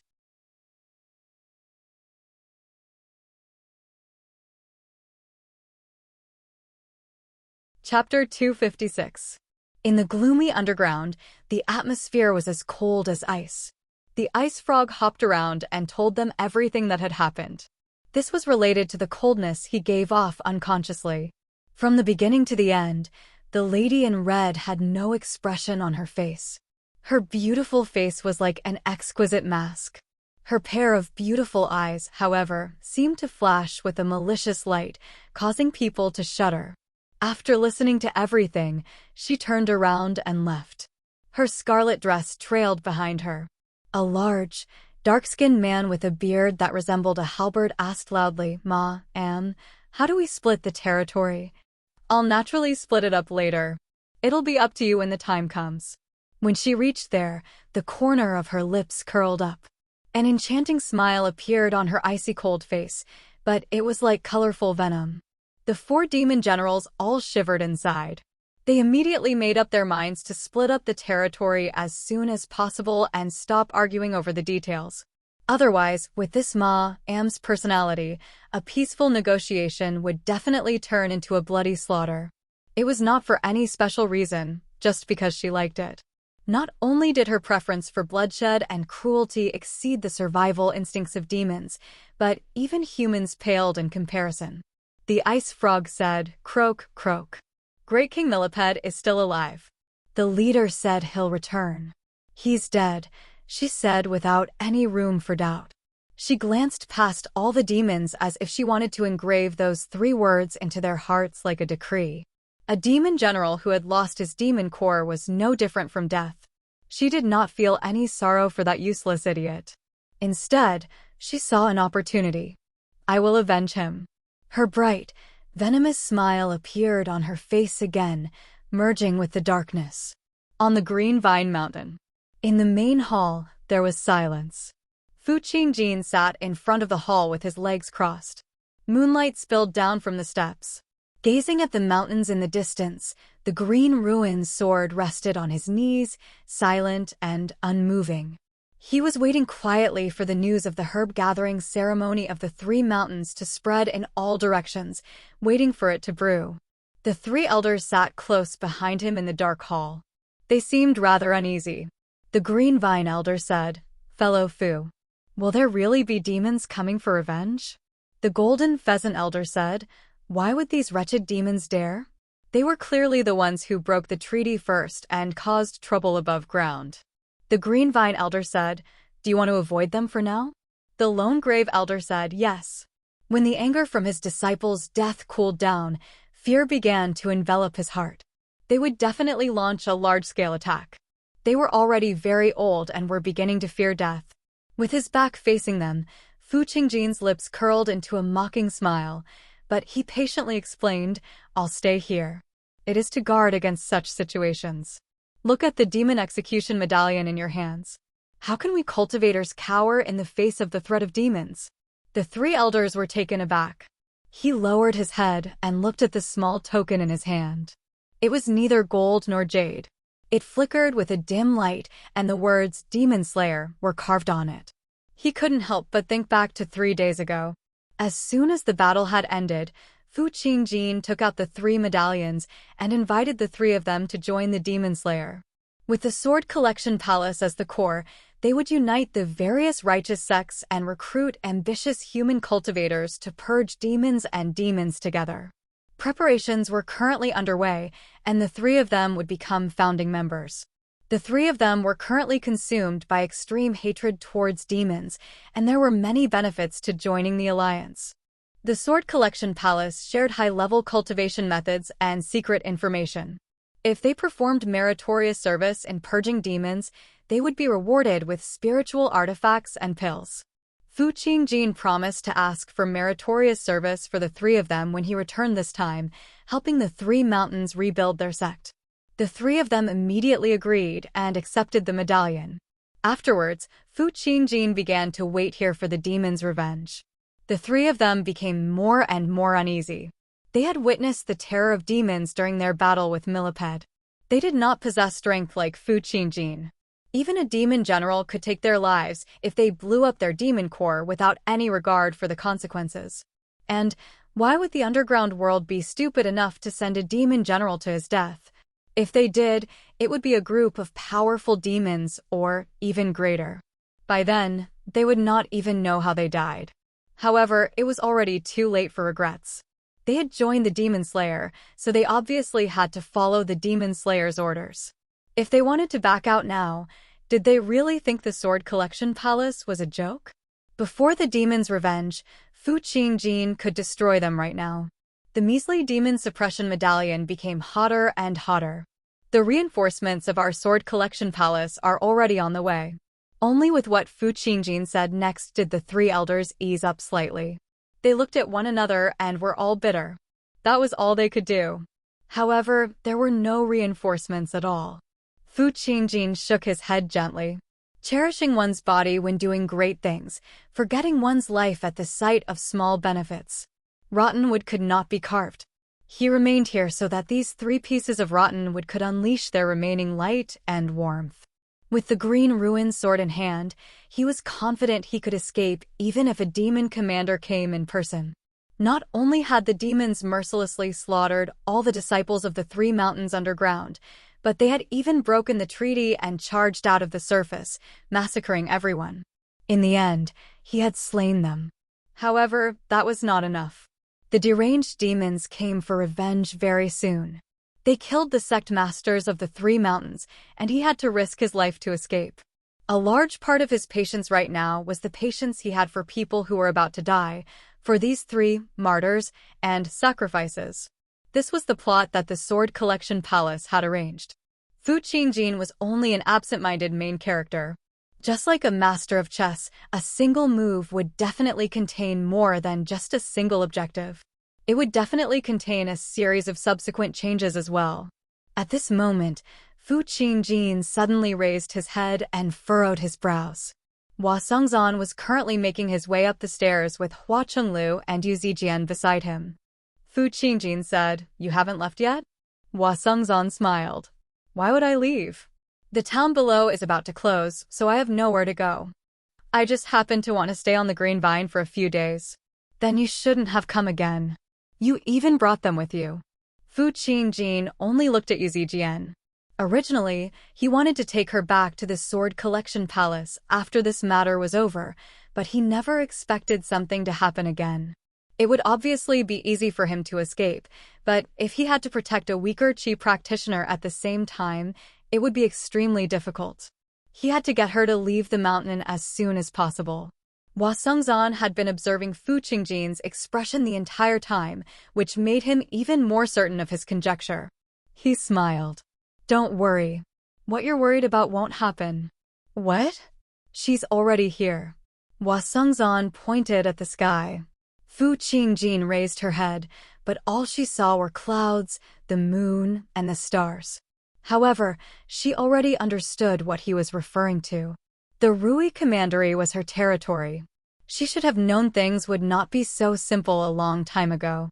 She moved through the caves. Suddenly, her eyes lit up. The moonlight that she had not seen in a very long time was right before her, but she could not help but stop. Under the moonlight, a woman in white leaned against the wall, standing with her arms in her sleeves. Gu Yenying. She frowned. Aluo, long time no see. Gu Yenying greeted her with a smile. She was as relaxed as running into her next-door neighbor on the way out in the morning.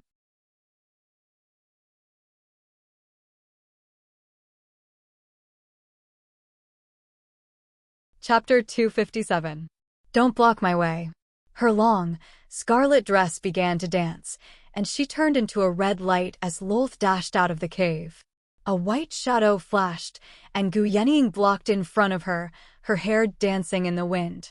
Forgive me for not being able to comply. Lolth immediately turned, changing directions 100 times in an instant, but was blocked by the white shadow every time. In an instant, a red light filled the cave and circled around it. A white shadow seemed to appear at every corner of the cave at the same time, forming an impenetrable wall. In the blink of an eye, the two returned to the distance as if they had never moved.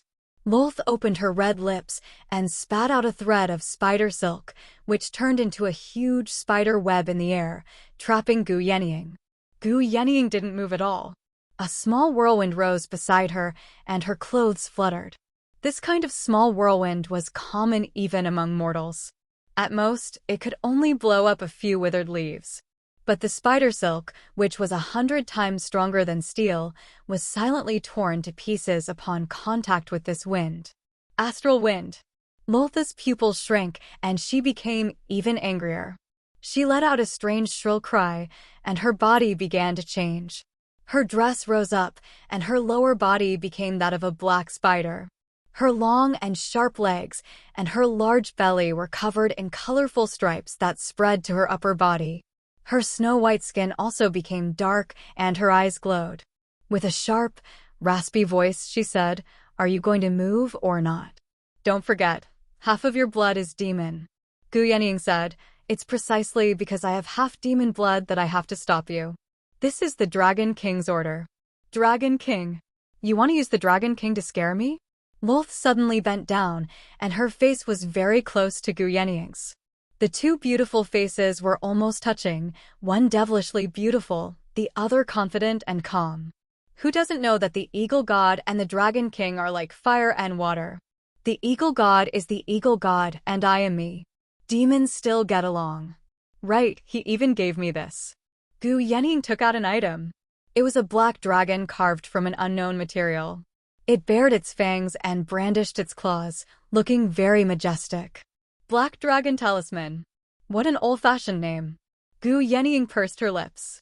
However, he said that anyone who sees this item is like seeing him in person.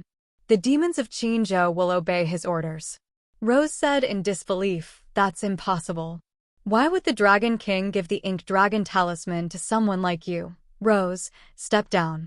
The Ink Dragon Talisman suddenly came to life and coiled around him. A dignified voice rang out, issuing an order. Loltha's entire body trembled, and her body gradually shrank until she returned to human form.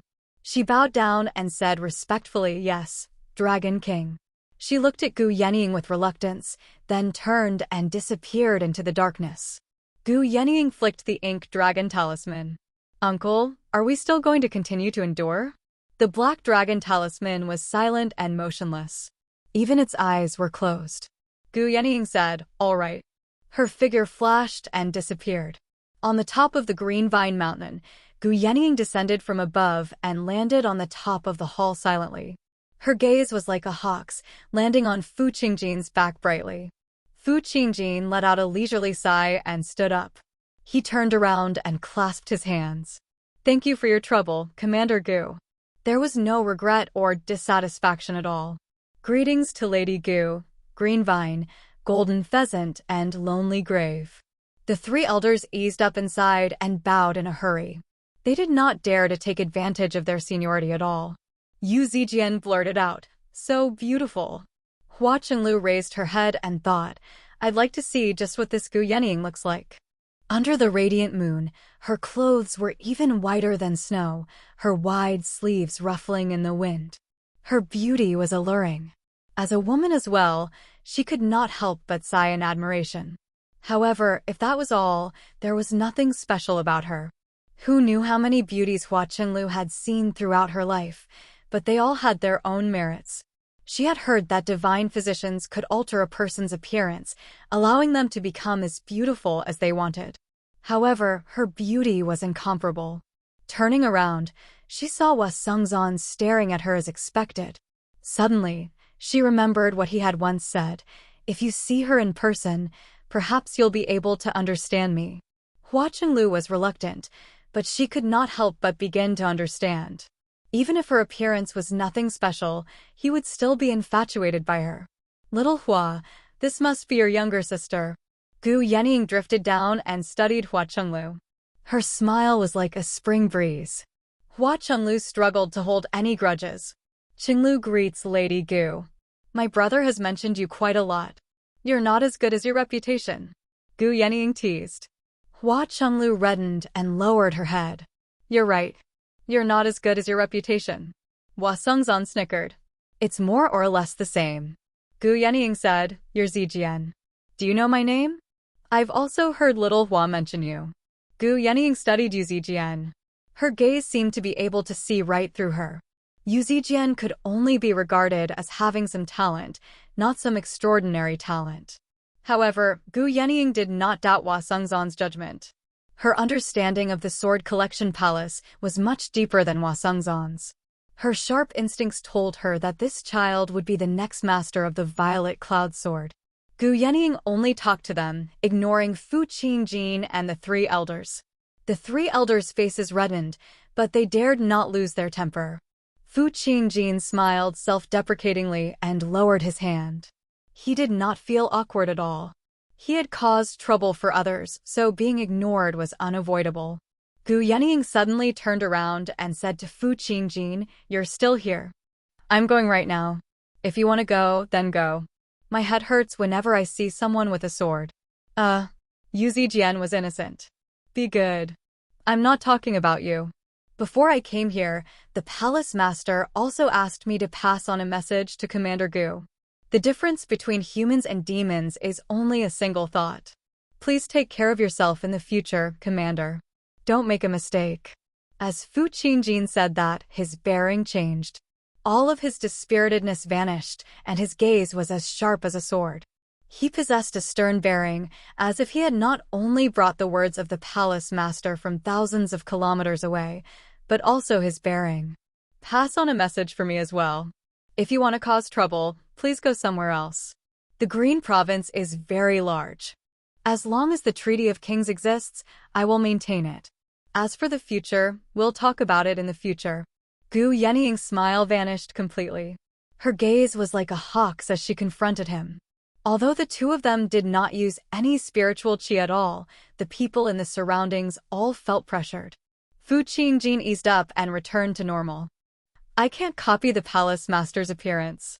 I will definitely pass on Commander Gu's message." Afterwards, he said to Yu Zijian, "Miss Yu, you have a destiny with the sword. Are you willing to come with me to the Sword Collection Palace to practice the path of the sword?" His gaze was serious as he said sincerely, "I've come this time, not for anything else, but for you." With that, the three elders were all shocked. The fated person of the Sword Collection Palace was not just a free meal falling from the sky. She was basically a ladder that had fallen from the sky. Even they were envious of her.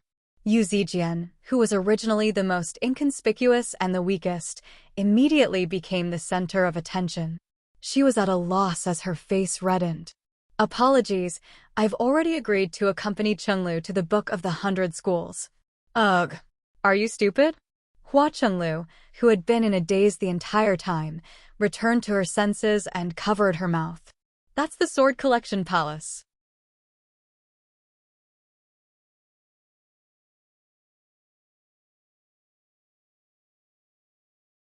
Chapter 258. In the eyes of the three elders, he was not just foolish. He was as foolish as he could be. Every year, there would be an endless stream of people who would visit the Sword Collection Palace and request to join. There would be people who would kneel outside the palace all year round, refusing to eat or drink to show their sincerity. Some people would even kneel to death, but they would not be accepted. The green vine elder tried to persuade him. Zijian, you've stayed on my green vine mountain for so long. You can say that we're fated to meet. Originally, I wanted to pass on the secret techniques of the green vine mountain to you so that you could become the future sect master. Today, I sincerely advise you to go to the Sword Collection Palace. Both you and your family will benefit greatly. If you miss this opportunity, you'll probably regret it for the rest of your life. As he spoke, he had already become 30% more polite and 70% more intimate with Yu Zijian. Originally, he found Yu Zijian's talent to be quite impressive, but he had never thought about raising her to become the sect master of the Green Vine Mountain. He only spoke like this to sow goodwill. However, that was not completely a lie. Right now, the disciples of the Green Vine Mountain had withered away, basically all slaughtered. If it were not for the matter with Fu Qingjin, he really would have taught them wholeheartedly. Fu Qingjin said nothing. All he did was stare at Yu Zijian silently. He had always given off a sense of dignity that allowed him to order people around, or he would not have been able to convince the three elders so easily. It was rare for him to show such sincerity, which made it even more difficult for her to turn him down. Yu Zijian lowered her head and pinched the corner of her clothes. Her knuckles whitened. She was not good at turning down the good intentions of others. It was not that she could not distinguish between good and bad. Seeking benefits and avoiding harm was human instinct, and she was not so stupid and stubborn that she had to go to the 100 schools of thought with Hua Qinlu just because of a single sentence. However, her true feelings were something that others could not imagine. The life and death of that imposing figure who had saved her time and time again was still unknown. How could she leave just like that? He planned for his own future. If he remained in the Clear River Prefecture, even if it would be useless, he might be able to see him again. This thought. It was deeply rooted in his heart. I support you. Gu Yenying patted Yu Zijian's shoulder and smiled. Fu Qingjin's eyes narrowed, finally revealing displeasure for the first time. The path of cultivation depends on one's own heart. You can't force it. Whether it's fated or not, how can it be decided by your mouths? I am a Hawkwolf guard. In order to uphold the laws of Great Xia, even the Sword Collection Palace can't abduct someone right in front of me. Yu Zijian said in a hurry, it's not abduction. It's me. Fu Qingjin looked at her deeply. Raising his head, he let out a long sigh and said, forget it. It's probably because the time hasn't come. You should stay here for now. You'll eventually come to the Sword Collection Palace and do what you should do. He then bowed to Gu Yenying. Please take good care of her, Commander Gu. Don't let anyone hurt her. His gaze swept across the others. If today's matter is leaked in the slightest, don't blame me for being merciless. The green ruined sword let out a dragon's cry in the sheath, radiating with killing intent. It filled the entire venue. The Sword Collection Palace was not without enemies. Those who could become the Sword Collection Palace's enemies were all enemies. Those who could become the Sword Collection Palace's enemies were definitely the most terrifying of enemies. If they learned that the next successor of the Violet Cloud Sword had ended up here, they would definitely nip them in the bud. The three elders felt slightly pained. They were 3 foundation establishment cultivators, yet in Fu Qingjin's eyes, they were not even as important as a young girl. However, in the long run, they really were not as important as this young girl. Gu Yenying smiled lightheartedly. I can guarantee that. Fu Qingjin clasped his hands again and turned into a streak of azure light, taking off into the horizon. In a single moment, he had already vanished. He did not drag his feet at all. He was extremely decisive. Gu Yenying also took her leave. Before she left, she said to the 3 elders, I can see that there's a hint of death on your faces. It's best if you're a little more careful in the future. The 3 elders' faces all became ugly. The golden pheasant elder laughed dryly. Don't tell me you know how to read faces, Ma Am? Gu Yenying smiled. I don't. I was just saying. There's no need to take it to heart. The 4 of them passed through the formation on the mountainside. Cold wind swept over from all directions, ruffling their clothes. Yu Zijian and Hua Chenglu walked hand in hand at the front, while Gu Yenying and Hua Sengzan lagged behind. All they heard was Hua Chenglu constantly calling Yu Zijian an idiot, while Yu Zijian constantly retorted. Gu Yenying and Hua Sengzan looked at one another and smiled. Gu Yenying said, "I'll leave the child in your care once we reach the Clear River Prefecture." Hua Sengzan lowered his gaze. "Don't worry, Commander. I know what's best for me." Gu Yenying smiled. "That's disrespectful if you don't look at the person you're talking to." Hua Sengzan raised his head in a hurry. There was a rare sliver of panic in his bright eyes. He knew that Gu Yenying had something to say to him since she did not directly take off. Gu Yenying had already gazed at the sky, at the unfathomable, obscure place where the stars resided. Fu Qingjin, heh. Just this decisiveness alone makes you worthy of being the successor of the Green Ruin Sword. Out of the 18 commanders under me, your cultivation is the lowest, but in terms of resourcefulness and meticulousness, none of them can surpass you, so I obviously don't have to worry about you. However, you lack decisiveness. Since ancient times, all those who have achieved great things have always lacked a sense of courage and decisiveness. Hua Sengzan said, "I don't seek to achieve great things." Gu Yenying sighed emotionally.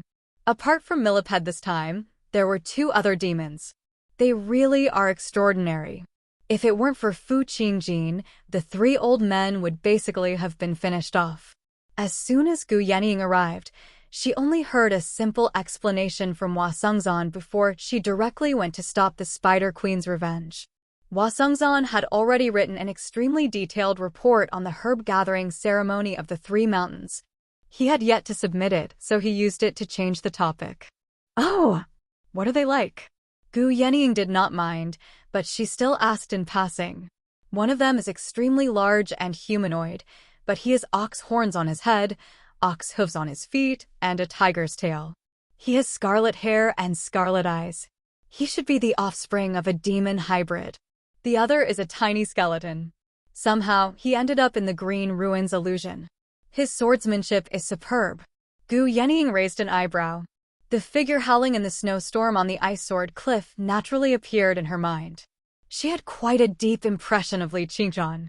Just what are they capable of dealing with Foundation establishment cultivators? According to her memories, just a year ago, Li Qingshan was still a demon that had not even condensed a demon core. It was impossible for him to threaten Foundation establishment cultivators. Hua Sengzan saw how Gu Yenying was interested, so he told her everything he had seen. He was eloquent, describing everything that had happened back then vividly. Even the 2 other people involved, Hua Chunlu and Yu Zijian, could not help but stop and listen to him. They would even interrupt him from time to time and add in a few words. Gu Yenying thought, he sure has progressed rapidly. In just a single year, he's reached such a level. In other words, the complete annihilation of the Qi practitioners underground was probably due to his schemes.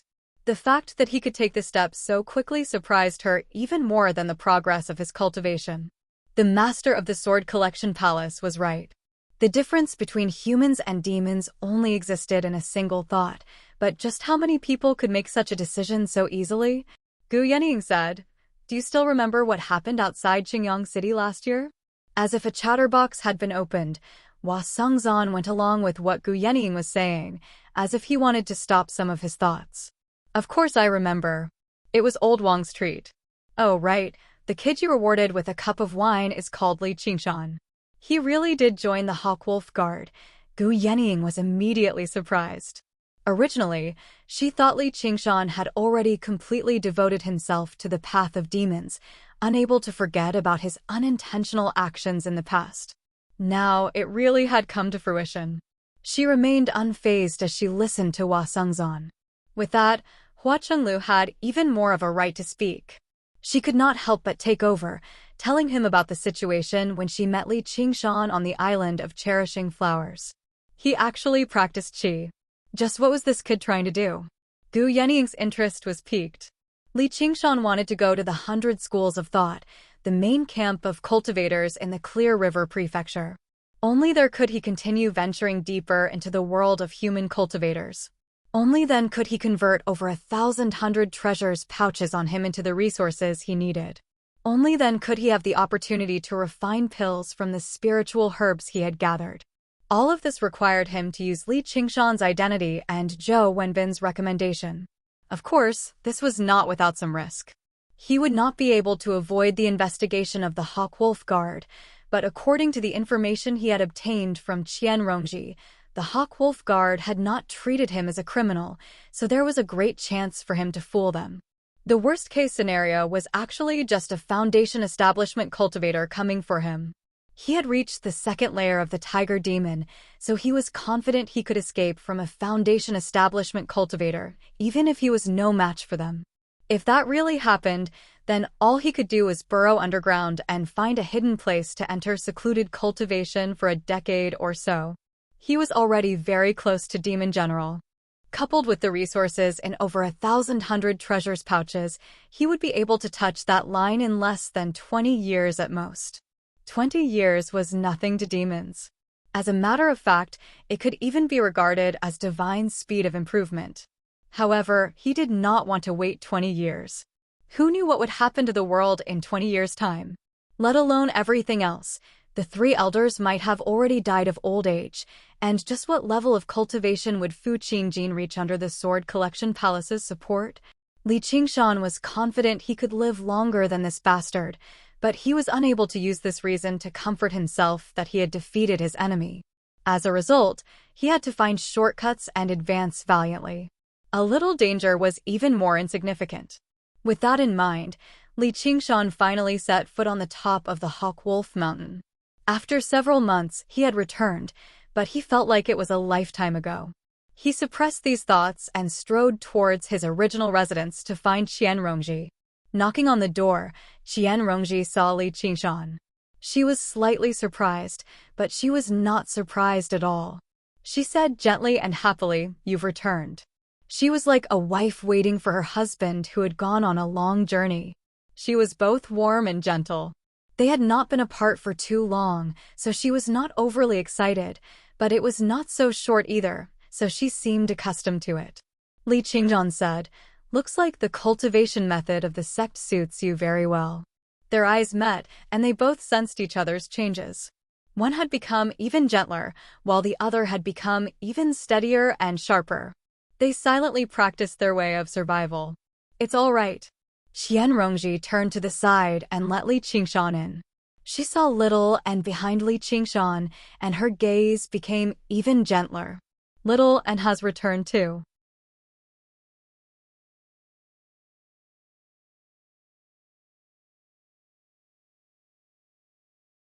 Chapter 259. Qianrongji heard about Li Qingshan's plans. Wouldn't that be walking right into a trap? The first floor of the school is in the Clear River Prefecture. They won't spare you, nor will they spare Little and, unless Little and enters the 100 schools of thought as well. That's exactly what I was thinking.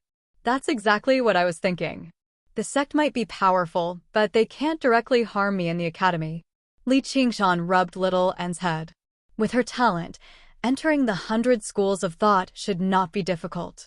Qianrongji said, "The 100 schools of thought are the foundation of the empire. It's the place where sects can't interfere the least. The most dangerous place is actually the safest place. There's still some time before the entrance examination. What do you plan on doing?" "Secluded cultivation," Li Qingshan said calmly. He wanted to use the resources he had obtained to break through to an even higher realm of cultivation. In this world, only strength was the greatest guarantee. Smart. There's a special dwelling for secluded cultivation on the mountain. As long as you don't leave the mountain, the school can't do anything to you. This was another reason why Li Qingshan chose to return to the Hawkwolf Guard. The world of humans was different from the world of demons. The laws here were much more complicated and strict. Without Milliped's protection, the Hawkwolf Guard was much safer than underground. Li Qingshan was completely capable of moving from one safe place to another, avoiding conflict with the sect right now until the day he possessed the strength to do so. However, the prerequisite for all of this was that he had to find a footing on the mountain. Whoosh! Qianrongji smiled. "Leave this to me. I'm a commander after all." Leaving Little and in the room for the time being, Qianrongji cleaned herself up in front of the mirror. Without applying any makeup, she brought Li Qingshan to see the current Black Eagle commander. Li Qingshan felt like Qianrongji had changed a lot. She was basically no weaker than him. She no longer had any of her flirtatious charm, nor did she possess the arrogant temperament of a young lady when they first met. She seemed to have been cleansed, becoming dignified and elegant. But this change, rather than saying that it was because she had comprehended something, it was more like she was adapting to the new environment and putting on a new disguise. It was only because of the secret that this disguise became harder to see through, and her heart sank even deeper. The value of the art of charm was fully displayed in her hands, and it was not as simple as seducing men. And Li Qingshan kept in mind that this woman was definitely not a good person. Ordinary evil people might still be able to put down the butcher's knife and become a Buddha on the spot, but only the wisest and the stupidest never change. Ordinary people would be confused and hesitant, and only the smartest and the stupidest would be able to persist and not change. Although he didn't like this woman, he had to admit that she could almost be considered intelligent. Once this kind of person decided on something, it was almost impossible for her to change her mind. It was currently early in the morning, so a few black wolf guards emerged from their respective buildings to eat. Li Qingshan noticed that most of them were strangers. Qian Rongji explained, "After you left, we recruited a large number of people to fill the gap. The scene was very intense, but it's a pity that you didn't get to see it. However, you don't need this kind of scene. Life and death, good morning, Commander." The newcomers all greeted Qian Rongji very warmly when they saw her, but they were rather surprised when they saw Li Qingshan beside her. This young man was also a black wolf guard, so why had they never seen him before? What was his relationship with the commander? As for the few people who recognized Li Qingshan, their reactions were much more intense. They widened their eyes and became dumbfounded. Jiaoping City's 2 hawk wolf commanders and a group of elite black wolf guards had basically been wiped out. Tracing back to the source of this all led to Li Qingshan. "Good morning," Qian Rongji replied with a smile. She was as friendly as a big sister next door, which gave people a good impression from a single glance, yet they could not help but feel some respect towards her. Li Qingshan felt like even if he told these people about Qian Rongji's viciousness right now, no one would believe him. He thought of a saying, people who were truly shrewd would never act like they were shrewd. As a matter of fact, they would seem much gentler than regular people. Zhua Jibua was nowhere close to this in the past.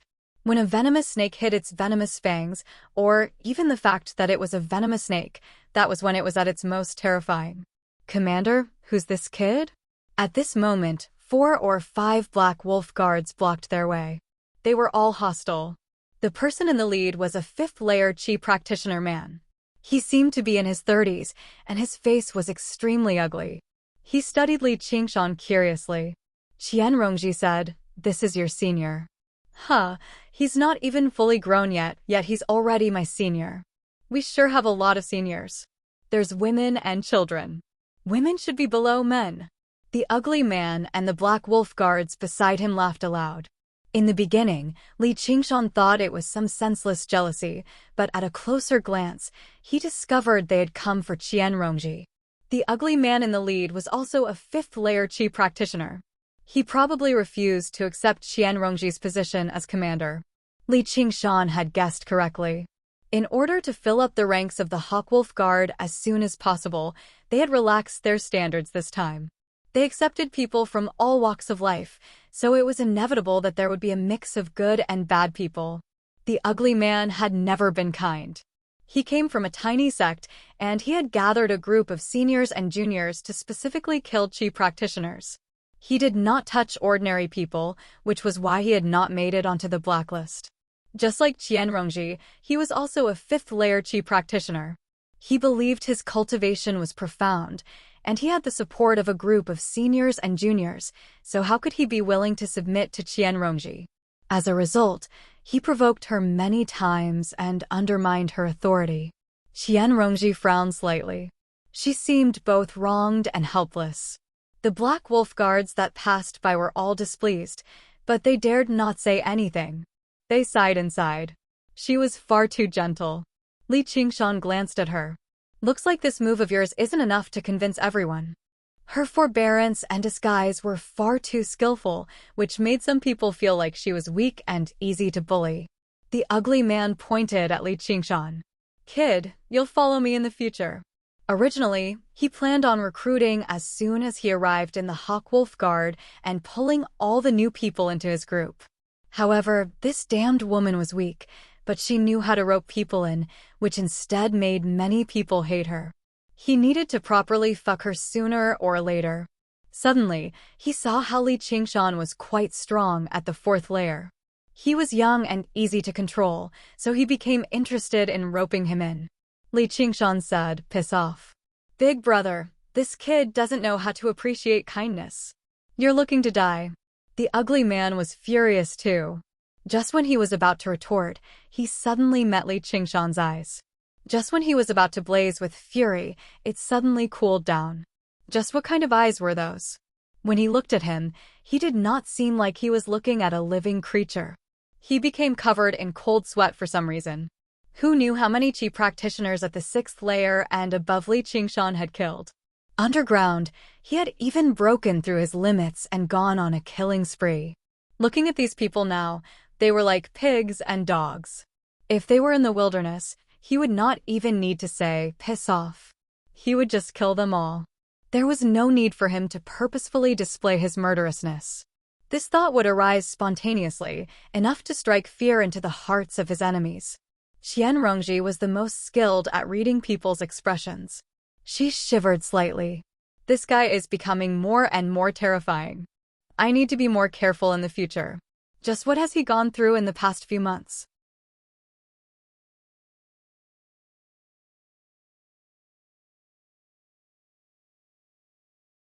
Chapter 260. With his instincts from many years of plundering, the ugly man could sense that this young man would not be easy to deal with. Seeing how his seniors and juniors were still yelling at each other without any sense of propriety, even rubbing their hands and wanting to fight, he called out, "All of you, shut up." He asked cautiously, "May I ask what your name is?" "Let's go," Li Qingshan said to Qianrongji. He directly strode off as if he did not exist. The ugly man's expression changed. Just when Li Qingshan was about to collide with him, he dodged to the side. He watched as he left with Qianrongji and gulped silently. "Big brother, don't provoke him. This person is very dangerous." The ugly man looked at Li Qingshan's back. If this young man were the Black Wolf commander, he would not even consider contending with him. This woman would truly be difficult to deal with now that she had gained his assistance. In the main building, Fong and Shang pushed aside the curtains, tidied his desk, and sprinkled some water on it. He was prepared to deal with official business. He was still filled with passion for this job. Hearing the footsteps, he raised his head and said, "Oh, Rongji, you've come." "Who's this?" This was the second time Li Qingshan had seen Fong and Shang. Back then in the quiet Spring Valley, if Fong and Shang had not interfered, it definitely would have turned into a battle to the death. Li Qingshan had a rather good impression of him. Qianrongji introduced the two of them. Li Qingshan clasped his hands. Subordinately, Qingshan greets the commander. "So you're Li Qingshan." Fong and Shang looked at the tall young man before him and studied him, as if he refused to believe that he was the tiger butcher who had killed countless people. He could not help but ask the question in his mind, "Where have you been during this period of time?" As a result, Li Qingshan told him the story he had prepared for a very long time. It was 70% true and 30% false. He admitted that Zhuo Zhibua had persecuted him and forced him to go underground. As he fled, he alarmed a powerful demon underground, which wiped out Zhuo Zhibua and the others. Only he managed to escape. This story, apart from the fact that Li Qingshan was the monster, there was not a single lie. Qianrongji, who was at the side, helped him out at the right time. With her scheming methods, she had gotten along very well with Fang and Shang over the past few months. She also knew his temperament very well, so she cleverly manipulated his thoughts. Sure enough, Fang and Shang was filled with righteous indignation. How could there be such a person who colluded with a sinner? A commander who wholeheartedly wanted to deal with his subordinates, his death was truly not to be regretted. What about the former Black Wolf commander, Lao Shishan? Li Qingshan said, I parted ways with the deputy commander there. I'm afraid the deputy commander didn't believe me and went underground as well. Then why did you only return now? Qianrongji said, that's something everyone knows about. Because of a child, Gardley has offended the sect, but he's not a disciple. Because of this matter, the sect's vice-sect master and the 4 grannies all came to Jiaping City. If I hadn't informed him to escape in time, he would have already been killed. Fong and Shang slammed the table. They're completely out of control. Li Qingshan said, I know the sect is powerful. I've returned this time because I want to enter secluded cultivation on the mountain for a while. The mayor of Zhouji has been kind enough to agree to recommend me to the 100 schools of thought. As long as I go to the 100 schools of thought, the sect should have some qualms.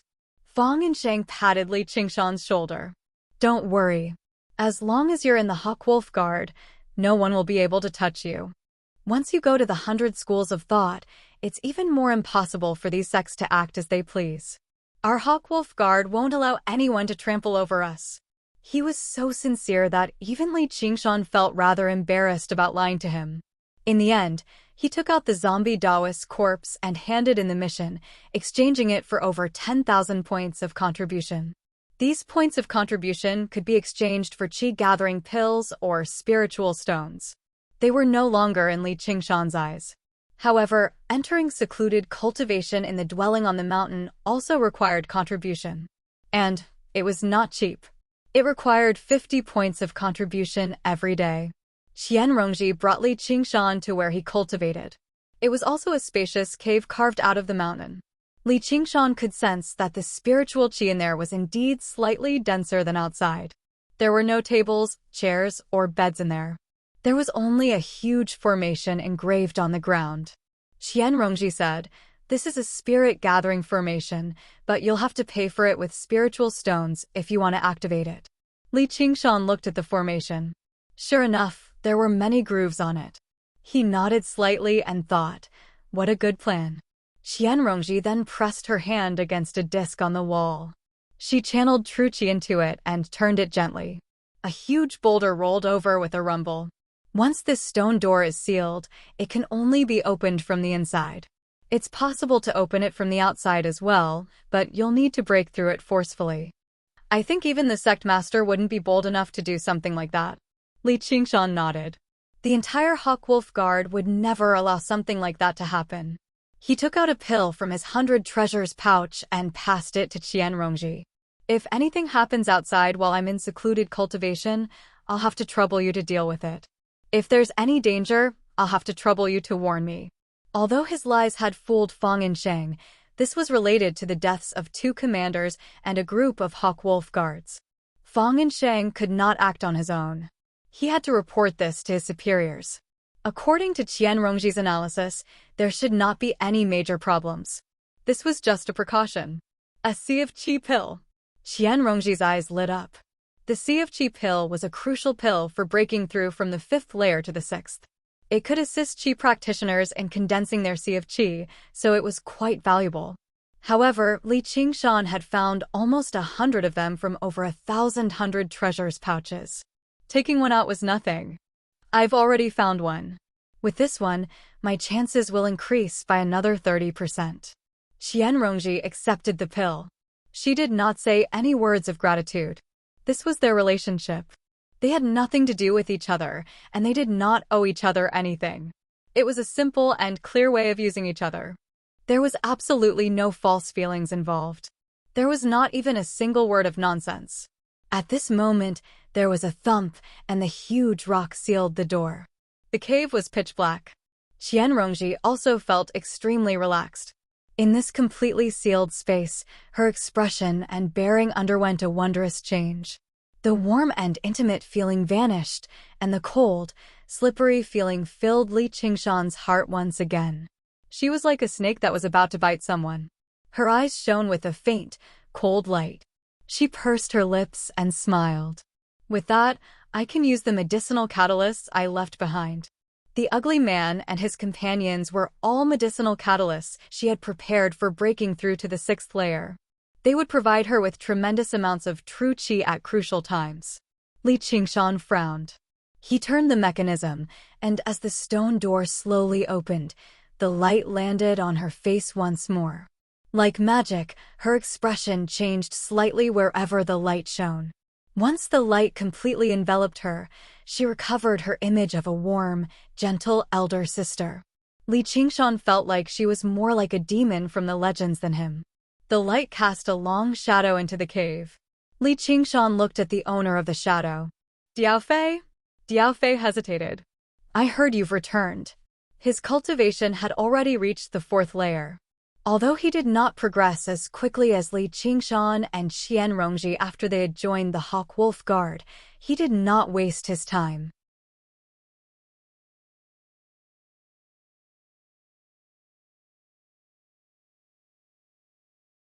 Chapter 261.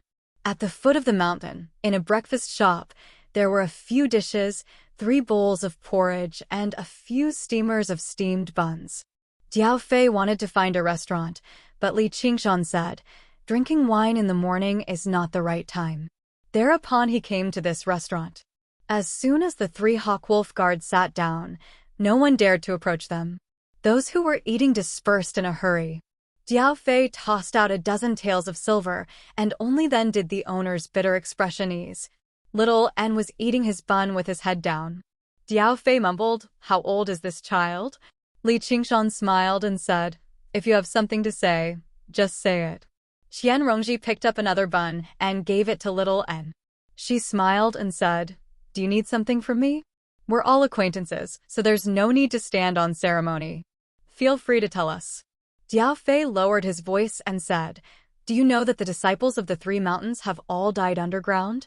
Qian Rongji said, "Everyone in the Clear River Prefecture knows about this."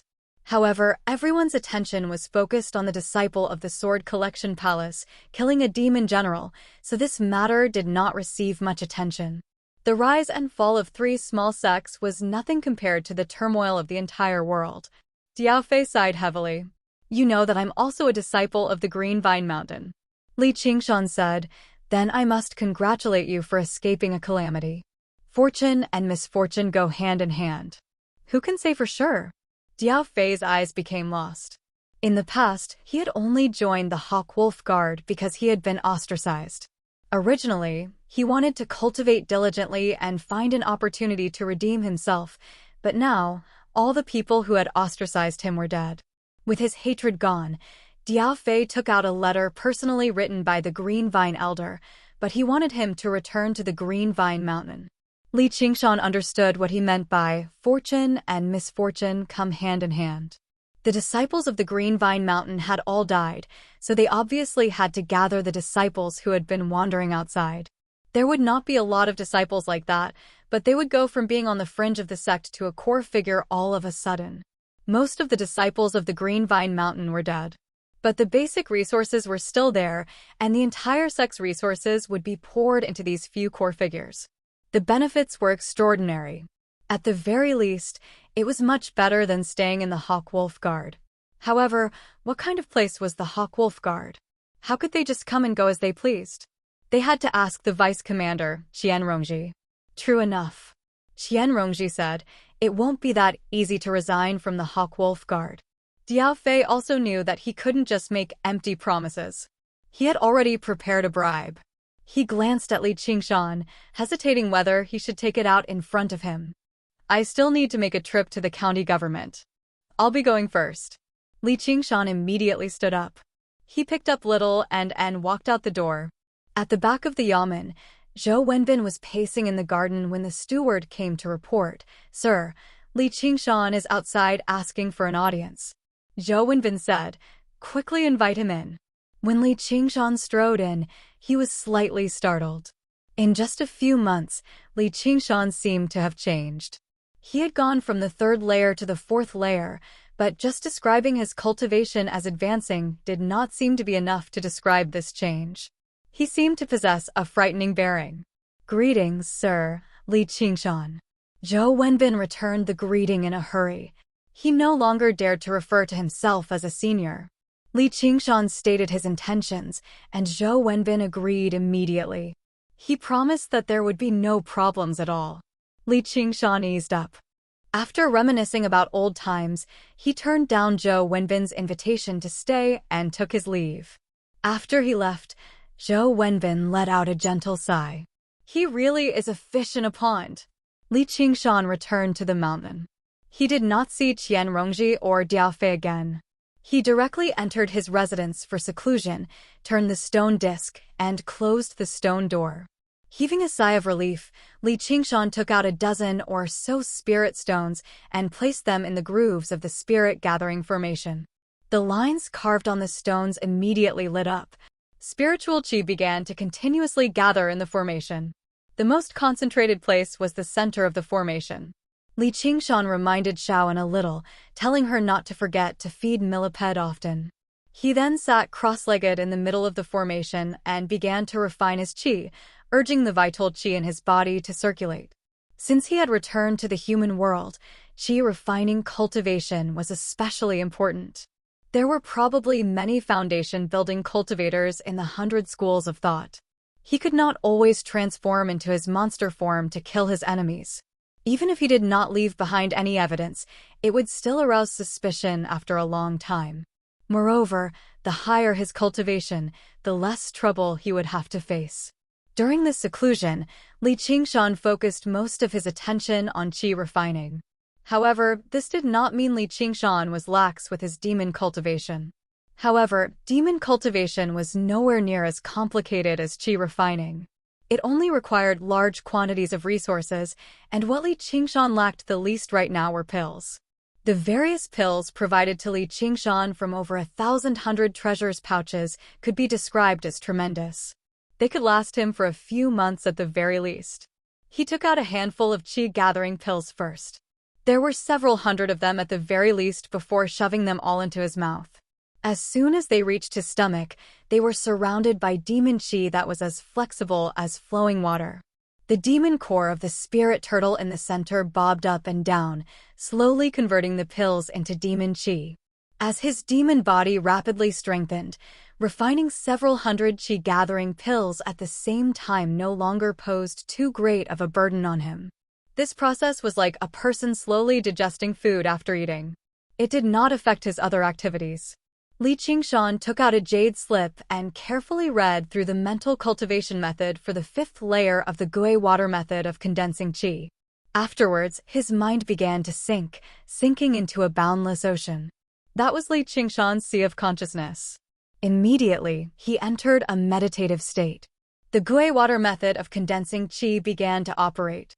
The spiritual qi gathered by the spirit-gathering formation flowed into Li Qingshan's body, constantly converted into true qi and rammed against the yin heel meridian. A visible mist of light rose up from Li Qingshan's body. At a closer glance, the mist of light did not disperse into the surroundings. Instead, it gathered in his body. This was spiritual qi that had condensed to a certain degree, appearing just now.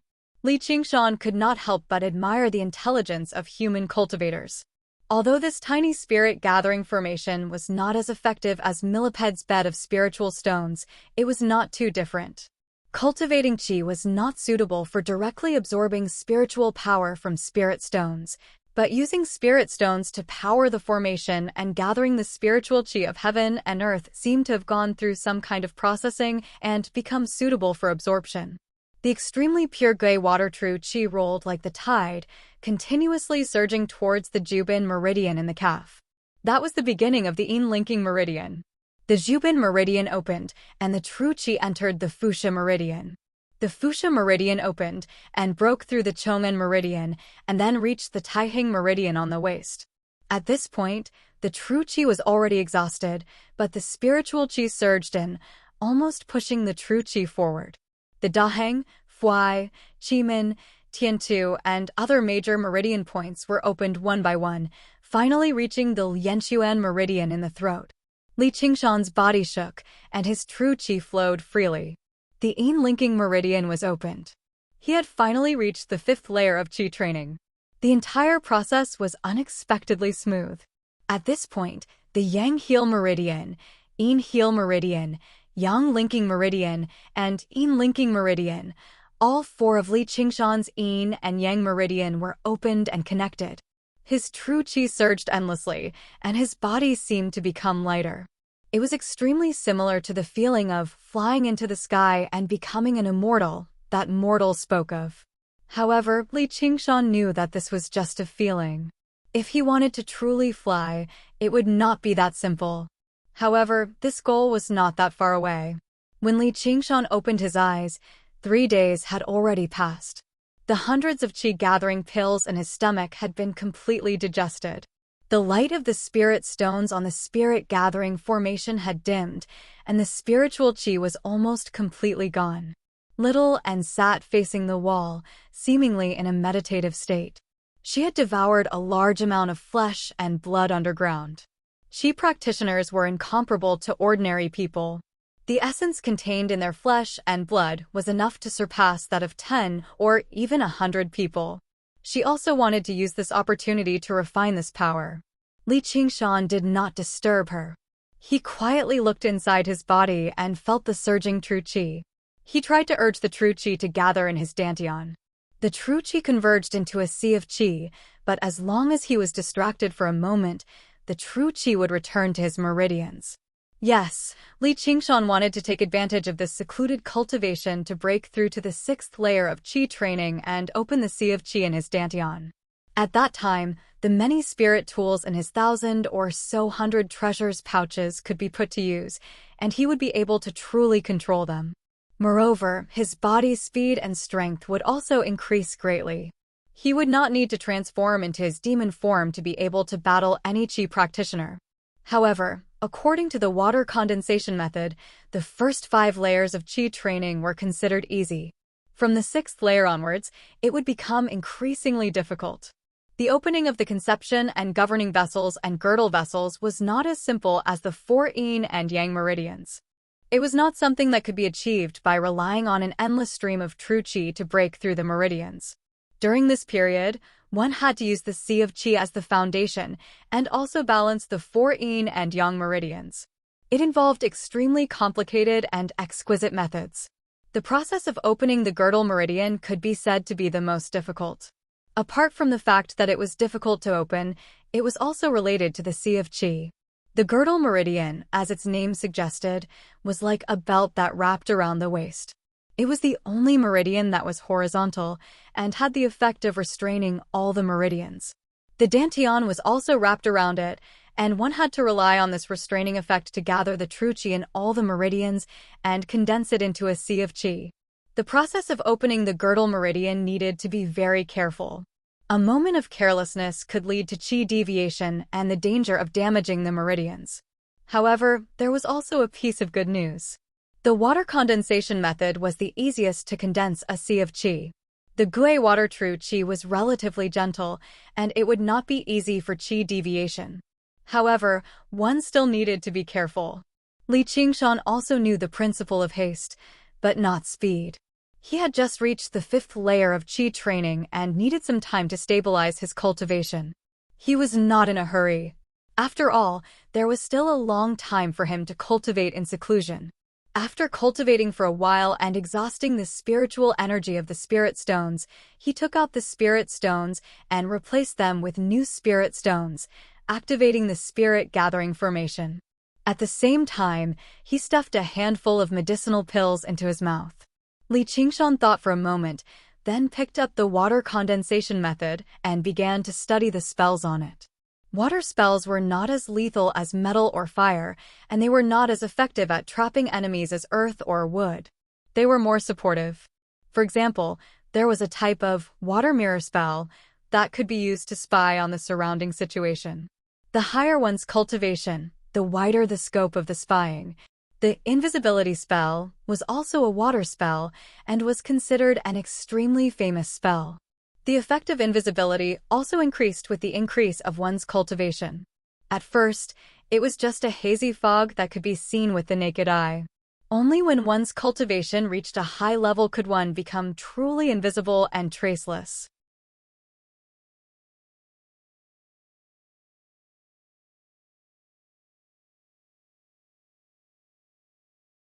Chapter 262. As for the water arrow spell and water prison spell, they were not among Li Qingshan's choices. He did not lack offensive methods. Finally, his gaze fell on the two paintings. Every spell had such a simple painting. In one painting, a cultivator was stepping on a thin layer of white clouds. In the other painting, the cultivator was surrounded by rolling mist, seemingly moving forward at a fast speed. What he wanted to learn now were the riding the cloud spell and riding the mist spell. These two spells were both connected and mutually exclusive. The riding the clouds spell focused on flying up and down, but the speed of advancing was not as fast as a good horse. The riding the mist spell focused on moving, but it could only fly close to the ground.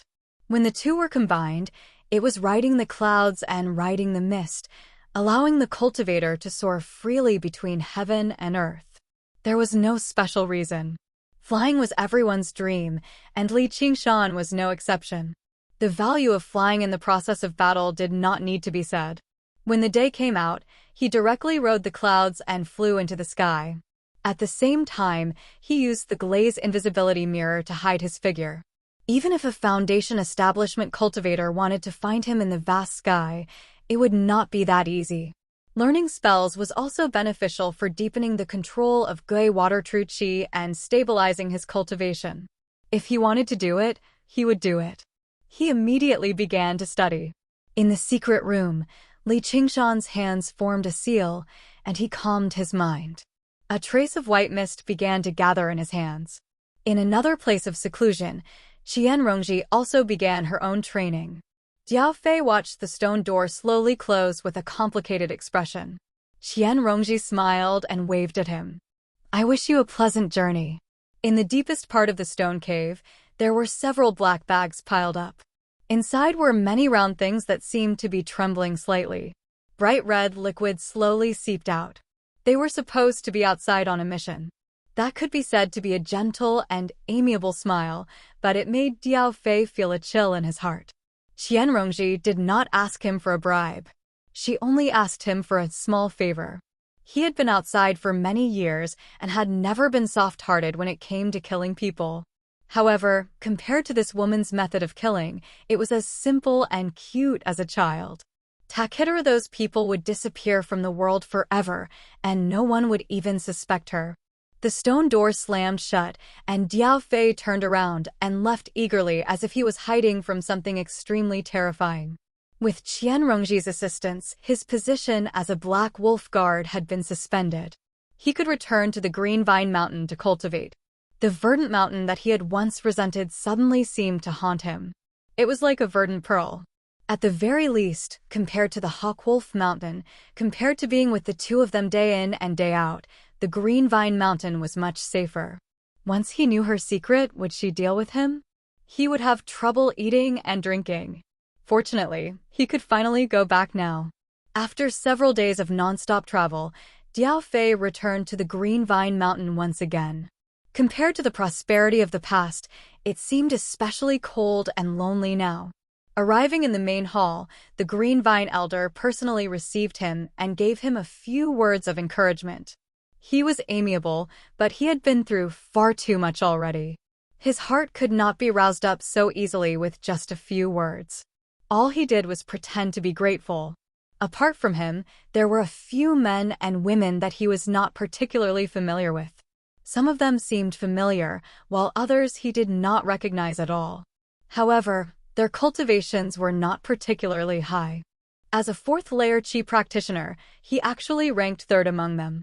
They had all been promoted to inner sect disciples, and they were given their own duties. Every single one of them was a cushy job that they could not obtain no matter how hard they tried in the past, but now, they could only manage the sect with barely any effort. The resources and treatment they received were basically on par with the first senior brother's level in the past. Diao Fei was assigned to be in charge of teaching the basic cultivation methods of the new disciples. This job did not stand out, but it was the most prestigious. The Green Vine Elder gave him a few more words of advice before returning to the cultivation area.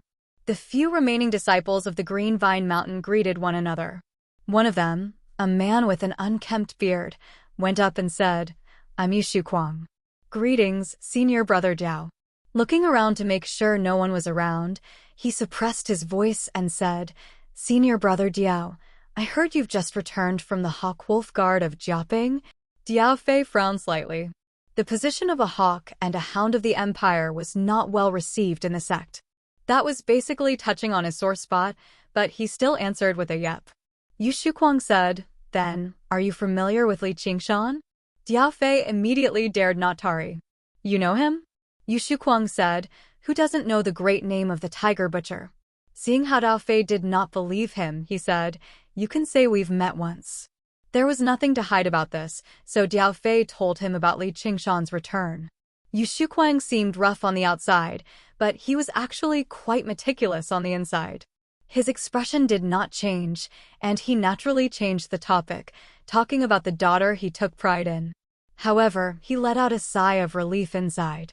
In the past, Lu Fengrui had brought the proud sword manor under the jurisdiction of the Green Vine Mountain. As the lord of the manor, he could be regarded as half a member of the Green Vine Mountain. However, he had only managed to come to the Green Vine Mountain because of Yu Zijian. The Green Vine elder knew that Yu Zijian's future was bright, so he became interested in befriending her.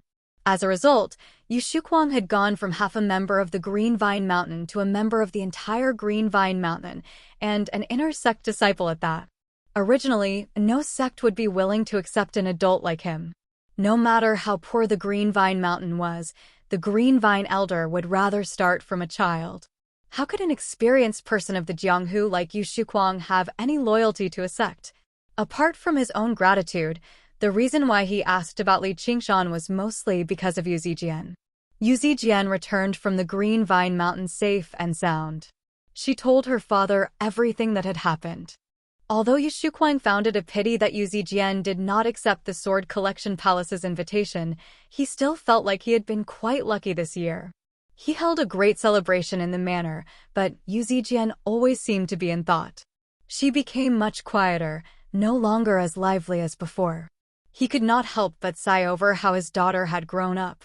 Before he came to the Green Vine Mountain, Yu Zijian had asked him to keep an eye out for someone extremely seriously. That person was obviously Niu Juxia, who had vanished after the herb gathering ceremony of the Three Mountains. Yu Shuquang obviously knew what kind of person Niu Juxia was. His heart skipped a beat. Did his daughter already have someone in her heart? However, she did not seem like a young girl who had fallen in love, so he asked a few more questions. Under those circumstances, he's probably all ready. What are you going to do? He was afraid that she would say something about being a widow and dying for love. Yu Zijian lowered her head and remained silent for quite a while. Only then did she say, I will definitely avenge him. Her determination basically made him doubt whether the person before him was still his daughter. He could not help but sigh inside, our daughter is not as weak as you after all. Now that he learned that Li Qingshan had returned safely, he became troubled over how he should contact her. Diao Fei suddenly said, Li Qingshan will be going to the 100 schools of thought soon. Perhaps he might become your daughter's classmate. Yu Shuquang was surprised. He smiled bitterly inside.